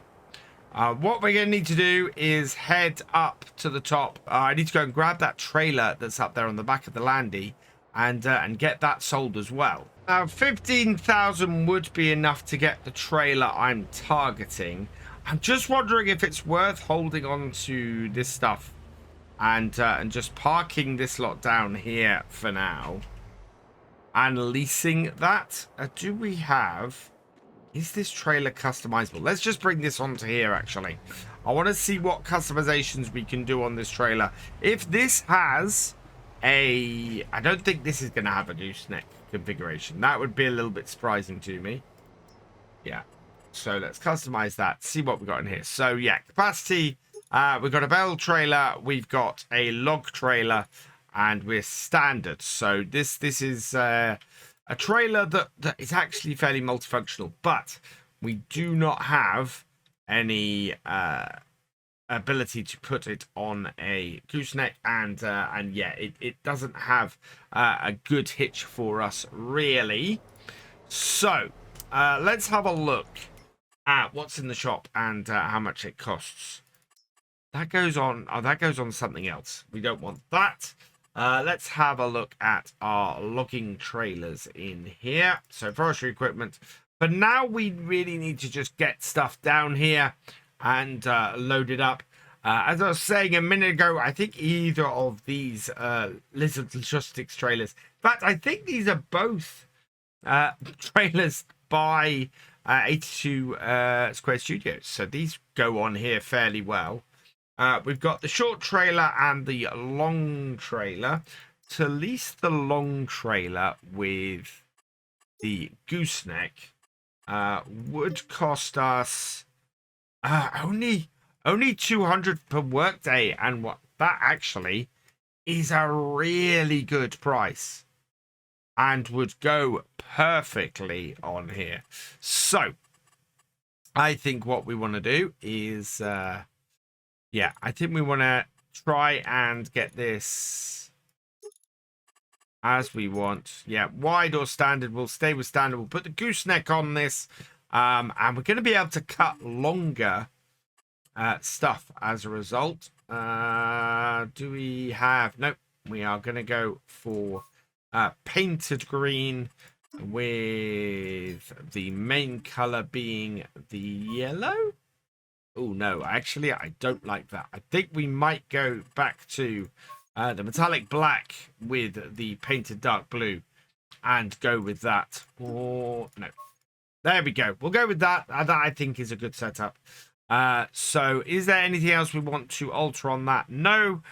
We do need, as this is a new piece of equipment, another name from the patron. So this time on the trailer, we are going to have the J-Man. So the dash J dash man. You get to be on our hired logging trailer for a bit. So okay to that. And yeah, let's get that leased. And it's going to be fairly inexpensive. Perfect. Right. I think what we'll do, though, is probably get this back up the top later. I'm going to leave the landy here, and we'll go and grab these two bits and get them back up to our logging camp. This logging trailer is actually much, much bigger than I thought it was. That is, yeah, that is actually quite huge. So, yeah, really good on here. They would have taken one hell of a tractor to pull this thing. And, yeah, we should be able to get some pretty big logs on this. I think when we get up to the top, what we're going to have to do is give it a measure and work out exactly how big the logs we're going to have on here are. The only way I seem to be able to get up this mountain right now is by going off the track and then driving up through the trees. Even then, it's really, really tough. We are venturing up towards the road here, but that slightly gentler slope is just enough for us to make it up here and through. So the person who was saying last time, oh, you should build another road, they're not wrong. That would be a good thing, but I don't own this area of land, and therefore trying to build another road up to this road won't work. It's not something I'm able to do, but I can take a trip through the trees and come up here this way. Now that we've got a much faster vehicle for doing this, the other way to do it might be to go the long way round. If we head all the way round to the other side, I think we might just be able to do most of this downhill rather than uphill, and get out of that initial really steep climb. Here we go, though. Back down and in. I think this is the sort of the shallowest bit up there, so I kind of want to make that the entrance to our logging camp, I think. And then we're in a position where we'll just turn this around. And yeah, I want to find out what width we need to make our future logs. I think we're going to have a chance here now to spend a few days sort of cutting trees and loading them up before we have to go and sell. So let's do that. And how long is our trailer? So yeah, we can cut 8-meter logs for this trailer. That's perfect. Yeah, absolutely wonderful. Turn that off. And let's get this loaded up with, well, it looks like it's gonna be, let's get this loaded up with the remaining logs, because yeah, I think everything from this tree is now gonna fit on here. And actually really surprised we've managed to get ourselves in a position where we've now got a great way of getting lots of logs down at once. We are gonna have to borrow still some equipment to transport both the final dried boards and our final sets of wood chips. We're going to need to get something for the back of this to do both of those. But in general, I think this should work fairly well and allow us to, yeah, just get so much wood loaded up now. That we're just gonna be loading logs for a good while and then just dump a massive amount into our sawmill and produce a whole load of planks. This logging trailer really does change everything. It is massive. We are gonna be able to cut multiple trees down. And put them on at 8-meter lengths. That means we're going to get probably only 2 to 3 cuts out of most of these trees. And yeah, as a result of that, we're not looking at taking many. Well, it's gonna take a lot more trees to fill this trailer. It's a bigger trailer, and each tree is going to take up less space in it. And as a result, yeah, it's just going to be a much bigger amount of wood that we can take down there at each time. I mean, even this time, with the 4-meter cuts we've got at the moment that we're loading on here, it's going to only fill this end of the trailer, and it's all going to end up fitting. It's all going to get cleared this time, even the small stuff that we had left over from last time. It's going to be a little bit of a throw on, though, for some of these smaller ones. Much higher sides. Yeah, can't reach that. I can't pick that one up. I need to clear out some of this smaller stuff. At the moment, we're having trouble. Oh, no, that... Oh, wow, that does not throw very far. No. And up. There we go. And that one on. Yeah, jumping up and throwing it on, that seems to work. Discovered rather than trying to throw them over the top, it's actually easier just to chuck them in the back like this.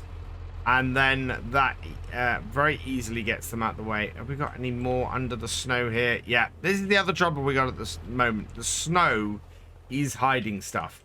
And as a result, I'm fairly sure we're going to... get stuff. There we go, pick that up. And oh, the snow's gonna melt and we're gonna find stuff underneath it. Some of this is, come on, I know you're an odd shape, but you can get on there. There we are. Right, so yeah, just, well, these two here are too big to pick up. Trying to see if there's anything more under the snow here. Doesn't look like there is, so there's just those two to pick up. And yeah, I need to slot these onto the back as well. So yeah, then we will be able to get all of these logs down the bottom, and that will give us a clean slate going forwards and allow us to probably looking at cutting about half a dozen trees. Well, no, actually more than half a dozen trees, maybe nearer to a dozen trees now, to fill this trailer each time, which is, yeah, that's quite something. This still has a lot of leaves on it. Never mind. That'll go on the top there. We could chuck them in from the back as well. Right, we got no more logs there. Oh, we got one little log here, and then we need to load up the stuff that we've got left. But first, I need to get this on the trailer, like that. Perfect. Let's get these last two on. Oh, just found another one under the snow here. This is what I mean. There are ones all over the place, and if you're not careful, you lose them under the snow like that. As I said, I think when this snow melts, probably next month, I'd be surprised if we still had snow on here when we come to the next video. And why can I... And that, there we go. It's not an easy one to pick up, this one. This is one of those annoying ones that doesn't want to quite go where you put it. Nope, definitely not. There we go. That's got it on there. Not easily, but it's on there. Last one, unless I suddenly roll over something and it appears. I've had a couple like that. But, yeah, that is pretty successful. I'm very, very happy with how that's gone. This is going to change everything. Well, we would have fit all of these trees on here easily, and we'd have got much bigger cuts out as well. So all in all, it's just a really, really good thing for us to now have this truck on here. Did I see another log? Don't think I did. Oh, yeah, I did. There we go. One more log. The last log, and then we can try and strap all this down. And I hope we can strap all this down, because going down this mountain is going to be a little bit of a pain. Let's see. Can we strap all this down? Ah. Turn it on. Does this not have straps? Yeah, there we go. It does have straps. There we are. So where are their strapping points? There. So, okay. Doesn't look like you can strap them and unstrap them. I think you have to do it via the truck. Looking at that. Oh, and is there another exit here? That doesn't look too steep. I know, that is a little bit steep. Not quite as steep as other bits, but it does have some steepness to it. And away we go back down the mountain with this. Because, yeah, this is pretty amazing. I can't believe how big this logging trailer is. And how big the wheels on it are. Yeah, that is pretty amazing. Little bit easier to control the descent. And, yeah, we've made it down the bottom. Let's see how many 1,000 litres this drops off. And there we go. That, I think, should be where we're meant to be. Yeah. Let's see if that will release it. So we're 1,500. 12. Wow. 12,200 litres that put in. That is pretty amazing. I am flabbergasted by that. A huge amount of logs that we've dropped off. And yeah, this Phoenix is going to change things. We're back up at our logging camp. We have got our Tatra, or our TLX Phoenix here with our brand new logging trailer. This, of course, is... I need to remember, this is rented. So while we bought the truck, I think our trailer is a rental, isn't it? Yeah. So that's a rented trailer. We do have... lease to buy on here. So eventually I hope to purchase that. And we've also got our setup here for our Fiat Agri as well in its forestry configuration. Our aim for today is going to be to try and start moving our logging up into our tree line a little bit higher. We have got, well, last time we identified a route that we should be able to get it up and get our equipment up. These 4 trees here will need to come out. And I think we might need to take this one out as well, and possibly a couple of these. So there's a good set of trees that we need to remove today. And we're going to try and do them in such a way that we can get more trees on our trailer. So this trailer, I think, let's measure this quickly. Right, we need to bring this up first. So getting myself in the right position.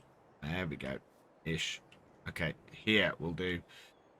So 0 up to, yeah, we can fit 8-meter logs on this.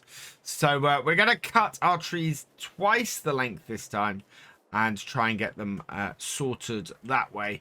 So yeah, we need a flatter route coming straight up here and these 4 trees out the way. So let's cut these and get them taken out.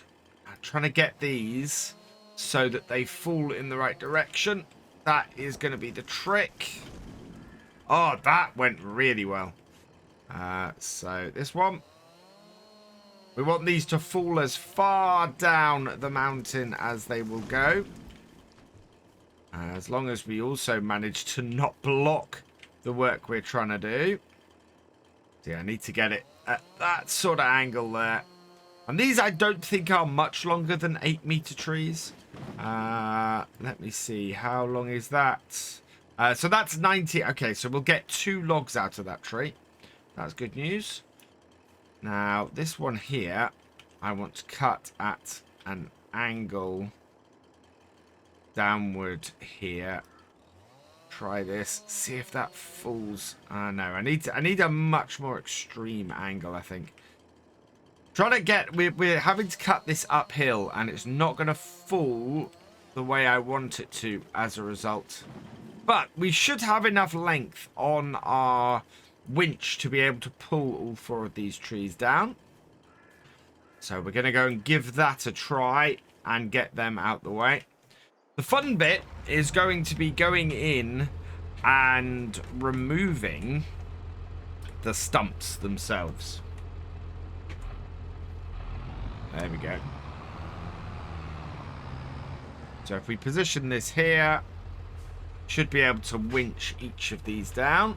It's B to attach the winch, isn't it? Hang on. It depends on, yeah, it depends on where we try and attach it to. So attach it to there. That will do it.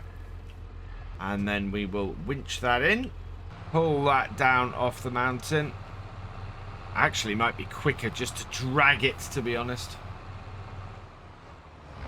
Yeah, there we go. Get it off the mountain there, and we can pull it out and down and away. There we go. And then we'll detach our winch. Back it up, and we'll do the same thing again. I might try and attach, well, I might try and winch one of the higher one ups down first. So this one here, yeah, and then we should be able to pull all the others together. So attach that. I do love this winch. It just works so well. And winch it in. And we should go round that tree there, I think. Oh no, it's going to go through it. That's fine. And then when these 3 are lined up together, what we can do is get them in a position where we just pull all 3 of them down together. So we'll attach ourselves on there. This is not the fastest winch though. My winch has come up against a tree. Right, so attach that. Let's attach to that one, then that one. Then we'll see if we can attach to this again.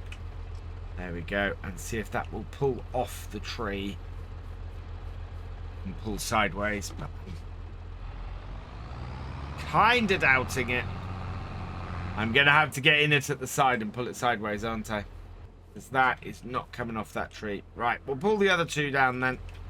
And then we'll come at it from the side and then come and pull the other two. It's unfortunate that it basically pulled it straight into that tree. So what I'm going to do is just bring this round to here. We're going to get the winch onto here. Attach that there and hopefully just pull it just the other side of that tree. That's all I need to do. So it's just a little bit of a pull. There we go. Then we'll detach our winch. Check that we are in the right place, which we appear to be. Good. So let go of that. And then we'll go and move our tractor back over the other side where we were before. And hopefully drag this tree down between the 4 trees we've got here already. And then we can easily cut everything up. So attach our winch. This is just a fantastic piece of kit. It really is. And pull it down. And we need to turn it on. There we go. And yeah, that tree now should help us rather than hinder us, as the tree will move around it and eventually it just slides off the mountain, and then I'll just pull it forwards. Gonna have to get a little bit more control, so winch it again. Yep, and it'll come alongside that one, and then we can cut it into some fairly big chunks. In fact, it's rolled to the other one. That's not too bad. Right, undo our winch. And now we need to strip these trees and then get them cut into 8-meter lengths. So out the chainsaw, and we're going to run along. So that should be all of them cleared. And now I want to cut some 8-meter lengths out of these. So we'll start at this one here. Put our measure on, and yeah, we're going right up to, so just under 8 meters will do fairly well. So this one here, yeah, or just over in that case. Perfect. So we get 2 out of that one. We get lined up for the second one. Again, another 8-meter length, just under or just over. Both of them are not good. Getting small movements is really quite difficult. You have to sort of skip back and forwards on a regular basis to do it. Right, that's too far. There we go. That chops off the top bit. Next one here is going the other way. So 8 meters here is right there. And then another 8 meters is around about there. And that shortens that right off. And then the last one over here. So this is only going to give us 8 logs off here. And hopefully isn't going to overload the Fiat Agri when it is actually transporting these. Because we're going to find that that will be a bit much if it does. Oh wow, we're actually gonna get 3 out of this one. There we go. Perfect. So now we want to get these loaded up into our trailer, and I think I'm going to turn this around and get it into a better position so that we can actually get access to this. Now, somebody suggested that there is a modification for this that has the tracks at the back. Yeah, and I think it's this one that has it. I'm not 100% sure, but if it does, I think certainly during the winter months that is going to be a good way for us to go with this truck. I think we'll get a lot more traction getting up here. I think at the moment we're all right. Now that we're into March and the ground is a lot better for us, we should be okay. Let's check everything's working. Yes. So we're now going to come into here, and I'm going to load these up, and we will see how full our trailer is, but I think we're probably going to get some more trees on here today. And one of my reasons for picking up such a large logging trailer for our truck when we were coming back up here was partly because I wanted to get something that we could fill up over time, wouldn't necessarily need to run a whole load of trips down to the loading area to the sawmill on a regular basis. And yeah, it just meant that we could load it up, grab a whole section of trees and get on with what we were doing up here, and then run it down to the to our area, to our sawmill, and just sort of dump a whole load in there at once. Maybe even fill the sawmill up in one go. And if we can do that, that then leaves the sawmill processing stuff. It means that we can just go back and forth and fill this up and not have to worry too much about handling the awful roads that we have to handle to get this stuff, or to get our equipment up the mountain and down again, because it really is such a tough road on this map. To the point where I'm kind of looking at Rambau and going, hey, should we move over there for our logging? Because that is a gorgeous map that has, of course, just recently been released, and would probably do us fairly well as a logging setup. However, I keep coming back to the fact that I'm enjoying doing this. I'm enjoying this area we're in, trying to figure out how to best work this area, because it's quite an extreme logging setup here, in that we're on a hillside where there's no easy access to any of these trees. Well, there's easy access to some of the ones at the bottom, but ideally I want to be getting the ones further up, the larger ones that are more mature and further up the mountain. So that's what I'm aiming to try and do at the moment. But we're going to have to create a road and things to get up there, and that, I think, actually is a great part of this. We're developing the area to suit our needs, and in doing so, we should make a good logging area for us to work. Our last log to pick up, and just in and grab. And yeah, our 4 trees really have not made that much of a dent in this trailer. I reckon, judging by that, we are looking at somewhere in the region of 16 trees. Certainly well over a dozen will fill this trailer. That is brilliant. That is absolutely fantastic. It will be a very big drop of logs down to the sawmill to do that. So we need to go and have a look at where we've been cutting and what we're doing. So we are going up here. So those trees are all good. I think for the smoothest run up into here, this tree's going to have to go. This tree's going to have to go, and yeah, this tree's going to have to go. I am looking forward to the tree marking in that's coming with the Platinum expansion later in the year. To be able to go, right, I want to take that tree, and I want to take that tree, and I want to take that tree, is going to be absolutely brilliant. So I'm very much looking forward to having that kind of choice. Do I need to take that one? We're coming up here.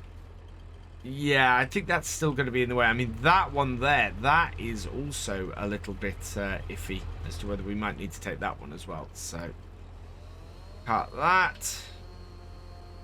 I hope it falls the right way, because I have cut it at a little bit of an angle. But no, that's down safe. And yeah, I think we're going to need to take this one out as well to give us a nice, easy access to this area. So 4 more trees down. We just need to get these cut into a semblance of being cleaned up, and then some lengths. And we've got another 4 that we can get on our trailer. We're going to get a lot more wood off these. They are over 30 meters, all of them. So at 8 meters each, that's 4 logs per tree, which is a huge amount of wood that we're going to get off here. We've got a bit of a weird bit here. I think that's because I updated the map and we've had a tree respawn. But yeah, that's really quite amazing. So yeah, this one is 31 meters, so it's not quite going to be 4 full lengths, but it's going to be close. So let's bring F1 back up so that I can actually see the distance I'm going. And it'd be good if this did it without having to bring the help menu up. That would be useful. So there's one. There is... What? No, again, close. There we go. 0.8, just a little bit over. And then this one here. And then the last bit should take me... Yeah. So that's not a very long final section. How big is this log? This log is 31 again. So yeah, just under 4 full ones. That's at 7.9. We can go a little bit shorter. Again, it doesn't really matter the length we're cutting at, other than what's the easiest for us to transport. So if we can get 4 good lengths out of these, then I am happy. And that is 4 good lengths. The third one was a similar length, whereas this one here is just over. It's going to leave a sort of a short section at the end. Yeah, that goes there. So that is... Wow. So that is basically another... Well, double what we've already put on that, which is brilliant. It means that we can now go through and collect all these up and fill this up a bit. This is not bad for 20 to 12 in the afternoon. We are looking at having a pretty solid amount of wood today. And yeah, look at that. We've already made a really good path up there. So I can start to mark that out now. And we can start to look at how we're going to build the road up the mountainside. And maybe even start making a dirt area around the bottom here for us to start marking out our woodland or our logging camp area. So here's a surprise. We have got a great demand for the selling of dry boards just come up. Which is what we are actually going to be selling in general. Which size is it? And this is always the question. Which is the best one? So, okay, 1,750 best price. We need to take full advantage of that. So, dry boards 2 are ready to sell. This is going to be a fairly expensive thing to do, but it is going to be worth it. So we are going to leave the logs we've got here because we've got a load to load up and sort. I can only hope that I can afford to get a trailer that we can transport the dry boards to in, and also something to load them up with, because we don't have the JCB down there anymore. This is where this starts to get a little bit interesting. So we get the Phoenix down here and get over this way is where we're going to need to be. So I'm going to have to lease the equipment to do this, and I'm going to have to hope I've got enough dry boards to sell to cover it. We need we either need a front loader. The Kubota might be quite good. That's only 75,000, but looking at telehandlers, that's 108. That's 99. Okay, so this is the one we had before. If we get it in this setup here, I think We can go wide tires. It's an extra 1,000. So design, low beacon, high beacon, standard. No. Q fit or standard. Main color. Okay. I am going to lease this until we purchase it. No, actually, I am. I'm going to go and find a number plate, a name to put on the number plate for this. So picking a name at random from my patrons, my producer level or producer tier patrons. We have Simon Hardy. Congratulations. Your name is going to go on to this. So, okay, let's lease this. And we don't have enough money. This is very, very annoying. So I've got to sell something in order to do this. Let's have a look at what we've got. I think the Land Rover isn't worth much, but the trailer might be worth enough money to do this. So let's pop over here. We can put the trailer into the sell point. But yeah, I'm going to have to sell something in order to get this. And that's slightly annoying, but sort of understandable as well. The trailer on this doesn't work for us. So let's repair it. Yes. Repaint it. Yes. And sell it. Yes. There we go. 10,559. Does that give us enough to lease the telehandler, which we can easily cover today? Right. And again, I need to put the number plate back. There we go. So Simon Hardy's number plate is restored. It is front and back. Let's lease that. 5,100. Yes, we want to lease that. Then we want no, not front loader tool. We want a telehandler tool, and we're going to grab these again. We can get these in the Onyx Black and lease those. Yes. Okay. And then finally, we need a trailer to put these on. This had better all be worth it, I'm hoping. What do we got? We've got low loaders there. No. Oh, actually, that's 28,000 for that steel drop deck. That would take everything rather nicely. We lease that. That is not going to cost a huge amount to release. No number plate though. Oh no, actually, we should select somebody else from here to do this, and the person at random is going to be Galcomp or Galcomp Gamer. So we will okay that, and we are going to lease that as well. Yes. Okay. Right. That should do us fairly nicely to get all of our stuff together. We'll turn the landy off. And we'll go and load up some of these planks.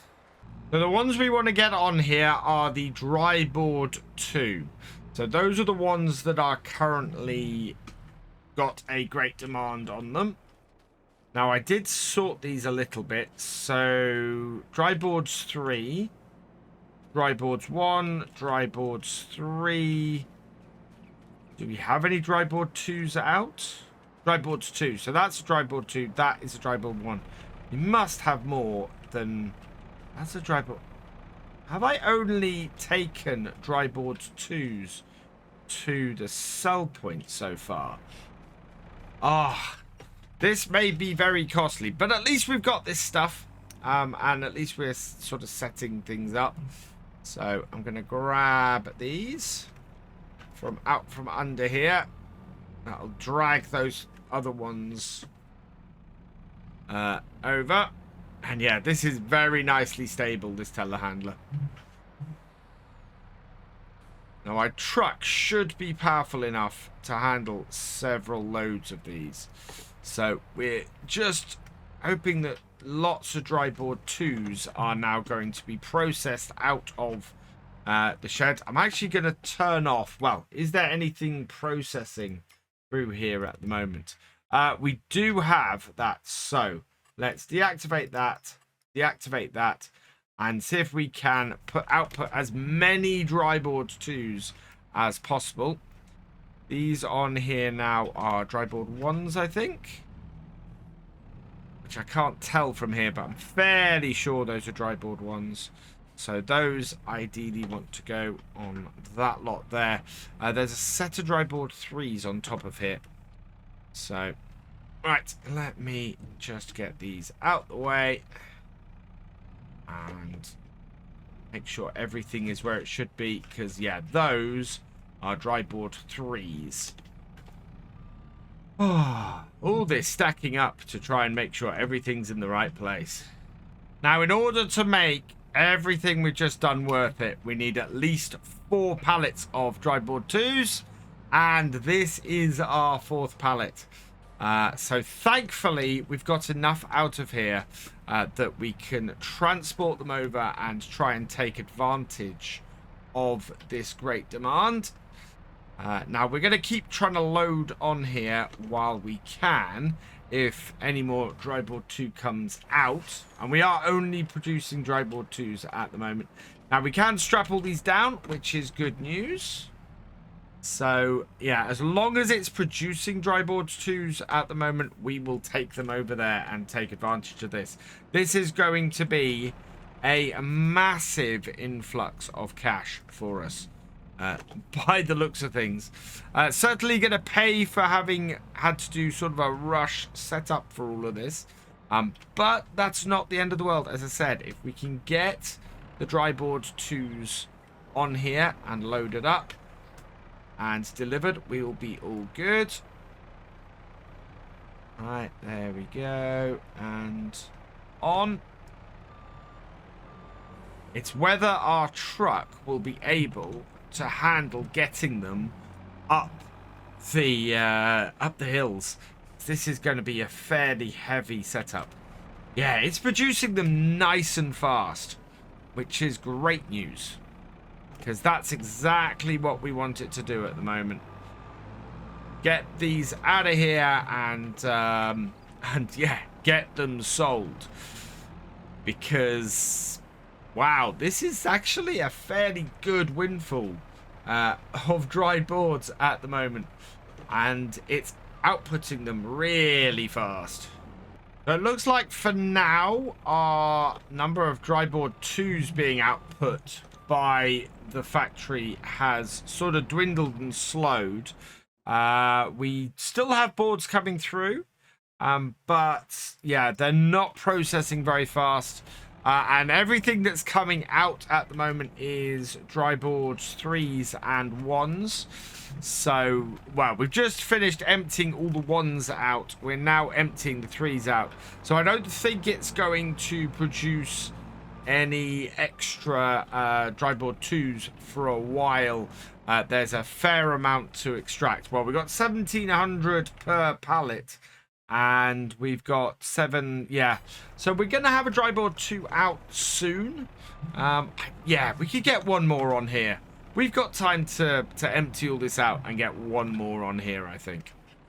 You can see that in about June, July time, we're going to have an incredible windfall of money. We've got so many dry board 1 and dry board 3 sitting here waiting to be sold, that they're going to make quite a bit of cash. I think we are fairly close. Yeah, in fact, we've only got a little bit more, and then we will get one more load of dry board 2s out. And there they are, dropping, and we can just collect these up and get them onto our trailer. And then go and sell this and get a hell of a price for it. 1,700 per 1,000 litres. And we have... I thought these were 1,000 litre boxes. They're not. They're 1,700 litre boxes. So, yeah, this is a lot of dried boards that we've got on here. Strap them all down. Nope, not one on the back. We'll turn this off I'm just going to reset my production quickly. So we'll activate that and activate that. But looks like we've run out of materials on all of our others. So, yeah. Let's just double check that we still have our great demand on for dry boards too. We do 1,765. That is not that nice. Oh, actually, no, that really isn't. Just going to correct that and then we'll be off. That's fixed it. There we go. Strap that down. Still not overly straight, but it's good enough for us to get going because we don't want to miss this great demand. Right, let's get this show on the road. The real test for this truck is gonna come when we head up the hillside here. I want to keep as much momentum going up here as possible. Probably gonna have to switch down a couple of gears. But look at that, that's so much quicker than we've had previously trying to get this stuff. And yeah, now we're slowing down. But as we flatten out a bit, it took forever to get up there before with our landy. So I'm just pleased to see that this is making it up here at more than like 3 miles an hour, which makes a incredible difference to us. And on the tarmac, this is running so much better. How is it going to fare though when we have more weight on the back of this? Because we've got a fair amount of weight that we're looking at in the future for getting the other planks across. Are we going to have to do several journeys, or are we going to get away with doing maybe 1 or 2? Wow, look at that. Down a gear. See if we can get a better bit of pull. And yeah, there we go. That's given us a couple of extra miles an hour, I think. It's amazing on this map. You have to climb and climb and climb to get over the top. The 2 sell points are right down the bottom. In opposite corners of the map with no easy route between them, to be honest. It's a climb all the way up to then go back down to the sell point on this side, or it's or you have to go across lots of rough terrain, and even then it's just a really steep climb. I think what we'll do is we'll continue on here for a few more videos. And, well, I ask you guys, because it's such a struggle to get round here. I think we might look at seeing if there's something that's a little bit better suited to our equipment. And Rembo is definitely a contender for that. Now, do I want to go straight on or turn?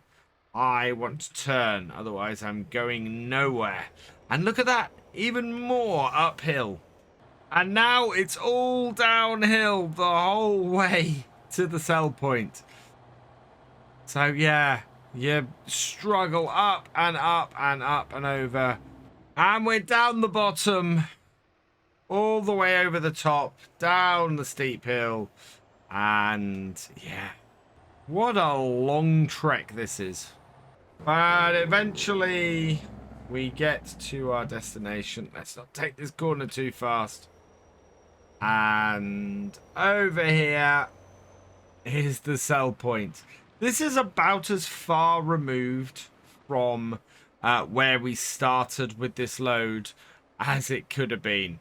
It is just such a long trip around. There we go, though. That is our destination in there. Reverse this up.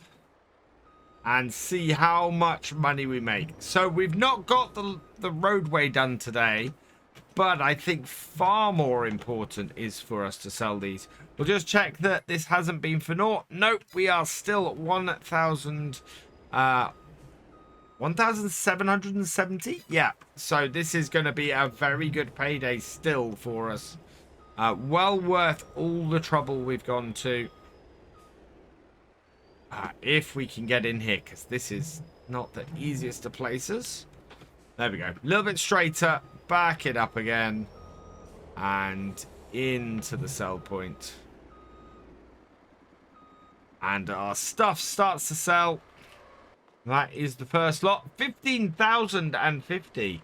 And that's not even all of it. That is a huge amount. Can I get the rest of it in here, though? Alright, let's push the back of this round. See if we can actually get this onto the sell point. Yeah, there we go. Rest of that selling.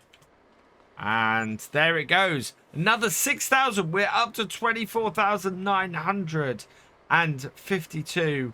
That is fantastic.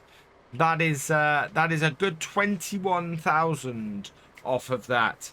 Well worth all that pain. But now I've got to get the truck back. After we got, well, half of our trailer filled, and we got a few logs and spits kicking around over here. We're going to collect these up, get these loaded up, and get them down to our sawmill. We're getting closer and closer to the big sell-off in, I think it's sort of June, July time. We want to get all of this wood loaded up and ready for that, so that we can bring in a whole load of cash and yeah, sort of try and process a load of this over there and move forward really with everything. I'm trying to figure out the best way for us to move forward as well as far as selling things. Even with a nice big truck we've got here with Phoenix and everything, it still takes forever to get stuff from the sawmill and from the wood drying board factory over to the actual sell point. And yes, we're not doing it very often, but it is such a long trek when we do it. So it may be one of those things where we go, right, this is the episode we are going to devote to loading stuff up and getting stuff over there, because I don't think really there's any other way of doing it, other than possibly getting auto drive set up and setting it so that when we want to sell stuff, we get the truck to auto drive over there, and then we can get on with stuff, because it is such a long trek and such a long piece of work to get stuff over there, that I really think it might be worth doing it that way. We're maybe getting our own transport truck. The other way of doing it, of course, is just doing the direct sell. So setting the dry boards to just straight up sell as soon as they get ready. We have discussed this before, and we have worked out that that is a big loss of income doing it that way. I mean, we lose about 40%, I think, of the value of a given set of wood doing that. So it's not ideal by any stretch. But considering the amount of work it is to get stuff from the factory over to the other side of the map, and there being no real good route to do it, it's a case of not sure exactly what the best choice is. This is a huge amount of wood we're getting onto this trailer at the moment. It's about 4 or 5 trees, I think, that we got on here, with the last set being really tall.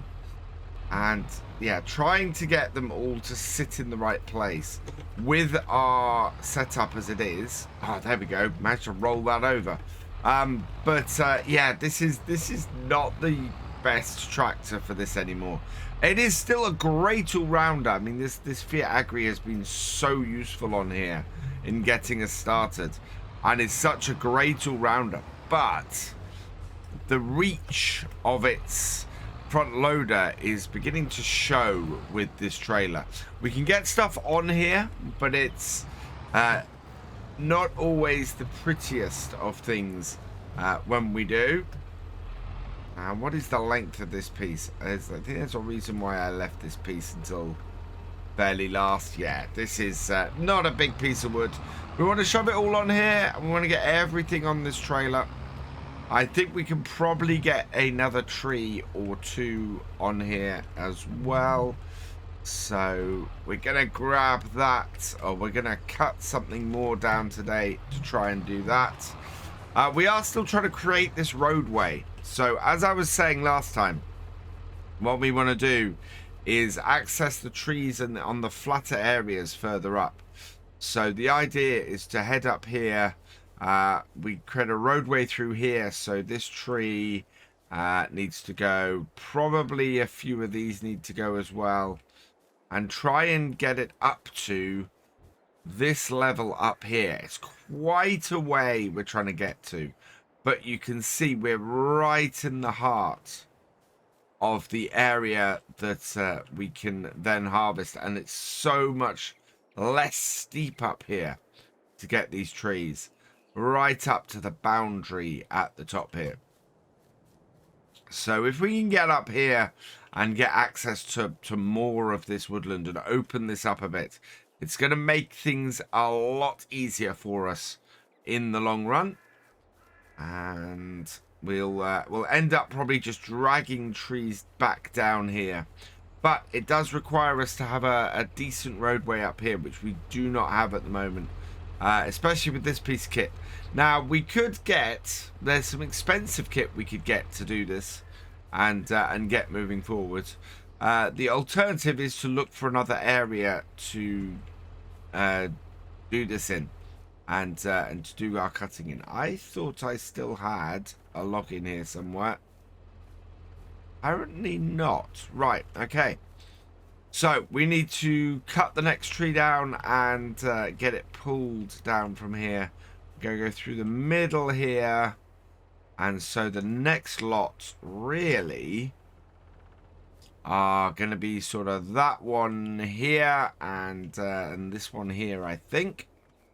So let's see if we can cut these in such a way that they fall in the direction we want to drag them. So this one down like this, and just about. That will sort of settle a little bit, and then this one here is this one's gonna be more difficult because, yeah, I'm gonna have to cut it at an angle, and it may or may not fall the direction I want it to. So now I'm going to just take that slice off there like that, and hopefully that will move it enough. Nope, we're going to just have to drag it down. Right, so that means chain at the bottom. And winching the trees down and out into somewhere where we can do something with them. I love this winch. This is probably my favorite thing I've got on here at the moment is this winch. And you just line it up here. We come here. So yeah, we got on the PixelFarm, we got a lot of remaining rope, and it goes quite a way. I mean, we could pull stuff right from up here all the way down. What we're gonna do is attach it to here. So attach it to there, and then we're going to attach it to there as well. That should bring that down. And should mean that we can now just pull this all the way down the slope. And then when we get to the bottom and we get to where we want, we can just reel it in and cut it, and it just makes the job so much easier. So let's reel it in. Here we go. Finally worked out. Left shift and Z pulls it in, and yeah, it's on a very long rope, but it will eventually get here. And with this one pulled in, what I want to do is release this. So we will release that there, which releases the whole thing, but I still want to pull the second one up the side. So we'll attach that there and then do the same thing again. So shift and Z, and in comes the chain. just to line these two up, and then for me to easily be able to get them cut. So there we are, and release that chain. And now we're going to strip these out and get them cut into 8-meter lengths. And there we go. That's both of those cleared. These trees are about the same length, which is pretty good. So mark the first bit, and 8 meters is there. Cut. Yeah, these are not very big trees though. We have definitely had bigger trees than that recently. 8 meters is there, and that just takes the end off. Let's get that. There we go. 0 meters, and then 8 meters this way. If we can get it on it. Yeah, there we are. And then same again. Reset it, and 8 meters this way too. And again, I fully expect top to disappear. So 4 more logs for our trailer on that, for us to load up. Spin it around. Oh, it's so bumpy, this area. This is why I want to rework this and get it more along the lines of what I was expecting. I've got some really weird goings on with front loaders at the moment. So in the case of this tractor, I cannot control the quickie front loader unless I have it selected. It doesn't go up and down. It's partly because the attach front is attached to the back, so it doesn't know which one to do. But I can switch between different cameras with ease. Whereas on other stuff, I'm having a different problem. If I don't have the tractor selected and I switch, the camera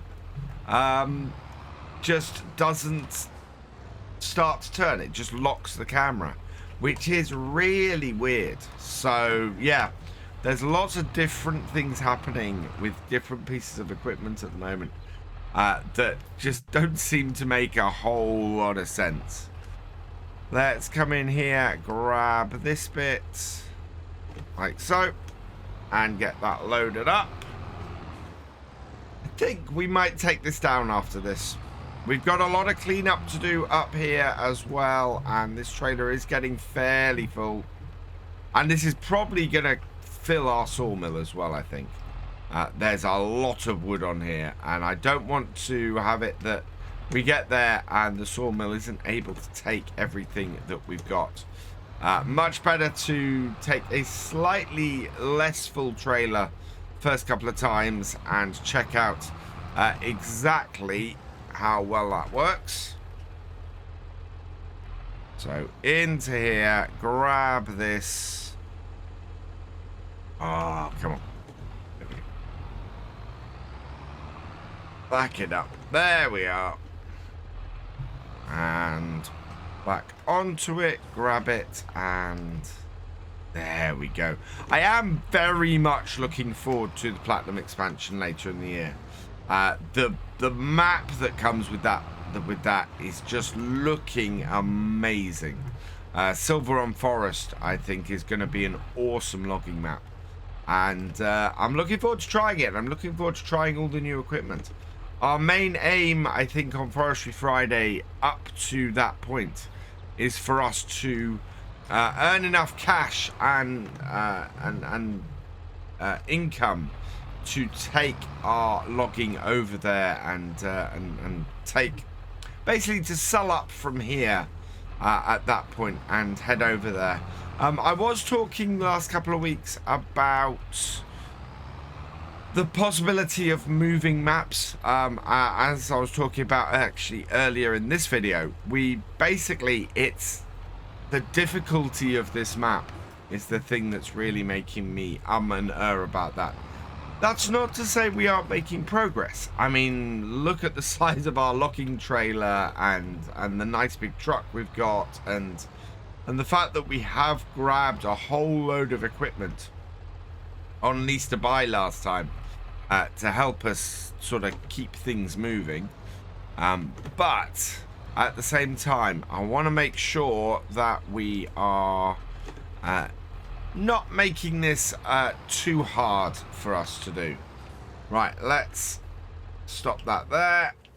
Because, yes, that is quite a full trailer of wood. And I discovered this last time. Easiest way to strap this trailer down. Get on top of it. And then we get all of the straps very easily turning up. And, yeah, we can get the Phoenix moving. And get these down to our sawmill and get them processed. I mean, this is an impressive trailer. It looks so much bigger. Or it is so much bigger than it looks when you first go to pick it up at the shop. Now, I think roadway-wise, we want to be putting our exit up the far end here. I'm probably getting a nice, yeah, flat entrance up here. It's a bit of a long way round, but we do own that whole section down there. And would make a good area for us to do. Right, let's get these logs down to the sawmill and see exactly how much we've got on the back of this trailer. It's quite a nice journey down here. It is a little bit hairy in places, particularly down this road here. And I think this is probably my issue with the map overall, is that it is so steep to get anywhere. You need so much power to get equipment up and down here and round, to the point where I think we need to look at the engine size on our Phoenix here, see if we can get it upgraded and increased, because it is just such a slog to get anything anywhere, and we kind of want to be making things a little bit easier on ourselves, especially having a piece of equipment this large. So we might have a look. We've got nearly 40 hours on this truck, and I think at some point we probably will end up with a second truck. Now, this is our first really big haul of logs down here. So let's pull this in. And we'll disconnect all the straps. And then deliver it. It has taken all of it. 24,000 litres of wood that it's very, very quickly now working with. Now, what do we have going through here at the moment? I don't know what we're processing on this. And the access to this is down this end here. Here we are. So, are we back to... Yeah, we are back to creating boards of all different types to go through and do on there. What I think might be worth doing... Well, I was going to say what I think might be worth doing is starting to load planks up on here. But if we get a great demand again, I don't want to then have to unload everything to get it going. But there's a lot of money's worth of planks here, and it is getting actually quite busy over here. We are not too far though from selling time. We're in April at the moment, and all of our planks are a good price in about July time. So we're looking for 1,650 as a target price, and so July is a little way off. We've got May, June. Yeah, we're about 3 episodes off doing a massive sell-off, and I've just sort of got boards sitting in the shed, blocked by this one, so that we can eventually just load boards up onto the trailer here.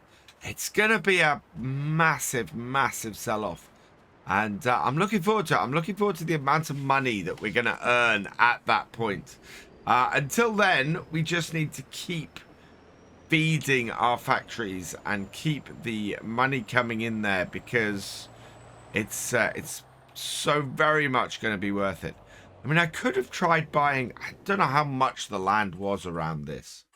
and whether that would have been a better choice early on. But 485,000 for that.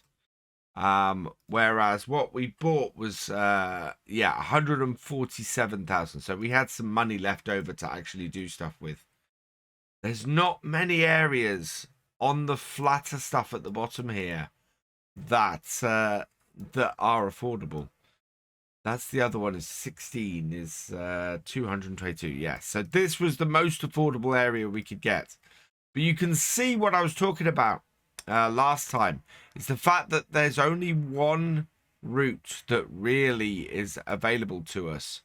And that is going all the way around here. And this here is all uphill right the way around to about there. And then it's downhill from that point. It's a pity we can't use this road round here, which I think would be a much lower road. But I think it's blocked off. I think we're unable to go that way. We'll just take the truck this way. And I have looked at this before. I'm fairly sure. But that's quite the tease. Yeah, there we go. Road is closed up ahead. So yeah, it's quite the tease having that road marked on the map where you can go round. Whoa. Oh, there's a river here. But not being able to do it. Back up to our logging camp, and we'll go in the dropped bit here. That works really well as an entrance. And then we could, just put a roadway along here until we widen things out a little bit. There's another couple of places. I think conceivably we could put a roadway in here. And that would work as well. So there's a couple of places where we could do stuff. Let's turn our trailer off. I think what we want to do now is clear some of these stumps out of the way. See if maybe we can start building this road a little bit. So just going to lift this up here. And then what we'll do is run over here.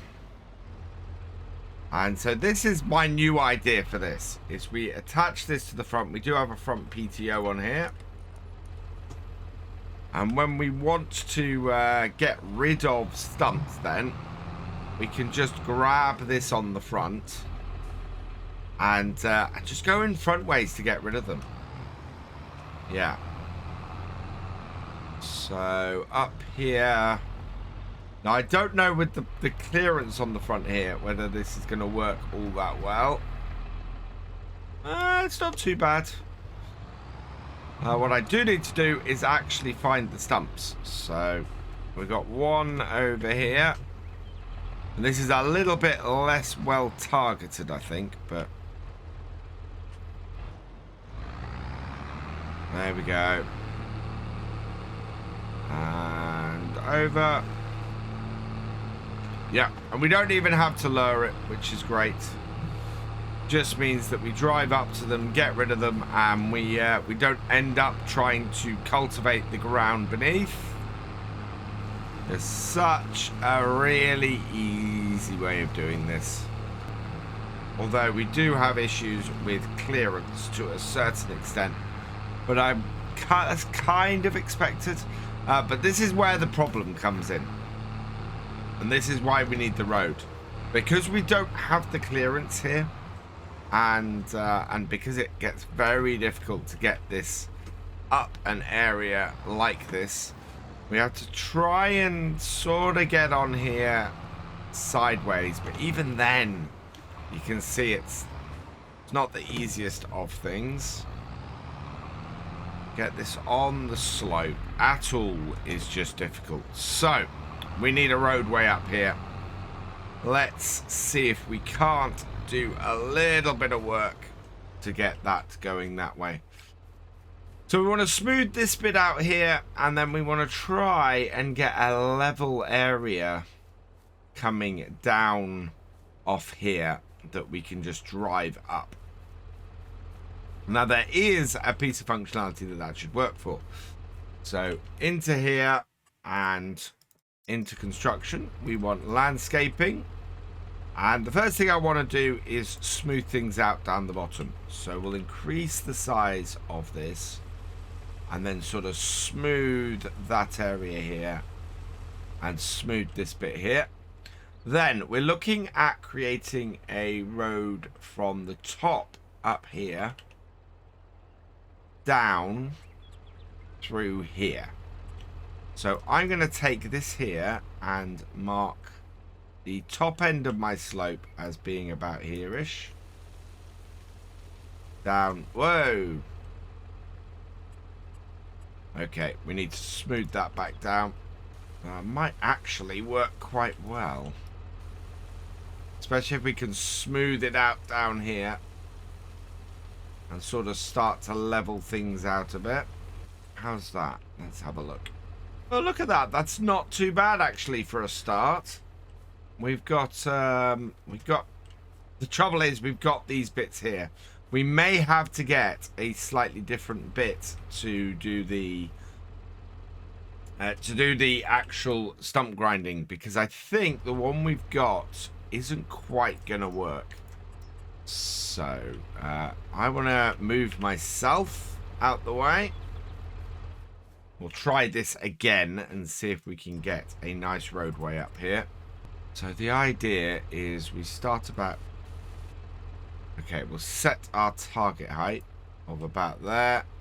The idea being that we can then bring the road out here a bit.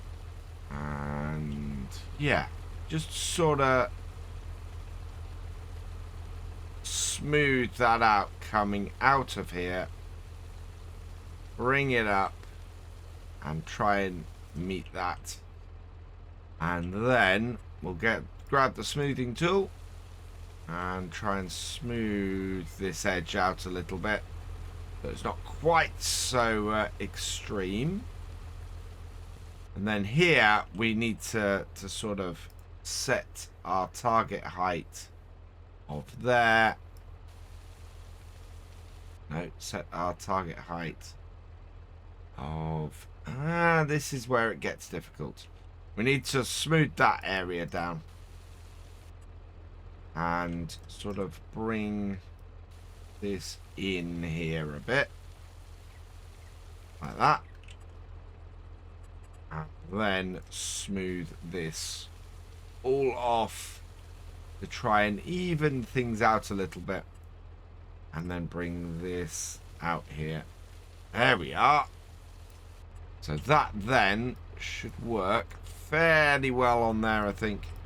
Smooth the edge of this a little bit and see what we've got. Look at that. That I am happy with. It's not perfect. It's still a little bumpy in places, but we should be able to run the smoothing tool over that and get that running a little bit better. But certainly we've got the start of a road running up the side of the mountain here. Let's go back into here, and as I said, we need to smooth things out a little bit. We'll go with a wider area and just run that over this to try and give us a little bit of a smoother way there. And this overall will be, but we need now to get our stump grinder up here, clear up this stump and these stumps here, and then we're starting to get up to an area where things open up a little bit. And yeah, that's really cool. Actually, that's a better road up here than most of the roads up this mountain. And look, our tractor does not have an issue getting up here. Brilliant. Let's start that up, and we can now get rid of these stumps as we go through, hopefully. No, it's not having any of that. This is where I think we need a new stump grinder. I think this one isn't quite up to the task. Unless, can we put it on the back? I'm being a little bit funny in that I want to get it on the front and want to run it like this. But it may be that our front 3-point linkage just isn't up to doing this. But we need to lower it first. Right. I'll detach the PTO. There we go. Right. We'll drop the touchy fun off the back. Like that. There we go. And then attach this onto the back of here and see if that works better for us. See if it lifts it a little bit higher. Because this was how we originally had everything attached. Yeah, that has gone a bit higher. So that's good. And then we'll just reverse up here. But so much better. But once we got rid of these stumps, then we'll be in a position where we can smooth the rest of this road off up here. And then we can smooth the rest of this roadway out and start on the second section of it. Which is a little bit further up here. But that will then allow us access deeper into this area. We can now get the smooth tool on here. And we want to start smoothing out this area here. Make it easier to get up. It gets a little bit difficult in places because of the trees. And that's why sometimes we find that we've got bits that can't be smooth. I do like this ramp making function. It works really well most of the time. It wouldn't be sort of a makeshift roadway if we didn't have a few lumps and bumps in it. Right, how does that look? Let's go and have a walk up the roadway and check it. So fairly decent. Yeah, a little bit bumpy in places, but in general, that I like. Right, so what I want to do now is again step out the way. We will come into here, landscaping and painting now, and I want to put forest ground. Could go forest ground or dirt. Let's go dirt initially. Change the shape of that. Go a little bit larger. And then we can just sort of bring a roadway up here like so. We might put some forest ground in the middle of it, but that will yeah, that will run quite well as a roadway up there. Widen it a little bit. There we go. Right, how's that look? That is looking pretty cool. I'm liking that a lot. So, last test. Can I get my Phoenix up that roadway? Will that work? Oh, this might be awesome. Look at that. Look at that. Yeah. As I said, a little bit lumpy and bumpy in places, possibly a little bit more smoothing to do. But I built a road. Or at least the starts of a road, because we get up to here and yeah, there's lots more trees for us to get down and out the way before we can get up higher. But certainly this is now making inroads into our forest. And giving us the chance to go and harvest trees from further up this side. Oh, gotta be careful not to fall off the bottom of this ramp, though. All in all, that makes me very, very happy, I think. And yeah, I would say that's a good day's work. It's a little bit shorter than normal, but We've achieved something today, and I'm happy with that. So we're going to take this tractor up here today and see if we can't start getting some trees down and basically clearing this flatter area up the top here. I say flatter area.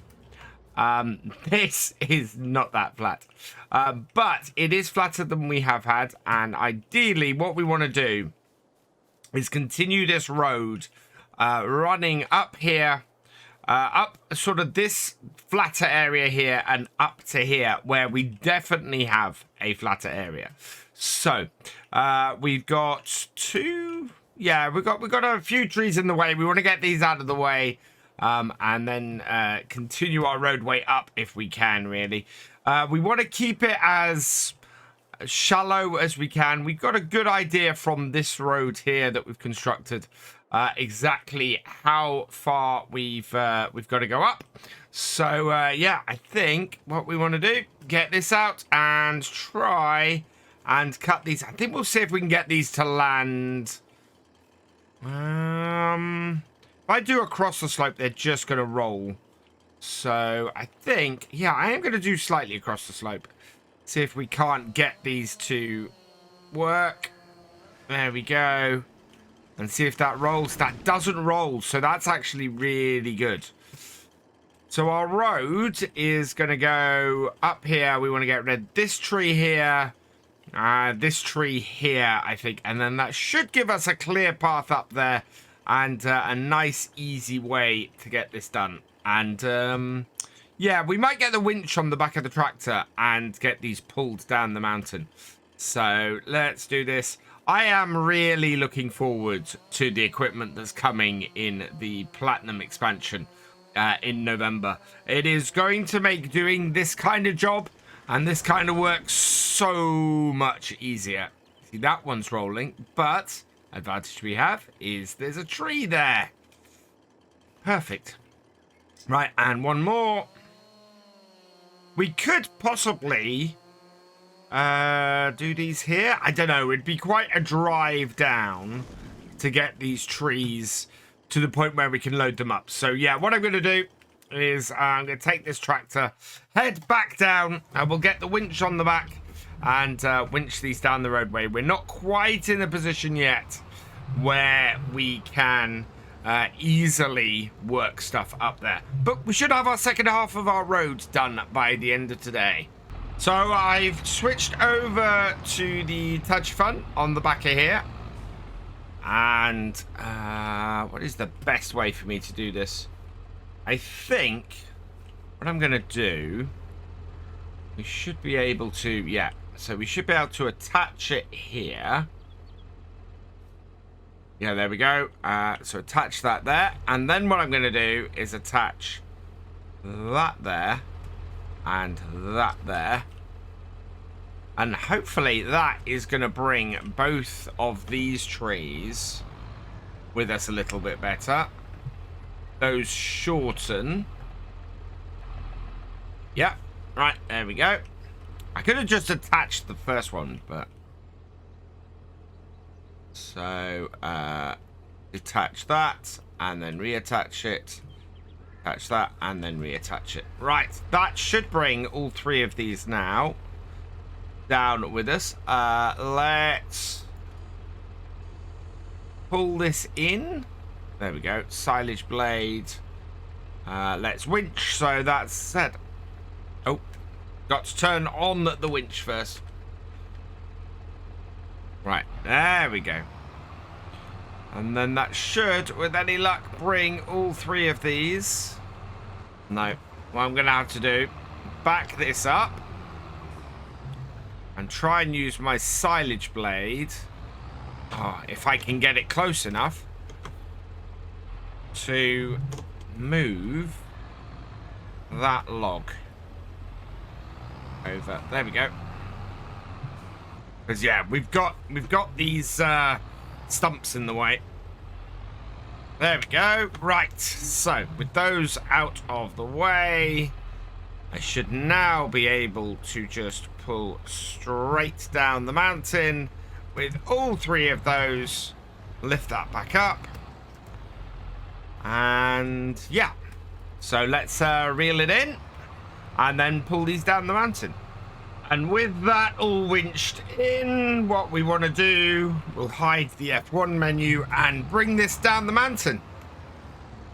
And yeah, then we can get it cut up, loaded up. And with any luck, actually, this should give us another full trailer's worth of wood. If not, we've still got a couple more trees up there we can get rid of. But I'd quite like to get these... Oh, down here, get this done, and then we'll be in a position where we can just go and build the rest of that road up. Right, there we go. Let's unhitch that. That takes all of them off, and then it's out with our chainsaw, and time to do some delimbing. And there we go. That's all 3 of them delimbed. So now we're back into the 8-meter cuts. Let's just double check this. It's been a while since I've done all this, but yeah. So let's check our measurement tool. So 0 meters. Yeah, we want 8-meter cuts on here. So let's go and get those done. I am looking forwards to getting larger equipment and being able to just do this automatically and sort of saw through this stuff. Whether we ever manage to do that on this map or whether it's something we end up doing on the Platinum expansion map, I don't know. But it is something that I am very much looking forward to do. The plan is we will make as much money as we can between now and the release of the Platinum Edition on this map. And yeah, whatever we make from here, we will take that over to the Platinum Edition and explore what we can on there. We currently only have 10,000, but we've got a lot of equipment here, and I will sell everything off. So we're going to have a completely clean slate on that map, but it'll be what we have, unless it's less than we started on here. In which case, yeah, we will just start a new game, probably as a farm manager, if that was the case, because I really, really want to explore all of the stuff that we've got coming in the Platinum expansion, but I don't want to leave off the challenge of doing stuff in Farm Sim, which is one of the things I love about this game, and the way that I get to play it these days. Right, we are almost there on these. One thing I will note, if you do want to grab a copy of the Platinum expansion, or I don't have a copy of Farm Sim at all, I want to grab a copy of the Platinum edition with all of the DLC released so far, along with the Platinum expansion itself, then yeah, links are down in the description below, so go check those out. Right, that's got it. Perfect. So let's take that off, and we can start loading these up. Looks like we got a decent amount of wood here from this. So switching to my front loader,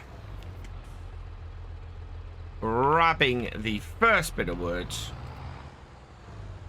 and we'll get it loaded up. And yeah, I think this is going to be another good amount of wood we get to take down to our sawmill today, and it's going to allow us to well, hopefully make a decent amount of money off here eventually. We've still got this transport issue where it's so difficult to get stuff from one side of this map to the other. We may end up giving the Phoenix an upgrade to try and help it to transport stuff over.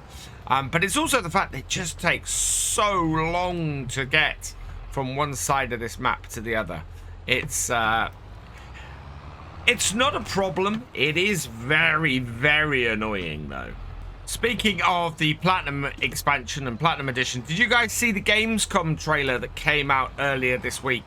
Highlighting some of the new features, including, apparently, the roller coaster. It looks like we might have to build a roller coaster on the Platinum expansion map, which is just really, really cool. We knew we were going to have to there was going to be a boat production that you could do, but I love the idea of having local missions and local challenges on a map that are sort of one-time things that you can go off and have a go at doing and getting stuff together for. I really like that, and I certainly think that doing things like that is going to be the aim for any series that we do on that map.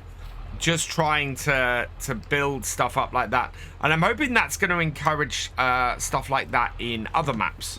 So bits and pieces to get contracts and missions and things like that along as well would be really, really cool to see that go beyond just the base game maps.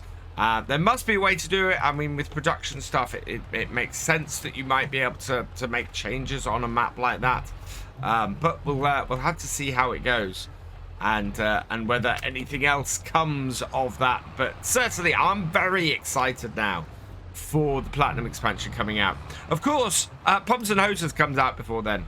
Not something that's really relevant to this series, but something that definitely on my English maps I'm going to be using. And in fact, a week today, a week tomorrow, so a week on Saturday, we are going to be having a new series starting here on YouTube. We have Attingham Park coming back.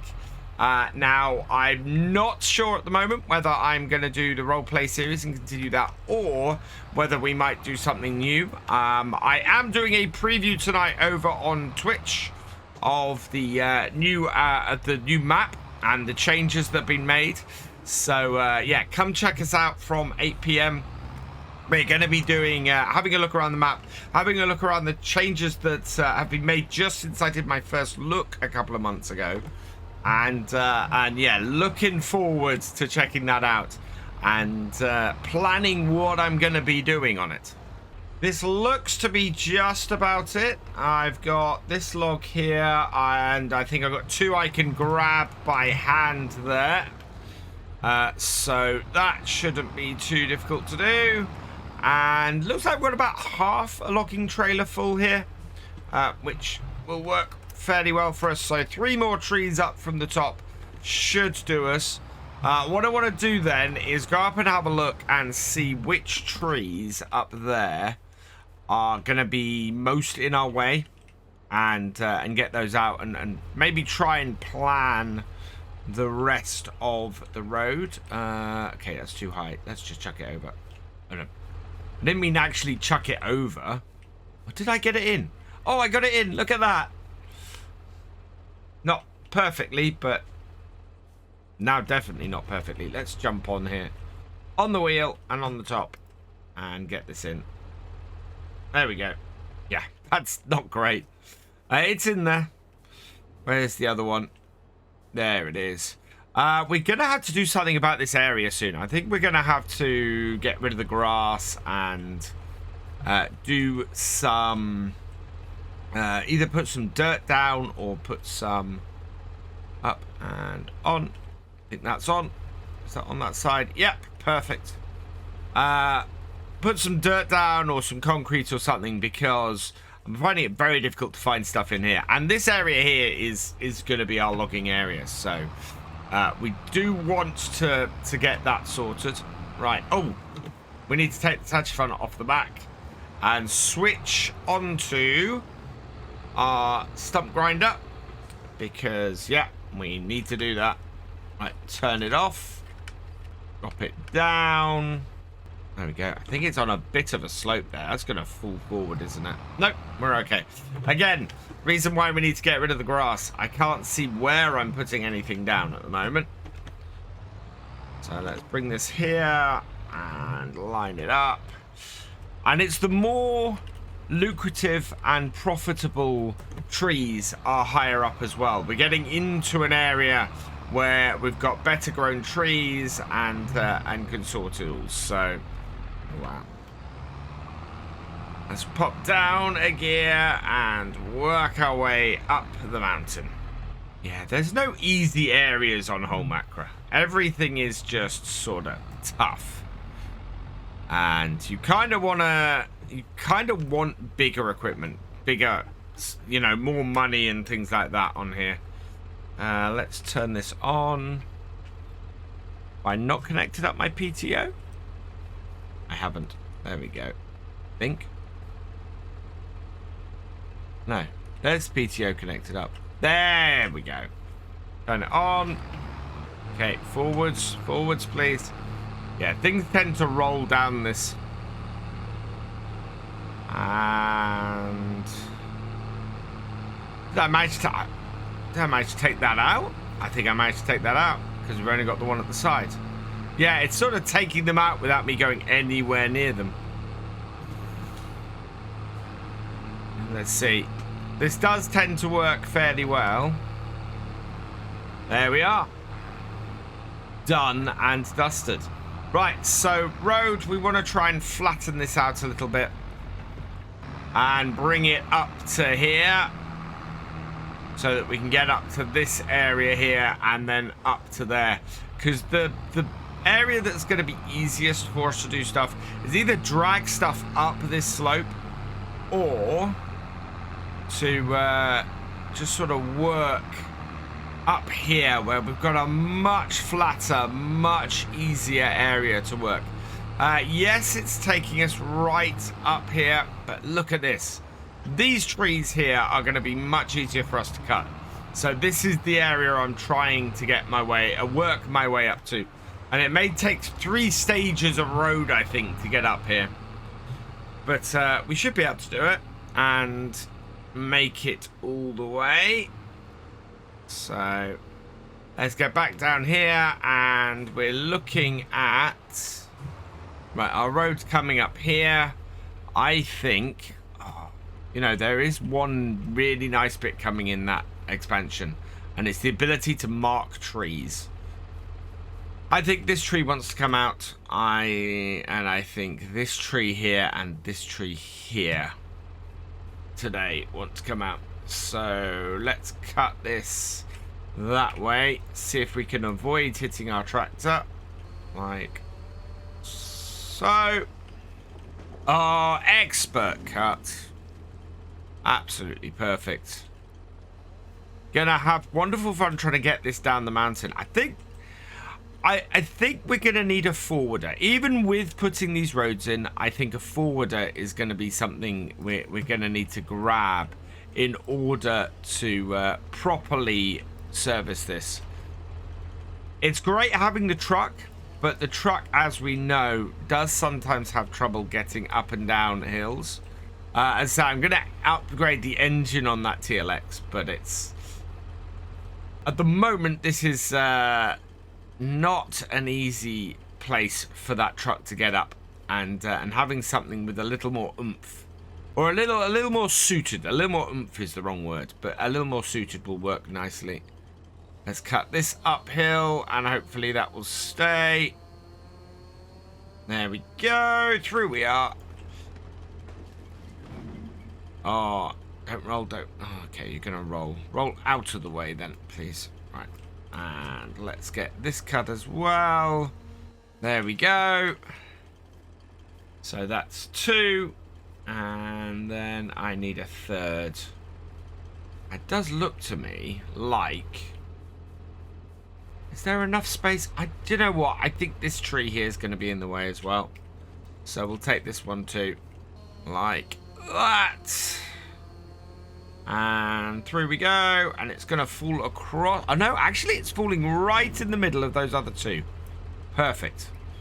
Right, and then we'll get rid of these as well, debranch this, and that'll just make it easier to get these all down that road, because otherwise, yeah, we're gonna have a trouble. Right, that's all the limbs off. Let's see if we can't get rid of these stumps quickly. So move this around. Yeah, we'll bring this up here. We'll smooth this corner around. Oh, I'm almost on top of that. Can I get that as well? Not the actual tree. There we go. That's a little bit of an odd cut out of that tree. That's all right. Okay, and then we can get this one as well. Then these are out the way. And then I just want the one further up the top that might get in the way of us getting these down. Oh, I think getting these down at all is going to be fun. Yeah, we kind of need to set this up as a staging area up here. Let's see whether we can actually get this truck up this road and up this hill. I don't think it's going to work, but we'll give it a try. Okay, can our Phoenix get up here? It should do. I mean, we've had it up less steep stuff. I'm going to give us a fairly low gear to get this up. It is designed so that we can do this. But it's the tires we've got on this are not perfect for doing this. I mean, you know what? That is actually going up there a lot easier than I expected it to. And yeah. Wow, if this will just go up here, we might not need to do much smoothing. It is making it up here without too much hassle, I'll be honest. Can we then... We stop that there, and we'll just get all of the bits off there. Can we get this up? We might be able to do this, you know, chat. You know, chat. That's the thing. So, I said, you know, chat, because I'm used to live streaming. Let me know down in the comments if you watch the live streams. I should mention, live streams are coming back to YouTube. I will be streaming once a week here on YouTube. From, again, a week on Saturday. It will be the multiplayer live stream. So, we're going to be doing a new multiplayer setup. If you're in the Discord and have multiplayer access to the multiplayer area, which if you are a YouTube channel member, a Twitch subscriber, a patron, or a community member, which is anybody who has reached level 8 in the Discord, then you'll be able to join the multiplayer a week on Saturday. The server is going to be open 7 days a week, and will be on a 7-day month. And yeah, it's going to be good fun, and I'm excited to be streaming here again on YouTube on a fairly regular basis. So yeah, come join us for that. That is going to be a lot of fun. I think that might be the last cut. Oh, we've got a very little bit at the end. Yeah, that will do. Right, let's load these up here.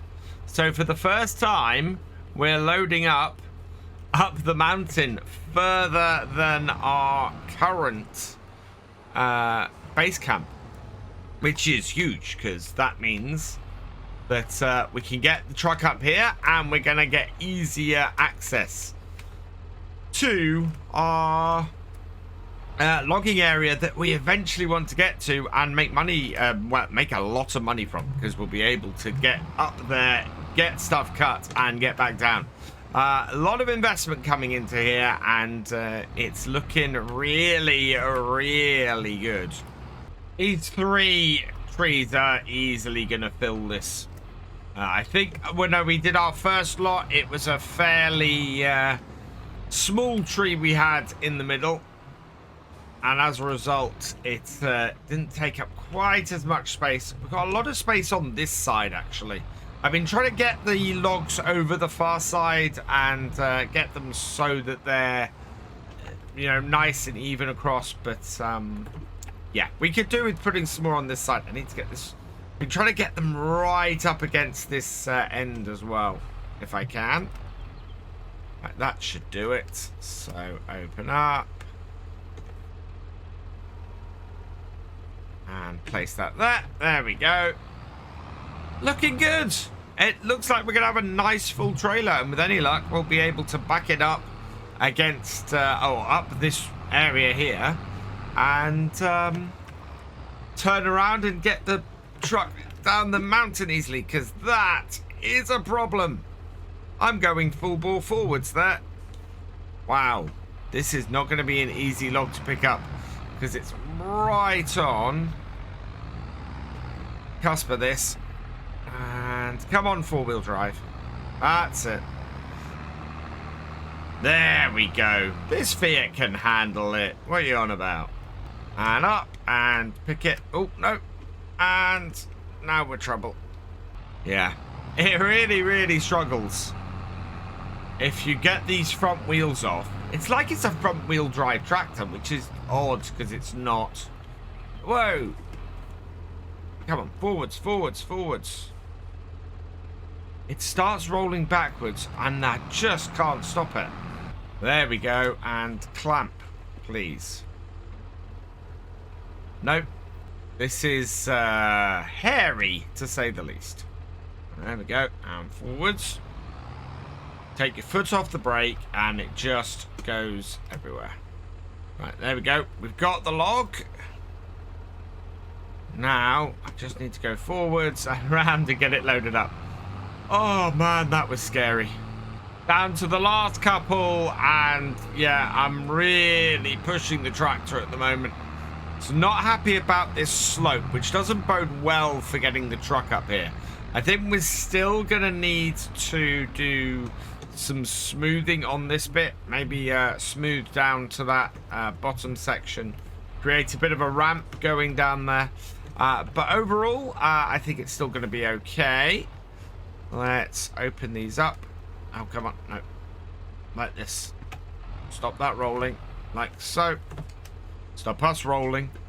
Right. That's not got that.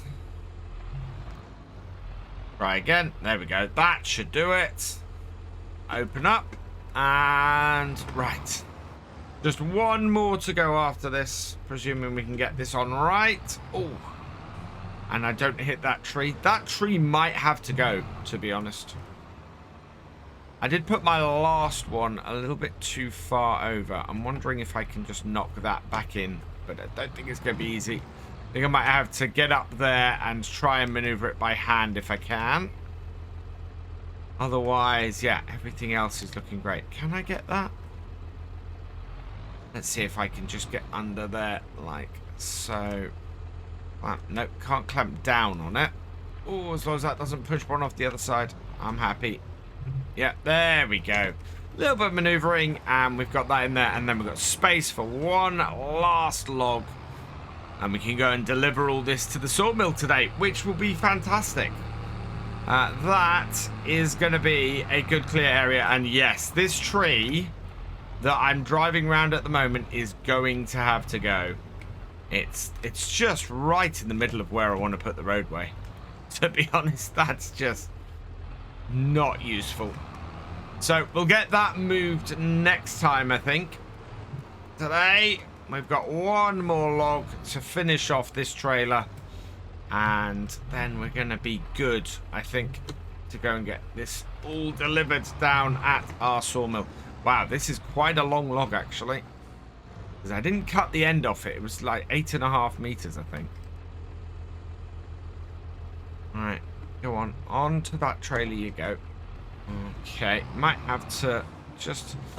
Trouble is, I've put the heavy end on the overlap. So it's not quite so happy. There we go. Right, that's that all on there. Let's get this back down to our logging camp. And then we'll run back up here and get our truck moving. Right, park it up. Now, something you guys might be able to tell me, because it's been 2 weeks and I'm not quite sure. Actually, it's been about 3 weeks. Did we sell the Deutz? Because it's not here. I think I must have sold the Deutz to afford other stuff. Especially, probably to afford our truck here. So that wouldn't surprise me. But yeah, I came on here and went, where's my Deutz? Went, oh, maybe I sold it. So yeah, let us know. Did I actually sell it? I mean, I could go back and check the previous videos, but it's also a good thing for me to ask you guys. Oh, come on. We need to jump on the top here because we need to be able to do these. There we go. And that one, and that one, and that one. And that has got all of them done. Right. Now, we just got to hope that this will reverse this at least a little way up this hill. Yeah, there we go. Right. Let's get this down to the sawmill. Well, we made it down the mountain, and look at that. That is a very nice, large amount of wood on the back here. Absolutely brilliant. It's going to fill our sawmill up, certainly. And we're getting very close to now thinking about loading up our other stuff. So, this wouldn't take more than about 6-meter logs, I don't think, looking at that loading area. Well, let's just get all these taken off at once. Just makes things that little bit quicker. Yeah, look, the width of this and the width of those logs does not work. Right, here's my door. There we go. That is them all loaded in there. We now have 30,000 in there. We've got 34,000 wood chips. Let's have a look. So wood chips are not full yet, which is good. We have boards distributing straight into here, and we're not full on here at all. We sold a load of planks because we had a best price for them. Yeah, we've got plenty going through here at the moment. Oh, sorry, we sold some dry boards too, didn't we? And the rest are all over here with our hired JCB. I really do like this, and it's worth keeping this around. But yeah, so we've got a whole load of dry board 1s here and a whole load of dry board 3s here, which we need to load up onto our flatbed at some point. And then this is dry board 1s. So yeah, we're producing those. I think that May is when we're looking to July is when we're looking to sell these. So we're at worst price at the moment, because we are in we're in May. So price is on the way up. Dry boards 2 are coming up, dry boards 1, and yeah. So everything's on the way up. We'll see a price dip expected next month. And then we're looking at 1,600 per 1,000 litres, and each of these is 1,700 litres. So yeah, we're looking at a very, very nice cash payday in a couple of months' time, which is fantastic news. Right, I need to get this back up to the logging camp, but for now, this is where we're going to leave it for today. So all that remains is for me to say thank you for watching. I hope you've enjoyed this video. Please leave a like, drop us a comment, and give it a share. Special thanks to all my patrons and channel members. Your support is invaluable in making these videos and helping the channel to grow. For more from Virtual Farmer, check out the links below, follow on Twitch to watch live, and for more videos, subscribe and ring that bell. I will see you next time. Goodbye.